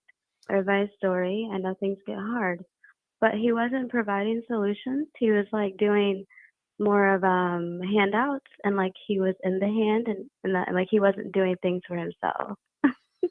Okay. So, do you understand that you've been around the average guys? Or you think, I'm sure this is the norm to you, right? The norm is they either look at you, they won't approach you, and they do approach you, they just ask you a bunch of questions. Is that what is your norm? I don't want to make your norm. What is your norm with guys? What do you see out there? What do you see out there?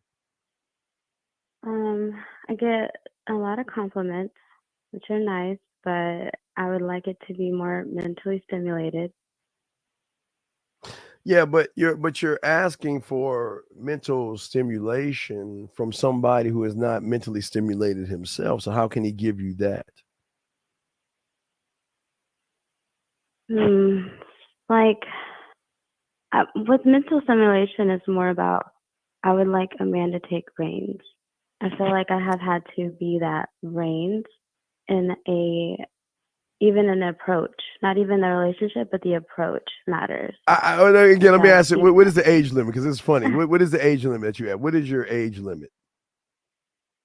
Gosh, I'm 28, so I probably wouldn't be past 34. Okay, past 34.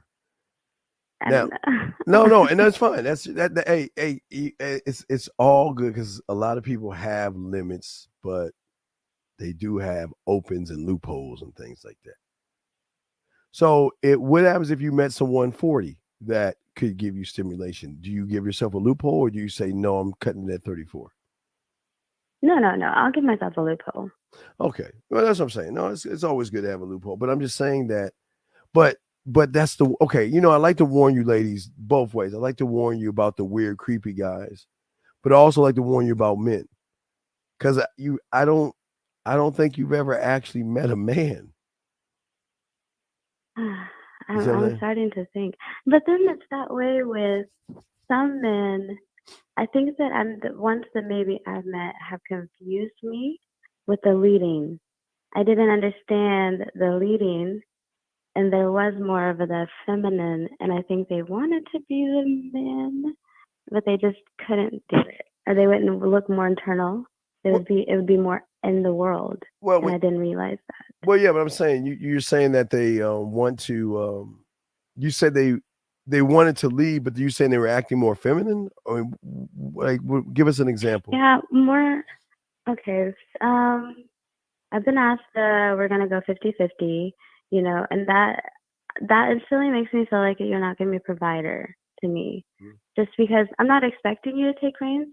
I would love to make a house a home, and definitely be there for our family.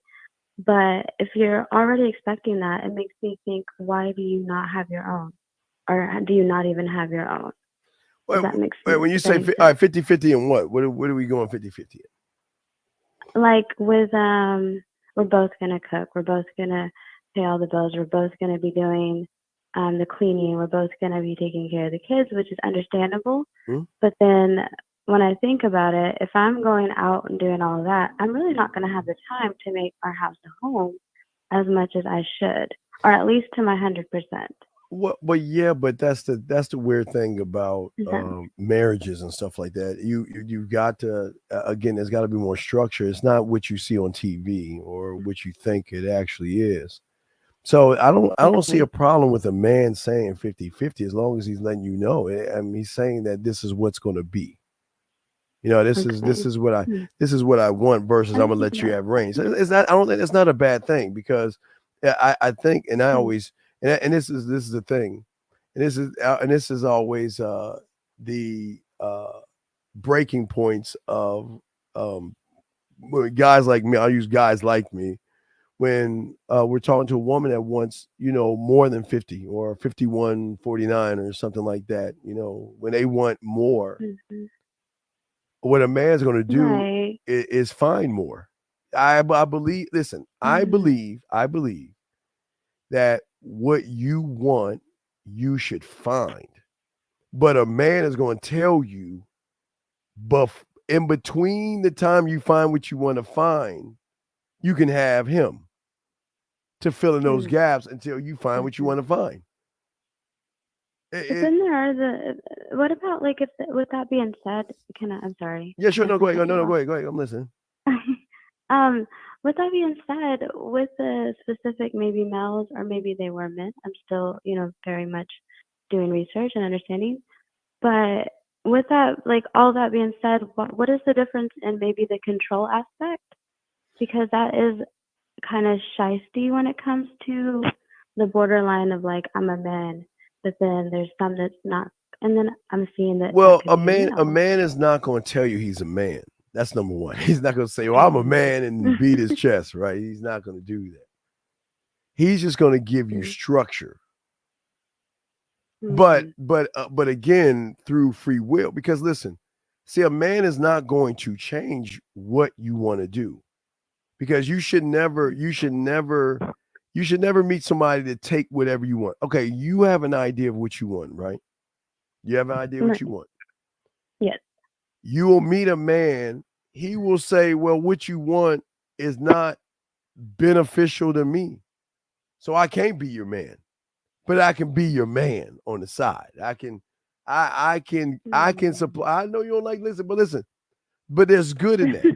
Because I can give you, because here's the thing. Do you want what you want to have and live a boring ass life? No, I don't. Right. And remember we had a talk when you were we did that show the morning when you were talking about your friends that are getting married. They all exactly. I'm telling you, a few of them gonna be cheating on those guys.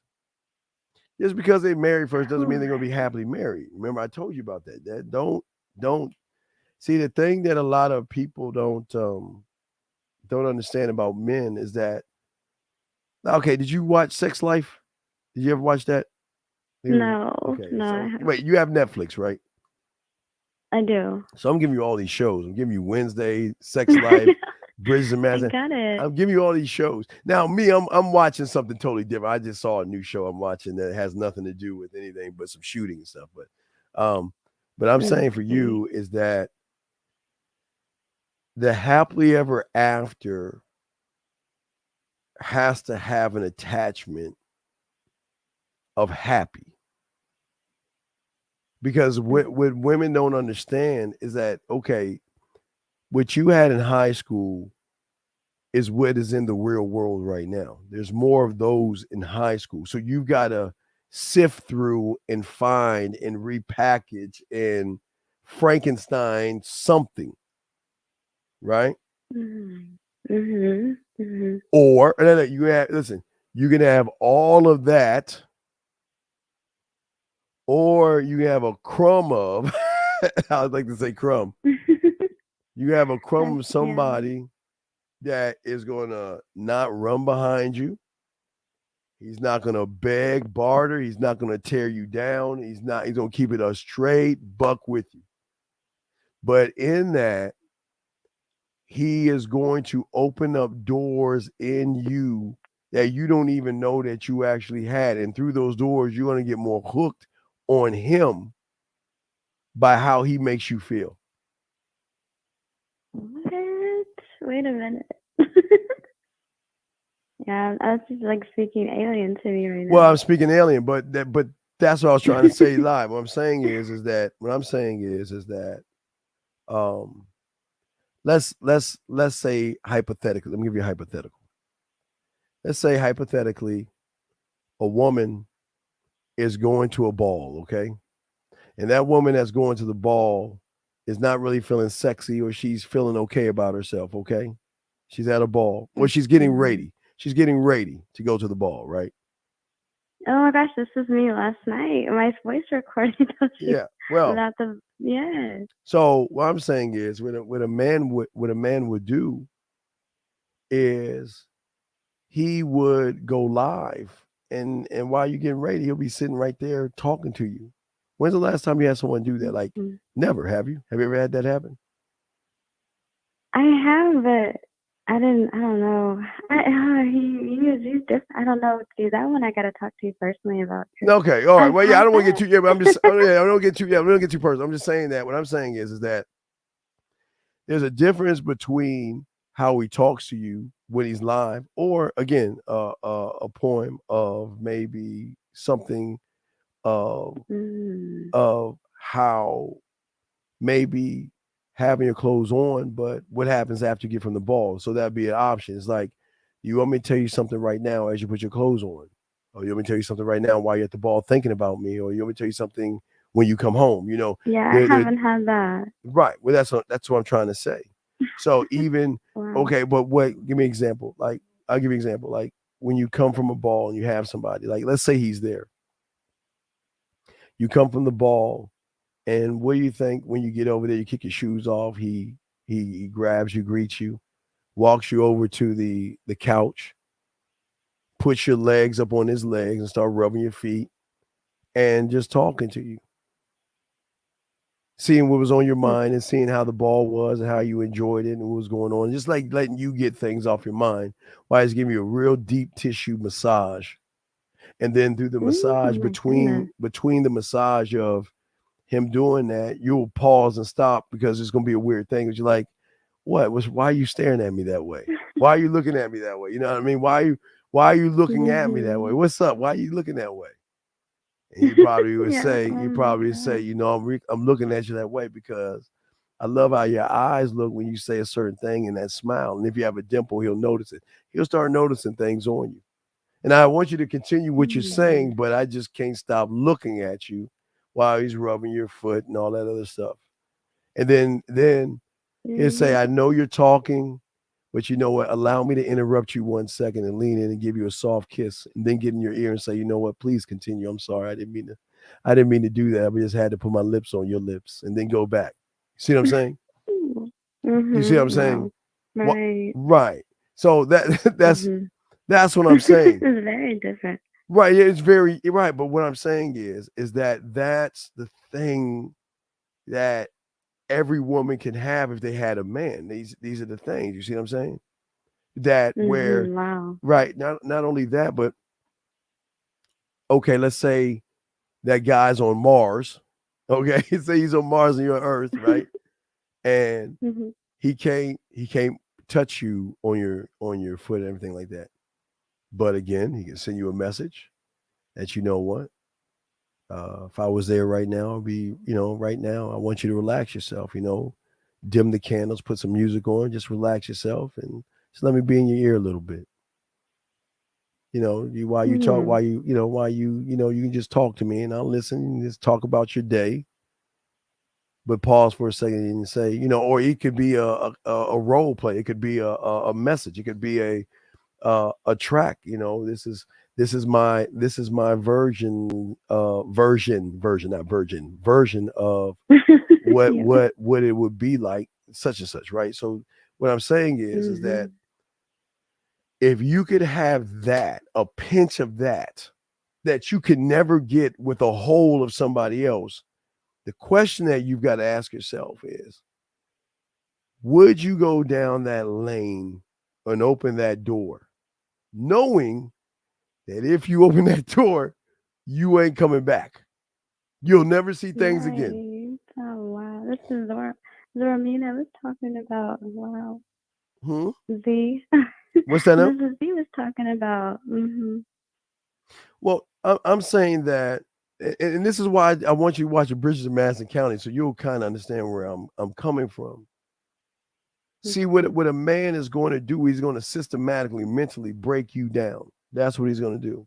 He's not trying to break down your body because that's your I do. That's not who you are. And that's the problem I think that a lot of women are having. A lot of guys are just looking at you as a body. But he's not looking at you as a body. He's looking at you as a woman that has a body, but has other levels to her that she doesn't even know she has herself. You see what I'm saying? She doesn't even know she has those levels. So if you don't know that you have those levels and you've never met anybody who goes to your parents or whatever, all that little kiddie shit, whatever. Right. So then what do you do? Because this is like Bridges of Madison County. It was a crossroads. I'll give a little bit of the end away, but it was a crossroads. Do I go through door A knowing that through that door I can't have him, but when I have him, the experience, the mental, the sexual, and the physical come together in such a level that I think about him, I miss him, I can't get him off my mind. He's just so addictive, right? Or door number 2, I'm just gonna find the best average motherfucker I can find. I'm gonna find I'm gonna find a guy that is I'm gonna find a guy that's gonna make, because remember, you gotta find a choice. You gotta find either a guy that's gonna make you laugh. He's either gonna have to be intellectual, but if he's intellectual, he's not gonna make you laugh because he's got to have a stick up his ass. A guy that is going, I'm saying you're gonna have to find. You ever remember like those commercials where you have to, it takes one bowl to equal all these bowls? So I'm saying that you have to make a choice, and all women have to make a choice. Do you want to know pleasure on a level with an actual man that will give you mental and physical pleasure, and it can pleasure you wherever he's at, versus, because you haven't been through that door, so you don't know what never had. So you can be like, well, that sounds a little too much, a little risky, and I'll just stay with the average guy. Oh my goodness. Get out of my head. Well, no, that's what I'm saying. That's true though, yeah. But see, that's okay, think about that. This is the world that you're in right now. And everywhere you go, you get average guys doing average things. Average guys looking at you, average guys asking you questions, average guys trying to pick you up. And some can be interesting, but at the end, when you're peeling back layers, it's an empty cupboard, because you, and like other women, you want mental stimulation, and that's what a lot of guys can't give. You want You don't want to make it all about the sex in my body and all this other stuff. You want the thrill Yeah, of because I mean, yeah. when I've like dated these guys or they've approached me, I've been the one that's like, no, when I've noticed it. But that also sounds very nerve-wracking for all the other stuff. Well, but right, but beautiful thing about this, every woman has to make a choice. You can go through and have things on another level, or just stay average. Not you average, but average guys, Right. because you've got to pick a guy that when you're sick, he'll maybe help you out when you're sick. When you're having a bad day, he won't be able to recognize it. And it's no knock on guys. It's just why like whores like me always wanted to gigolo, because I could read the room of a woman and the room of her mind, and I could connect, and guys like me connect. We connect. That makes so much sense. I'm sorry? That just makes a lot of sense. Well, I try to make sense sometimes. Like I always tell people, I try to make sense sometimes. But what I'm saying to you is that, again, when's the last time someone offered to eat food off of your body? Have you ever had a guy do that before? Not do it. I don't want to get personal, but I'm saying, have you ever had a guy offer that? I'm sorry. I'm sorry. Have you ever had a guy offer that to you? Like not in the way that, I don't know. Maybe Well, there's a not, dirty if I'm way, being and then there's a confused. sensual way. There's a dirty way and a sensual way. Because sometimes how people say it, And I guess not. it depends on how you take it and feel from, because two guys can say the same thing, but based off of the connection you have on an emotional level is how you're going to take it. If you're not really connected with somebody and he's saying, you know what, I want to put some food on your body and eat it off your body, you're not connected, you might be offended or find that creepy because, I don't really know you that. Why would you want to do something like that? Right. You see what I'm saying? Yes, because Right. I've been approached by some weird, or maybe I shouldn't say weird, but whatever, just some very different guys. Right. That say that, but don't know anything about you, but says I want to eat food off your body. Right. Right. Right. Versus a man that doesn't say that from the beginning, but intrigues you through a conversation where if it so happens to come up, because remember, everything's about position. So a man is going to position himself, because I'm sure what do you think about a man cooking? You find that sexy? What do you think about a man in the kitchen? What do you think Oh about yes, very, very sexy. Right. Mhm. So a man cooking, man, again, I always tell my guys, lift you up, sit you on the counter. If he's making a strawberry dessert, I always tell him grab a pinch of sugar. Now make sure you guys wash your hands, but grab a pinch of sugar, put it on the thing, slice the strawberries, and first, give you a taste of the strawberry, right? Second, put the strawberry on his lips and let you taste the strawberry off his lips. You see what I'm saying? Like little things like that. Okay, wow. So, Yeah. but what I'm asking you is that, has that ever even come close to that? Have you had anybody do anything? No, absolutely not. So, but okay, but that's what I'm saying. Then I should say no. So what happens in your mind if that had happened? Like if you meet a guy. What? I can't even speak right now. Just hearing it, that's crazy. Well, no, I'm saying that you But can't. that's beautiful. Well, no, yeah, that's what. But see, that's game right there, because he's not actually trying to manipulate, trying to seduce. He's just flowing with the time. That I'm talking about the lights dim, nice music. You may have a little bit of wine as you sit, and while he's chopping it up, he's talking to you. He's not talking at you. He's not asking you questions. And after he's talking, or in between him talking to you, he may just stop just to walk over there and say, oh, wait a second, I see that you have a piece of hair there, and slowly move it with his fingers. You know what I'm saying? Ah, there you go. That's perfect. Then go right back to what he's doing. You see what I'm saying? Little things like that. That makes sense. Yeah. Yes. Right. So what I'm saying is that's the thing that's lacking with the average guy, because everything that I just said to you can be said over the phone, voice message, video, audio, or in real time. Because see, the thing about a man, he can do all those things. He's not just one simple thing. But even when he does something to make you smile, he will notice your smile and make a mental note of the smile, because women smile different ways to show different types of emotion. I mean, Right. yeah. Wow. Yeah. So that's what I'm saying. So what I'm saying is that knowing that door right there is like a danger door. Don't go through that door. You know what I'm saying? Versus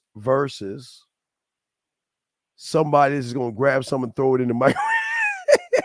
Oh my God. Throw it in the microwave. Oh my goodness. But like I say, my dogs, like I say, even my dogs here. Like again, example, you had a long day. For all my Easter aficionados, hey, you know something? I'm gonna send you an invitation. Come on over. I want you to go Easter egg hunting. I want you to take my basket I give you, and we can do this. This will be our dessert, but I'll make you a nice cordon bleu. I'll have a side of well, first I would, because I know because maybe I know you're in you have a little Indian in you, or from India, whatever. I know I would have to find out if you do ham or something like that, or what what your preferences are, because every woman is going to be different based off of the country she's from. So would that be okay if I made not me, but the person made a cordon bleu that had ham? Would that be too much, or is that something that you don't do, or what would be the menu for that? That's smooth. Wow. Okay, so while you're in the kitchen, you watch him take the chicken. He'll put a little wrapping over top of it. He'll beat it down, flatten it out while you're seeing it. And then while he's doing all this, he's looking at you, talking to you. He's engaging you while he's cooking. He'll sit it over there. He'll put the ham on there. He'll add, you like spinach and onions and tomatoes. Would that be okay? Dang. Wow. All right, so he dices up the spinach, the onion, tomatoes. Okay. He layers it on on top of the ham. He rolls that up. He takes some string. He'll tie it up, put it in the refrigerator. He'll get the asparagus. Well, I don't eat ham. Okay, so if you don't this get, is we'll take. specifically for Okay, me. so we'll take the ham out, and what we'll do, we'll substitute the ham. Maybe use a feta. Maybe use feta cheese or something like that. You know what I mean? Something is a substitute. We'll take out the ham, but we can put the feta. We can put spinach, tomatoes, and onions and cheese as a substitute. So we take the ham out, okay? So roll that joint up, tie it up, put it in the refrigerator, grab some asparagus, get some salt, pepper, cook it in some olive oil, and put it in the oven and everything. Give you some asparagus and all that stuff. Right. And then while he's doing that, he's still talking to you, cleans his area up and all that stuff. But he's talking to you. But he's not trying, it's not about him saying, well, I'm trying to get you in the bedroom. He's not trying to push it to the bedroom. But what men do is that they're just saying, okay, this is the moment. We're in a moment.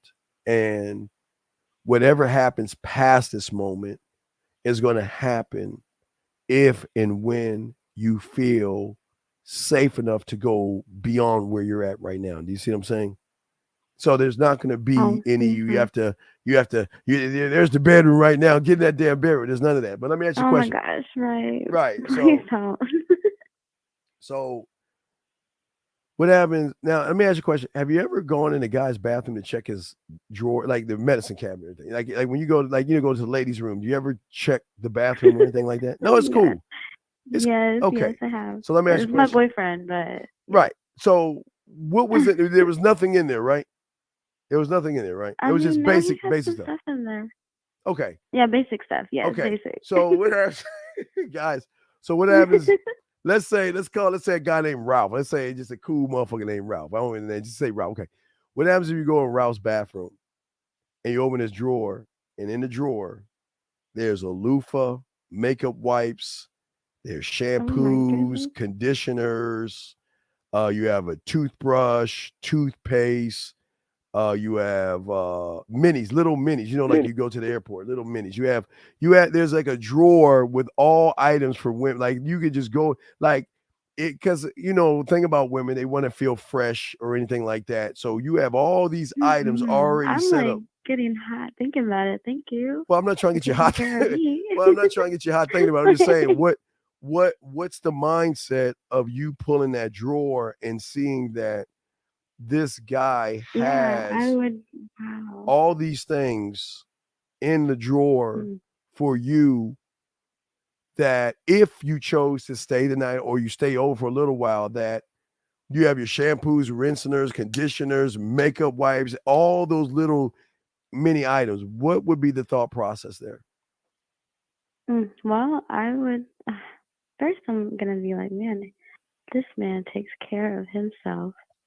2, he wants to take care of me in those little ways because detail is everything. And 3, I feel safe. Yeah. Like, of course, I want to stay. You want to stay. All right. Now, what if he, hey, listen, he's not pushing you to stay. You see what I'm saying? He's not gonna, right. Here's the thing. See, a lot of guys, and I'm sure you understand, they try to force the issue. Because a lot of guys think, well, you know what? I'm going to try to get her over. Well, wait, yeah. Well, Peach says she thinks I'm gonna be a slut. Yes, I am a slut. Yeah, no, not me. I'm saying right. You're right. That's but hey, but Peach, that's what sluts do. But let me ask you this question. I'm serious. What happens if you?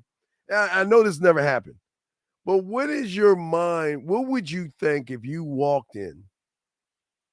And as we know the entrance, he looks you up and down, twirls you around, brings you in, whispers in your ear how you smell and how sexy you look, grabs your hand, walks you in, turns around, say, "Oh, I forgot," grabs your hips and lets your ass close the door, and he gives you a soft kiss. Now, not that part, what I'm saying, and he walks away, but then you see in the corner a lost and found box. Oh, what happens? What are you gonna go over and look at the box? Are you gonna ask about the box? Are you gonna ignore the box? What are you gonna say if you see a lost and found box? And it straight up, it says lost and found. Yeah, and it says lost and found on it. Yes, it does. I'm gonna ask him, like, what is going on over here? Okay, and how are you gonna feel if he's honest with you and say, well, the truth is, I have nothing to lie to you, no secrets. That I have a lot of women that visit me that sometimes leave bracelets and trinkets around to make other women jealous. And I tell any woman, if they're doing that, I'm going to take all those items and put it in the box, and whoever comes over, they get to grab one item. What are you saying next? The honesty is just flabbergasting. First of all, why is it flabbergasting? Why is it flabbergasting? Because this is people are, I guess, males or guys think that transparency would turn away a girl, but then you're giving me the option. Yes. So now I have the choice to be like, okay, free will. Yes, I'm okay with that, or no. Right. But because I have it there, because I'm saying that I don't want anybody putting anything in my house, right? That tries to upset another woman.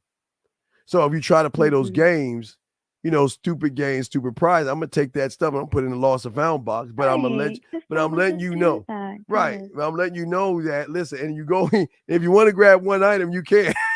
I'll let you go. Right. You can only get one item though. I'm telling you, because I'm gonna tell you the same thing. Because if you leave anything, and that'll be the joke right there. But if you leave anything over my house, you know what? I'm gonna do that. But now as you walk in, you see the box. But let's give you the setting.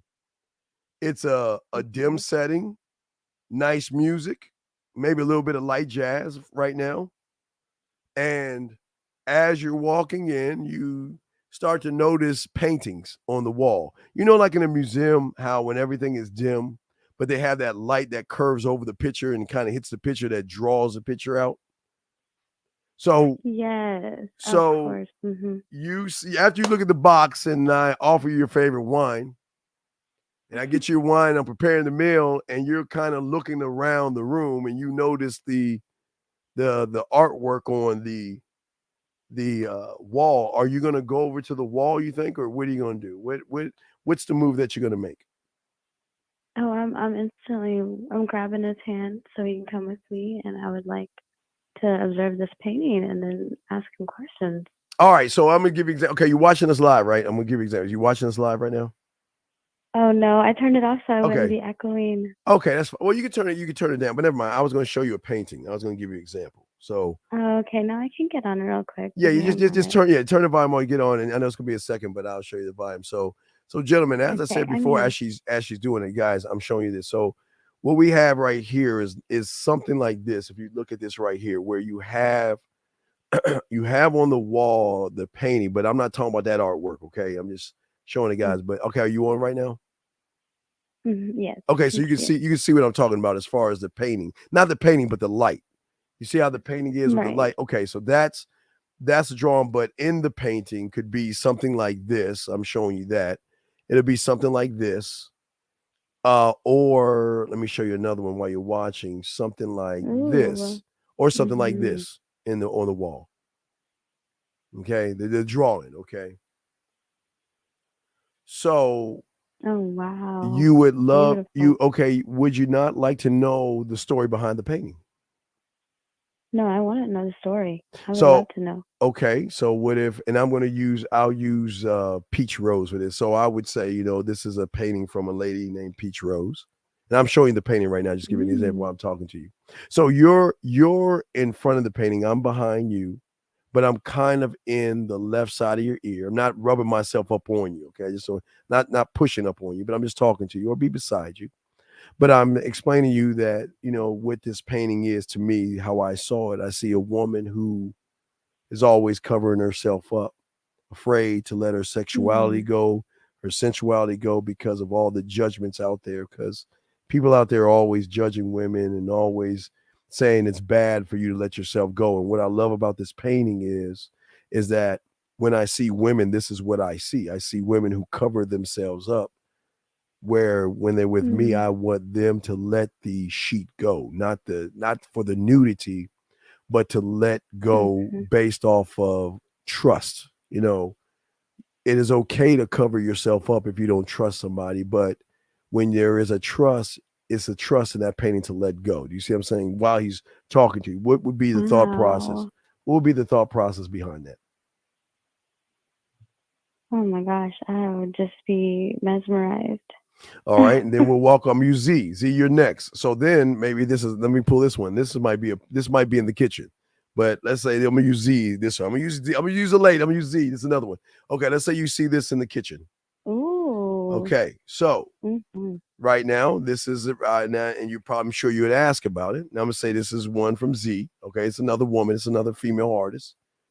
And the interpretation I got from this, as I'll grab your hand, I'll walk you over. And the interpretation I got from this is that, you know what? Why use dishes, forks, and spoons when I can use my lips and my tongue and let your body be the meal? You're the meal and the dish. So what I see right here just is a beautiful way to look at the body beyond just sex. It could Right. be Oh my right. You see what I'm goodness. saying? That's Right. all I see is beauty. Yes, and that's why I talk about Z, the painter. Z, you'll be the painter in this one. But I say this is what I love about the painting is that the woman again is relaxed, she's open, and she's willing to push herself beyond normal things by allowing somebody to layer light pieces of food on her body and taste them off her body. Now, for me, how I would do, because I really feel that that when you're tasting food off a woman's body is totally different than tasting it on a dish. And that would be the story. But what would be the thought process in your mind on that point? What would you be thinking? I never had a man speak to me in this manner, and let's do it right now. Well, what I'm saying is that if you've never, that's why I keep warning you. So you've never had that. You've never had anybody do that? Nope. Wow. That's why I keep trying to tell y'all guys. They're just so like Zan. So what I'm Because saying, it is like broader. I love that you brought up the fact that it's over the sex. yeah. It's not about the see, the paintings are not right. Let me give you an example. Like, say you go into the bed. We go to the bedroom. Now I got my wine above the bed. You know, I have my wine above the bed. I'm sure you might ask, but if you look at it, above the bed would be two pictures. It might be this one, or this one, or this one. I'll have one or two of these beside. Yeah. And I'm sure you'll ask me about those, but again, this is a Peach. One's painted by Peach, and Z, you get one. So I'm just telling y'all, whoever ladies in there, these are okay. So, but what I see right here, and why I love this is sexual freedom. This is a woman that had a great experience with a man that allowed her to let herself go and be in that exactly what she is. And when, to me, her opening the door or her looking out the window is, to me, a sexual freedom of being able to let herself go without judgment, without any kind of thought, to be able to really mix and melt with a man that really actually can not only touch her mind, but also touch her body. And she just is savoring the day, the moment, and the time. That's what I see. That's what I was, what the guy would say. But what would be your thought on this right here? I would just feel the safety that I would feel to want to express myself is just crazy. Yeah, well, right. It's crazy because, well, even right, the easel in the living room. Okay, let's go back to the easel in the living room. Okay, thank you, Boxing. Let's get out of the bedroom. Let's get out of the bedroom. Let's go to the living room. All right. So let's say that you're in the living room and you see this. You'll see this in the living room. Would that get you to ask, do you paint? Would that intrigue you enough to ask, do I paint or anything like that? Would it get you to say anything? Oh, yes. Is that a hobby of yours? That's a hobby of mine. Okay. And what I would tell you is I don't paint. I have two left feet when it comes to painting. What would you think? Because that would be, what would you think then? Because there's more to it, but what would you think about that? You think now, because I'm sure you're wondering, well, if this guy, why would a guy have an easel in his living room if he can't paint? Would that be something that pops up in your head? Okay. How does that work? Yeah. Right, how does that work? So what if the guy tells you, this is something I love to do. There's nothing sexier than moving all the furniture out of the way. Because I got the easel so you can look at it, but moving the furniture all out of the way, undressing a woman and painting her body the way I see it, where she can lean and I will have a mirror. I would put a mirror kind of close to her face, but a little bit off in the distance. But I would paint either the front of her body or the back of her body and have the mirror reflecting. If it's the front of her body, the mirror will reflect her ass. If it's the back of her body, the mirror will reflect her face. But it's nothing like painting a woman's body in my vision. Wow. What would you say to that? And that's why I have it, because it's not there for me to paint. It's there for me to paint women. It's in the vision that I see. I would, and I'm not saying in the women, it's not to paint your body, but it's there as a part of an amusement park to paint your body. If ever there was a time where you and I are naked, I mean, and just get you to lay on the floor, we'll put some pillows or something and set you right to paint your body in my image. What would you say to that? Almost as you feel like bringing imagery to like my reality. How so? Tell me how so.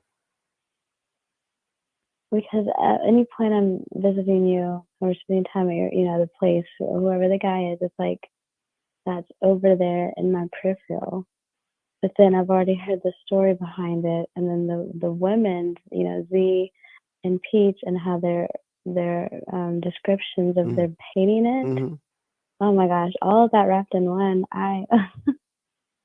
Yeah, it's basically because I and that's why I would love about women with paint sensual and sexual, because to me, I always see it as a woman of an expression of a feeling that's bothering her. When I see women painting nude art that covers up the body, to me, I see somebody that's saying that, you know what, will there ever be a time that I can undress and show my body to somebody who doesn't make it about the body, but will appreciate the body that comes with the mind? That would be another conversation. But what would you be thinking at that point in there? That I would want this man to explore all of that with me. If he can do that with a painting and he's using my body as a reference, I can't imagine how I'm going to be feeling. Okay. Well, I'm throw a wrench in here.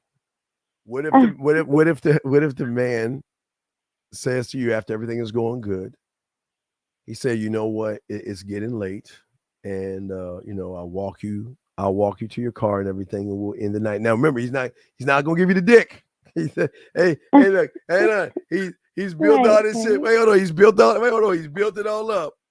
Now I want to know what you're gonna do. Now listen, he's built all this up, but remember, you take all that combination stuff, but he's not trying to rush it. What's the thought and what's the move? If he's like, you know what, it's getting late. I know you didn't want to stay too long and all that other stuff, and I just want to let you know I appreciate it. And he gives you a nice kiss and all that other stuff, but I know you have a long day and all this other stuff. What's the thought or what's the play or the move? Is there a move, a thought, or a play? No, there's just gotta be a one play, and the play is I'm going home and I'm gonna wait. And we're both gonna wait. Okay. Right? That's what I'm thinking. All right. So you're okay. You'll go and he'll walk you out. He'll let you know he had a good time. And what happens if a small kiss turns into a longer kiss? Oh man. I mean, I can give him a little snack, but he made his mind up. I've made mine up, and we'll continue later. That's where my mind would be. All right. And you go home and you the next morning pops up and you have an audio or video letting you know he had a great time. Body's very sexy, tastes good, look good. He enjoyed every part. He enjoyed the music, life. He really enjoyed the time that we spent. What is the thought? What are you thinking right there? What comes up next? Now he's definitely in my head because it was very detailed in his description. So for him to give me that within the way that he made me feel hanging out with him in person, yeah, I'm gonna be thinking about him tomorrow. Now, what are you thinking? Well, let's. Do we have to go out, or maybe? Or what about what? Okay, and listen, no judgment here. What would be a move that you would do that you could use to get him over to your place? Not to say you will. I want to put what is a move that you would like if everything's going right, and maybe you want to move this thing a little bit faster on your pace, of course. How would you get that guy over to your house? Well, I would probably first, I would send him a voice recording because I wouldn't want to disturb his day. And I would very detail that voice recording and let him know, I'm making dinner tonight. I'm making some stuff that I think that you would really enjoy. If he was a certain culture and his ethnicity, I would probably definitely include that. I would let him know that there was this new game that I wanted to try out with him. It's a new game. Whoa, wait. Oh, what's the game? What's up? What's the game? Oh. And then, hopefully that makes him be like, oh, interesting. He said a new game. Yo, wait a second here. Okay, all right. So, has anybody ever done audio messages or video messages? Yes, I have gotten those. Not being like maybe the wording wasn't right, but okay. So what would the game be? she's at this. What? Hey, walk us through. Wait, because I want to know how this game's gonna go down. What's gonna happen? Walk us through. What's going to happen?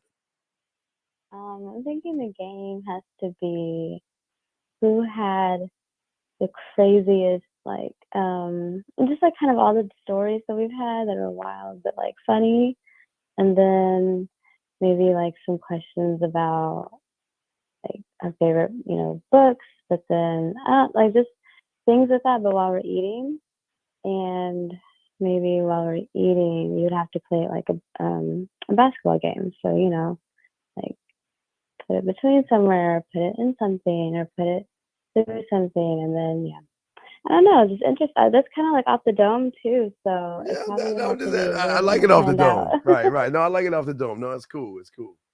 All right. But what I'm saying is, okay, if you haven't experienced that before, then what have you experienced?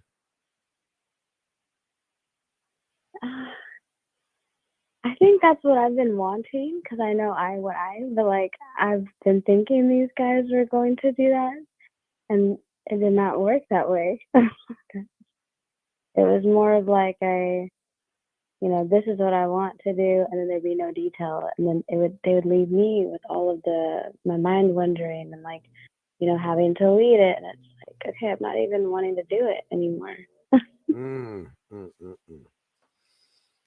Okay, all right. I'm just saying, I get it, but that's what I'm saying to you. That's I guess I won't say it's scary, but it's really, it could be intimidating, I guess.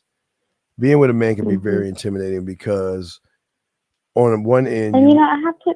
Yes. Oh, I'm sorry. No, go ahead. Well, I just want to say, I have to be honest too. Like, because of the way I was raised, and what I'm also realizing is I may not have allowed some men to lead me, and I'm 100% honest with that. That's definitely probably happened.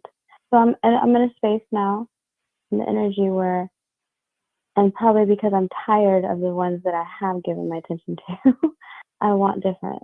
I want to be led, because I know that that's what I can do as far as following. But I do think that I have things that, bring to the table. Of course, like, I'm the table. But, No. Like, bring to the table. Right. No. But with all that said, yeah. No, I understand. That's what I'm saying. It's just at the end of the day, I just think sometimes women just get what they think, and that's their happiness.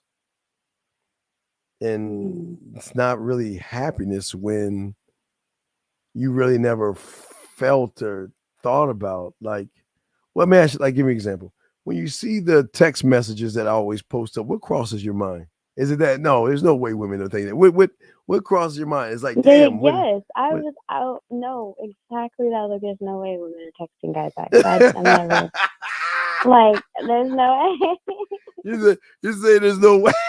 You mean you've never talked to a guy that way before? You've never been that compelled to be able to. But yeah, aren't you ever curious to wonder what that shit is like? Like, have you ever been curious to what could he possibly do to make her open up like this? That's what I'm saying. Goodness.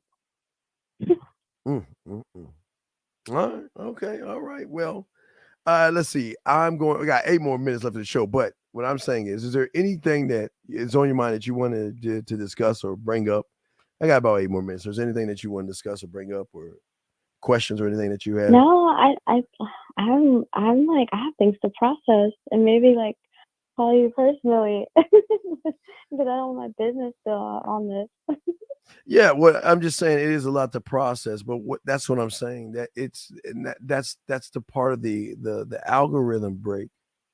But he's not actually breaking the algorithm. You're breaking it, because the way you're doing everything is you're not being coerced, pushed, manipulated, deceived, or tricked to do anything. You are freely thinking based off of the moments that you're having with somebody. versus trying to make a moment. I think that's where a lot of guys go wrong. They try to make moments, and they try to make things happen, or they try to force things to happen versus feeling overwhelmed and saying to yourself, wow, this guy is a very because all right, let me give you this. Okay, again, let's not use you. Let's use someone like you, because it's not. I don't want to get your personal business or anything. Let's say someone like you. Okay, someone like you. Let's say a clone of you. Okay, let's talk about that clone of you. So, if that clone of you, not you, but if that clone of you ever had sex, did it just end after the sex and he just got up? What would happen to that clone of you if she had it, or what did she think it would happen if she never had it and she would get some? What do you think would happen? Oh, I think she would let go and let loose in a way that she's never really experienced before. And that could also be very anxious. I don't want to say scary because I'm not afraid. I like challenges, but anxiety is real. Anxiousness is real.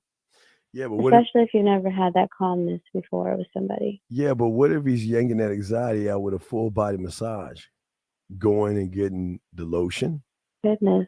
Lotion, warm it up for about. Sign him up. Yeah, for 7 seconds, 7 to 10 seconds, guys.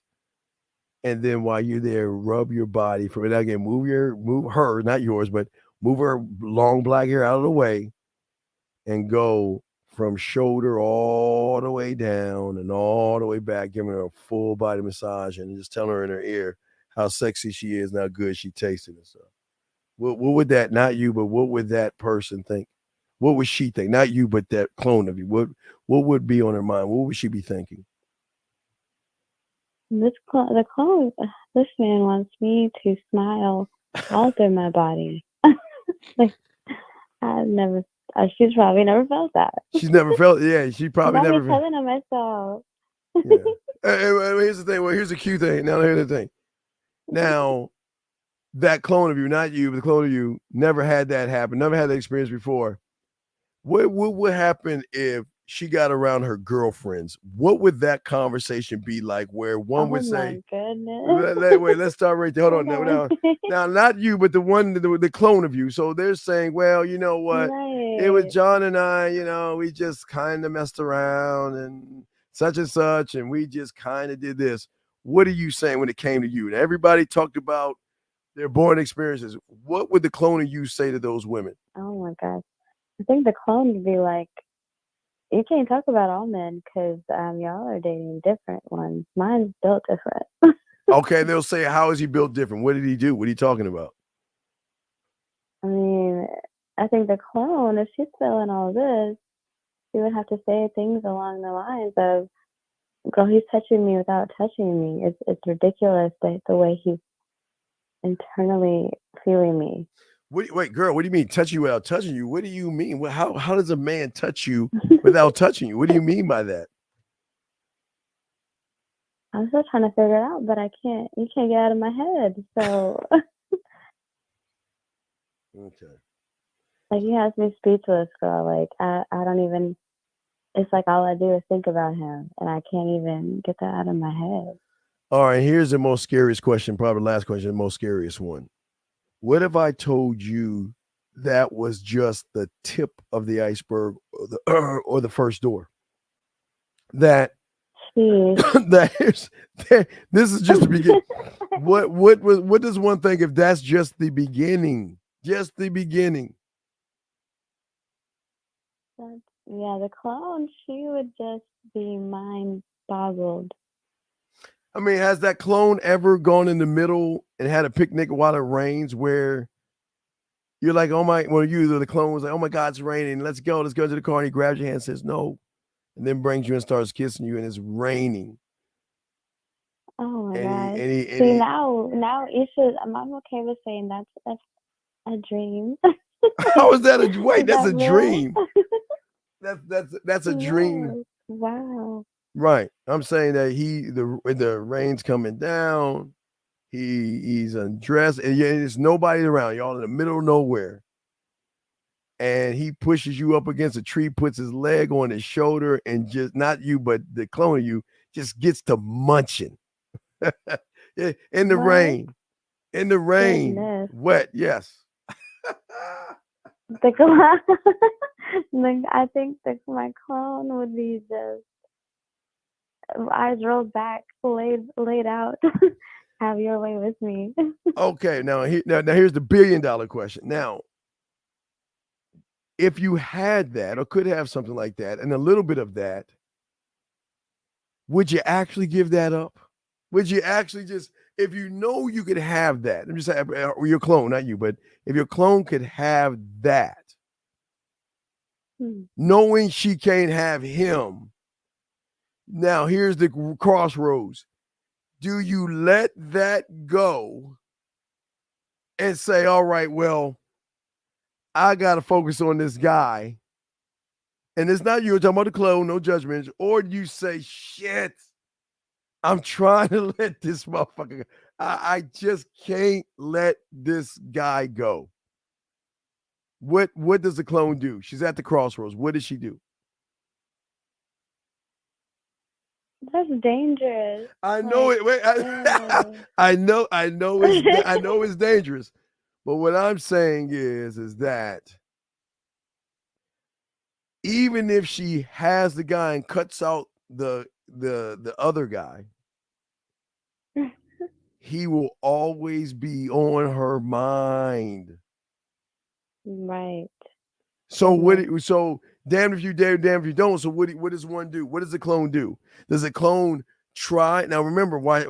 So I'm thinking about him, but now I got to think of ways not to think about him, which is actually even a deeper thinking. Do I do that? Do I let him go? What does the clone do? What does the clone do when she finds this average guy? He won't do any of these things because average guys don't know this.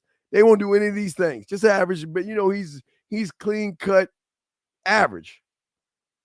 And then you can have all of him 24 hours a day, but you can get that other guy anytime you want for a little while. What do you do if you're at that crossroads? Not you, but the clone. What would she do?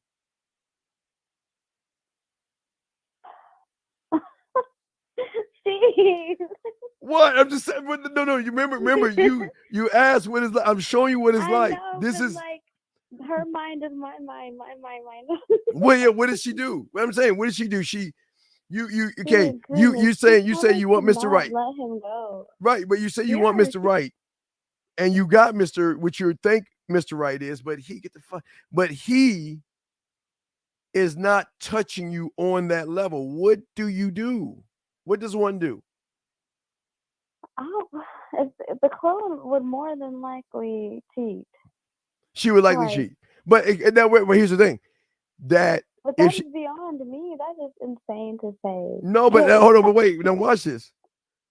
What if the guy told you, listen, have your world, have everything, and when you want me, use me, but whatever we do will never come to the light of day. Everything we'll do will be behind closed doors.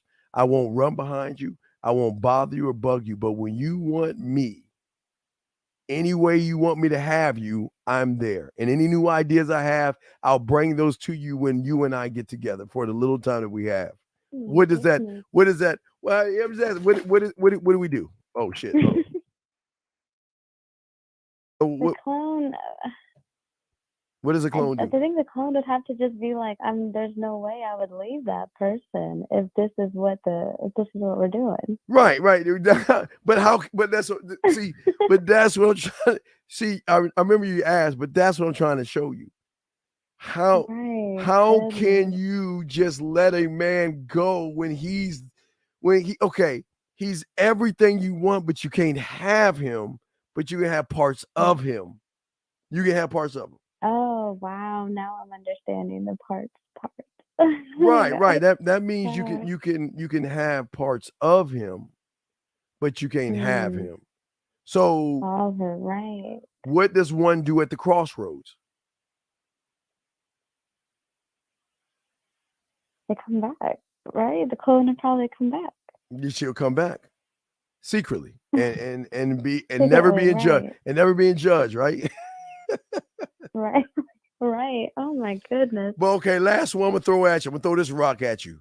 What do you do if the guy cuts you off and lets you go? What would the clone do knowing that all the pleasures that she had are finally taken away and she can't have no more? What is she gonna go through?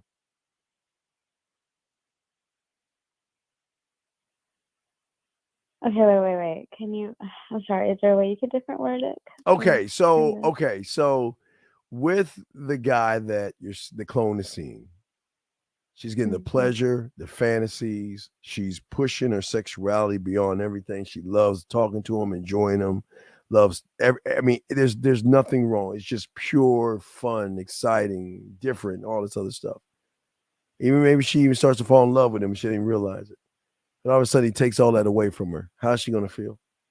What is she gonna go through? What do you think she's gonna go Oh my through? goodness. Of course, she'd probably be heartbroken. Right. She's gonna be heartbroken, right? It's probably like a piece of her is missing. Oh my goodness. Because She's feeling like okay, that. now you answer because a piece of her is missing. Because she doesn't feel complete without him. Do you see what I'm saying? See, that's what some women, we would get confused and think that's demon dick. There's no way. Wait. That's that dangerous. No, wait. How could it be demon dick when most of the stuff was connected mentally? There was no wait. So wait. Oh We're not my even goodness. talking about the You're penetration. Right. We're not even breaking. We didn't even talk. See, hold on, time. You're See, so right. What the heck? I So is feel that the part?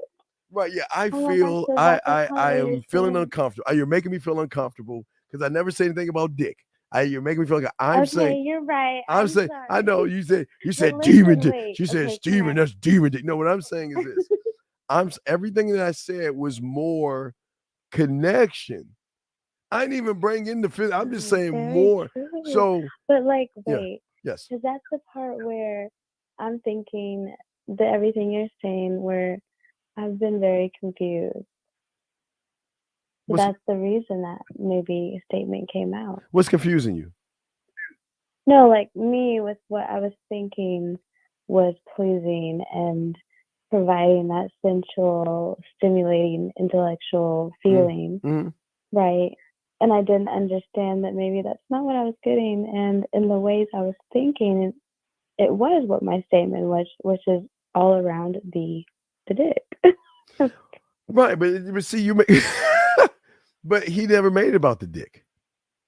I know. That's no. I was talking about what I was maybe used to or have been shown. So okay, I get it. Yeah. You think Yeah, I'm kind of wrapping things you're around. so okay. You're so okay. Remember, you're taking average and you're adding average to great. So you're in your mindset, you're thinking that it's just about the dick. That's what you're saying. You're Well, saying that's kind of what's been approached to me. right. Wow.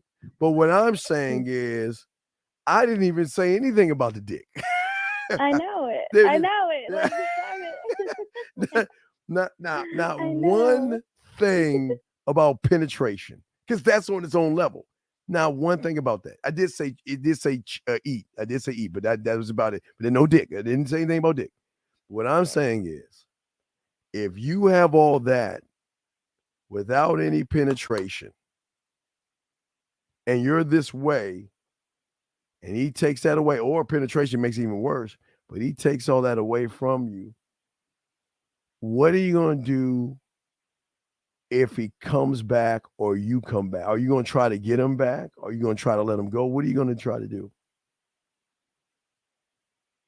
I mean, I haven't experienced that, so I the way I'm thinking right now, I don't want anything to do with that because no. Okay, there you go. See, that's okay. I listen, and that's what I'm talking about.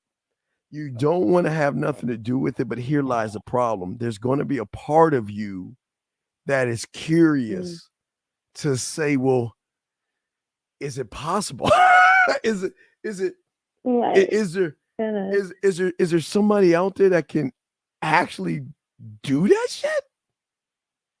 Right. So Yeah, that's blowing my mind. yeah. No, it's just okay. Like I said, it's just something to think about. But that's what I'm saying. But I that- wasn't like also trying to just tell myself like I just haven't like this is just new to me, you know. No That's doubt, I'm no not doubt. That's why, against it. again, out of respect, like I said, that's why I said clone, because I don't want to. I'm not here to push your No, I business out there appreciate it. out of respect. You know, what I mean, I don't want. I don't. People don't need to know you. I'm just saying you're a clone. We just say hypothetically you're a clone of what she would go through Yeah. or what she would think. But matter of fact, there's a good question box, right? So for your clone, not you, have you ever had anybody name the kitty cat? The clone. Has the clone ever had anybody name it before? I have. All right, I'm gonna I show you haven't. the difference how you haven't, but let's talk about Like your have. speaking on Let's the wait. clone. Let's talk about your have, and I'm gonna show you where you haven't. So what? How would they name it or talk about? What would they say to you? How would they name it? Talk? What would they say to you? I mean, I can't even. I've like mapped all that out of my head because I want different. Well, no. I'm just saying the clone, not you. What would give me a Oh, yeah, line that okay, would be okay. said to not you, Oh but my the clone. gosh, the Mac. Okay. The clone probably would have something like lame that's, you know, heard by everybody. Or the first thing that comes to the guy's head, and he doesn't do any planning about it. Okay, and he would just name it. He would just say, "I'm going to name it this." Right. Just at the top of the, maybe not even, maybe like something random, like mine, you know, like that word. And it's like, that's, you could say that to anybody. Okay. Well, let's gonna push the boundary a tad bit with your clone. What is something that would be a good name to name her if you wanted to name her? What would be something that would be acceptable to you, just hypothetically? Mm. I mean, it's beautiful. I love being called beautiful. All right, let's go. So, Okay, now watch this. Watch this. Okay, watch this. Now the guys just name it to name it, right? That's what the clone is used to. Just I'm not saying a lot of guys. I'm just saying it's used to just someone just giving it a name, right? Right? Has a clone ever experienced that, let's say beautiful, that she gets text messages and emails and voice messages, personalized ones, where he's calling you to say, you know what, I want to speak to beautiful. Hey, how you doing? I just want to let you know, baby girl, I'm oh my thinking about gosh. you right now, baby I don't girl. think the clone has experienced this. Yeah, right. That's what I'm saying. Like, hey, send you a text message saying, hey, this ain't for you. This ain't for you. This for beautiful. Beautiful. I just want to let you know I'm texting out to you because you know what? I was in the shower and I was thinking, man, I wonder how my girl is doing right now. And I'm gonna say, and he says, is she treating you right? How's she treating you? She doing you good? Because if she ain't doing you good, baby girl, let me know. I got your back. What would she think about that if she got that versus what she normally has? I think the clone would say, I know that's right. I know my man talking to me like that. Goodness. I'm just saying there's levels. You see what I'm saying? It's one thing to name it. It's another thing to talk to it in third person in a fun, sexual way. You see what I'm saying? Make it fun. Make it exciting. Make it, you know what? Hey, Merry Christmas, beautiful. How you doing? Hey, girl. Hey, where's my beautiful? Let me kiss my baby. Yeah, say, did you see what I'm saying? See, I'm saying not just say, hey, what's going on with Tamika or whatever. You know what I'm saying? Just take it, use it in third person as fun. Just like a fun, flirty thing, you know, just to break everything up, just to have a little fun. I like that. Wow. All right. Okay, I need to get off of this phone, Steve. Yeah, well, no, we do. Yes, we I do. feel like the whole world does my business. Yeah, no. Yeah. We do. Like I say, I would just tell your clone, I thank you very much. And hey, I'll go ahead and go. And I appreciate it. But I just got to see. Yeah. Well, I just want you to know, to understand. See, you gotta understanding to know that it's a different ball game with a man. That's all I'm saying. Okay. It's just No, I appreciate it. Goodness. and just know that's the tip of the iceberg. That's the first door. So now hopefully you might hopefully you understand why those No, text I'm messages. understanding a lot more. Yeah. Wow. Why they're And saying what thank they're you saying. for asking me all the questions. I don't think I've ever had those type of questions asked to me or the clone.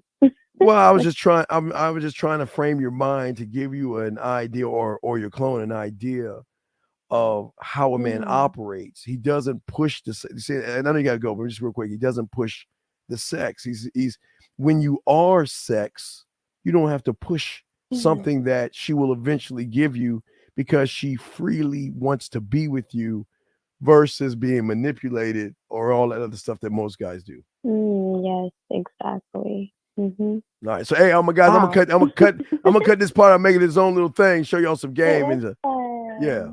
But no, I appreciate you coming on here, and now you have a little more understanding, a little bit more of the difference between a man and everything else. Yeah. Thank you. Yeah, okay.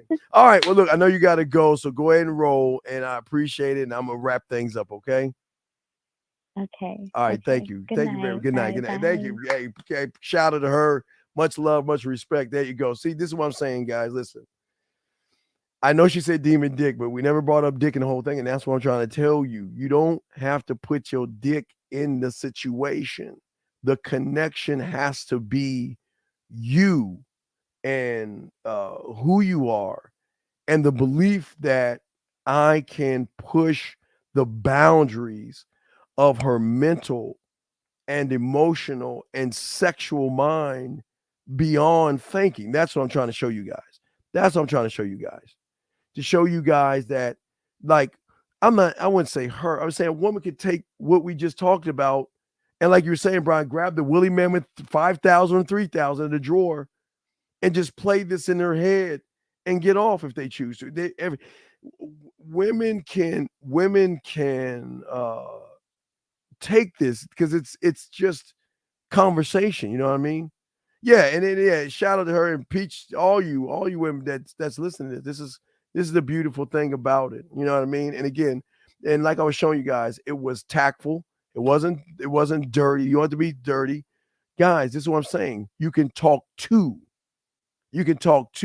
by starting it and breaking it down and moving her and stuff like that. So shout out to all the ladies out there. The paintings, Peach. We use Peach. Let me give you the paintings. We use Peach Rose. We use Z. Okay, so we made sure, and thank you, B. We appreciate it. We made sure that we used all the women to connect all these dots. And that's all I'm saying to y'all guys out there and stuff like that. Okay. I appreciate it, B. Appreciate it, B. Much love. Appreciate that. So let me see. Last one, 916. So a man never ever starts to say, no, gentlemen, this is what I love about being a man. You don't have to push sex. And the reason why is the woman expects you motherfuckers to push sex. So if you push sex and she's not ready, remember timing and post. You can't push something that, okay, let me show y'all something real quick. Cause B made a great point, and I want to show y'all something. It's very important. B made a good point. Let me show you something. B, let me find it. Let me show y'all something real quick before we wrap this up. I just want to show you a connection. Now, remember, we were talking to B. B, remember, she was still beliefs, judgments, morals, and no trust. That's why one couldn't push dick. But what B did, her clone, I won't say B, but what B did, all right, guys, remember, I'm showing that what B did. Because of that, remember, B was in the red. So you couldn't push what she would say. Let me hold on. Let me use the right B voice. I'm sorry, B. I wasn't really ready. B said, demon dick. Okay, so she wouldn't talk that right now. But through conversation, gentlemen, and through the connection, she started, or not her, the clone started to notice the emotional benefits, the safety, and the trust. But remember, guys, trust doesn't mean sex. It just means trusted enough to maybe flirt, right? So from behind that point or behind that next door, right? Behind that next door was lightly pushing it by tapping her into making her feel like she is in a moment of a moment, all rolled up into one, where the moment she says, I never, opened up and unlocks. When she said I never, doesn't mean she will. Because remember,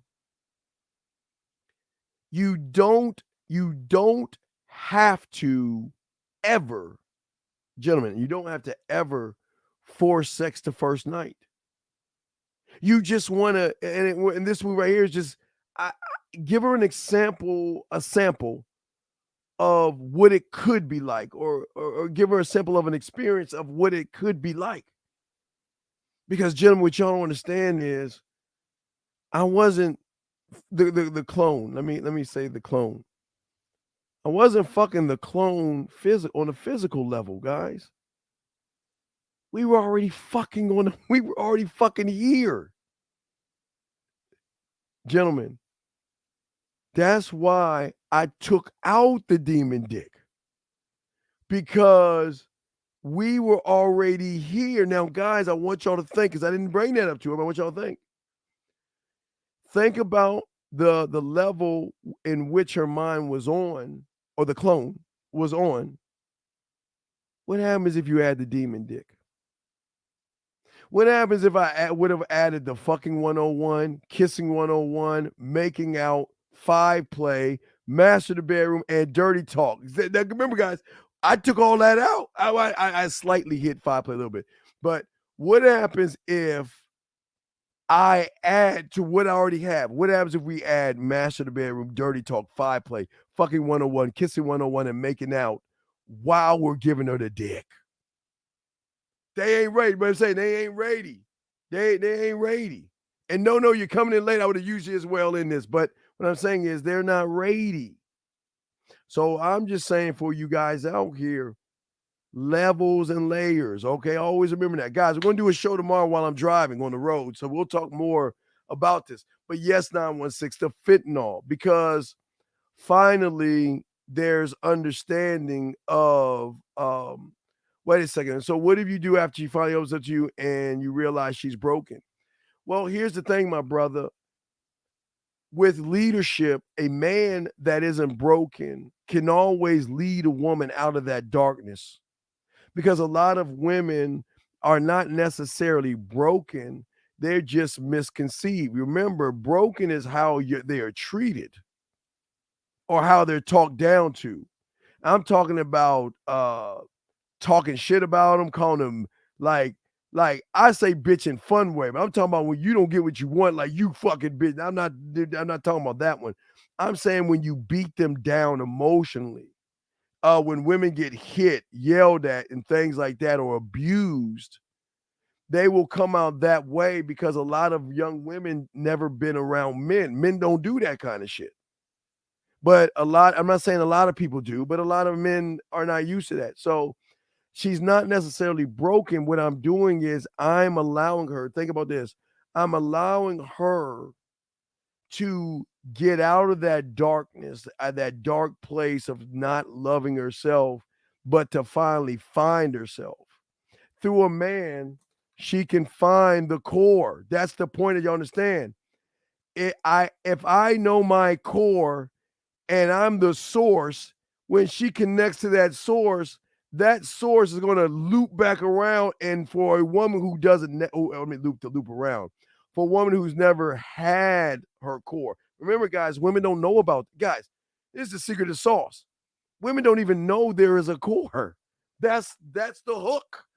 Because we're about to enlighten them on something that they don't understand. That's all I'm saying. So that hopefully I was able to answer that. And shout out to all you guys out there. Guys, we're going to wrap this up, guys. We went long. I wasn't supposed to go this long, but yeah, we're going to do a show tomorrow and stuff like that. But guys, always remember the graveyard. Always remember everybody in there. Thought they had tomorrow coming to them. Live every day like it is your last. But gentlemen, always remember, last thing I remember what I told you. Everything I showed you today was moving up, showing her different and exciting. Different and exciting. That breaks the algorithm. But gentlemen, this is why I tell you guys, these are the secrets that she will follow. She will follow this because she knows she's in good hands with you. She knows that she can tell you things that's on her mind. She knows that she can tell you things that bother her, but she knows you're not going to fix it, but you're going to do the weirdest thing that y'all don't do, and that's listen to what she has to say. Listen to not fix, but listen to understand her better. Ooh, God, y'all, I could go on for that, but I'm gonna slow it down. But we want to make sure we listen to what she's saying, but not listen to fix. And that's where we go wrong. Because I'm trying to teach you to listen to get understanding, to understand her point of view, because that's all she knows. But if you listen to what she's saying, you're trying to fix what she's saying, then you're totally ignoring everything she's saying because you're trying to solve something that is really meaningful to her that she's trying to share to you. But see, guys, therein is another level of sex right there as well. Listening to understand, but not listening to fix. Guys, I can go on. Oh, guys, if y'all want to know, man, just let me know.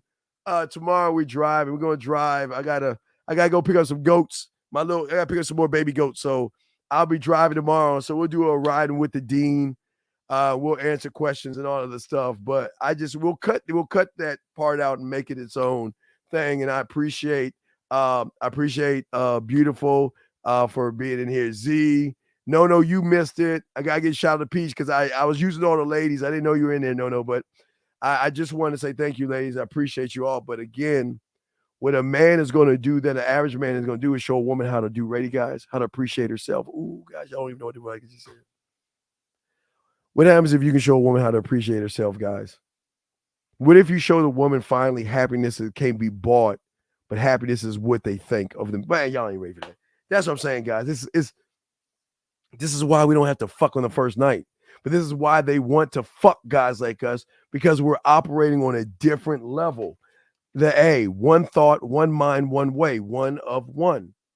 And you want her closing her eyes at the end of the day saying, what the fuck just happened?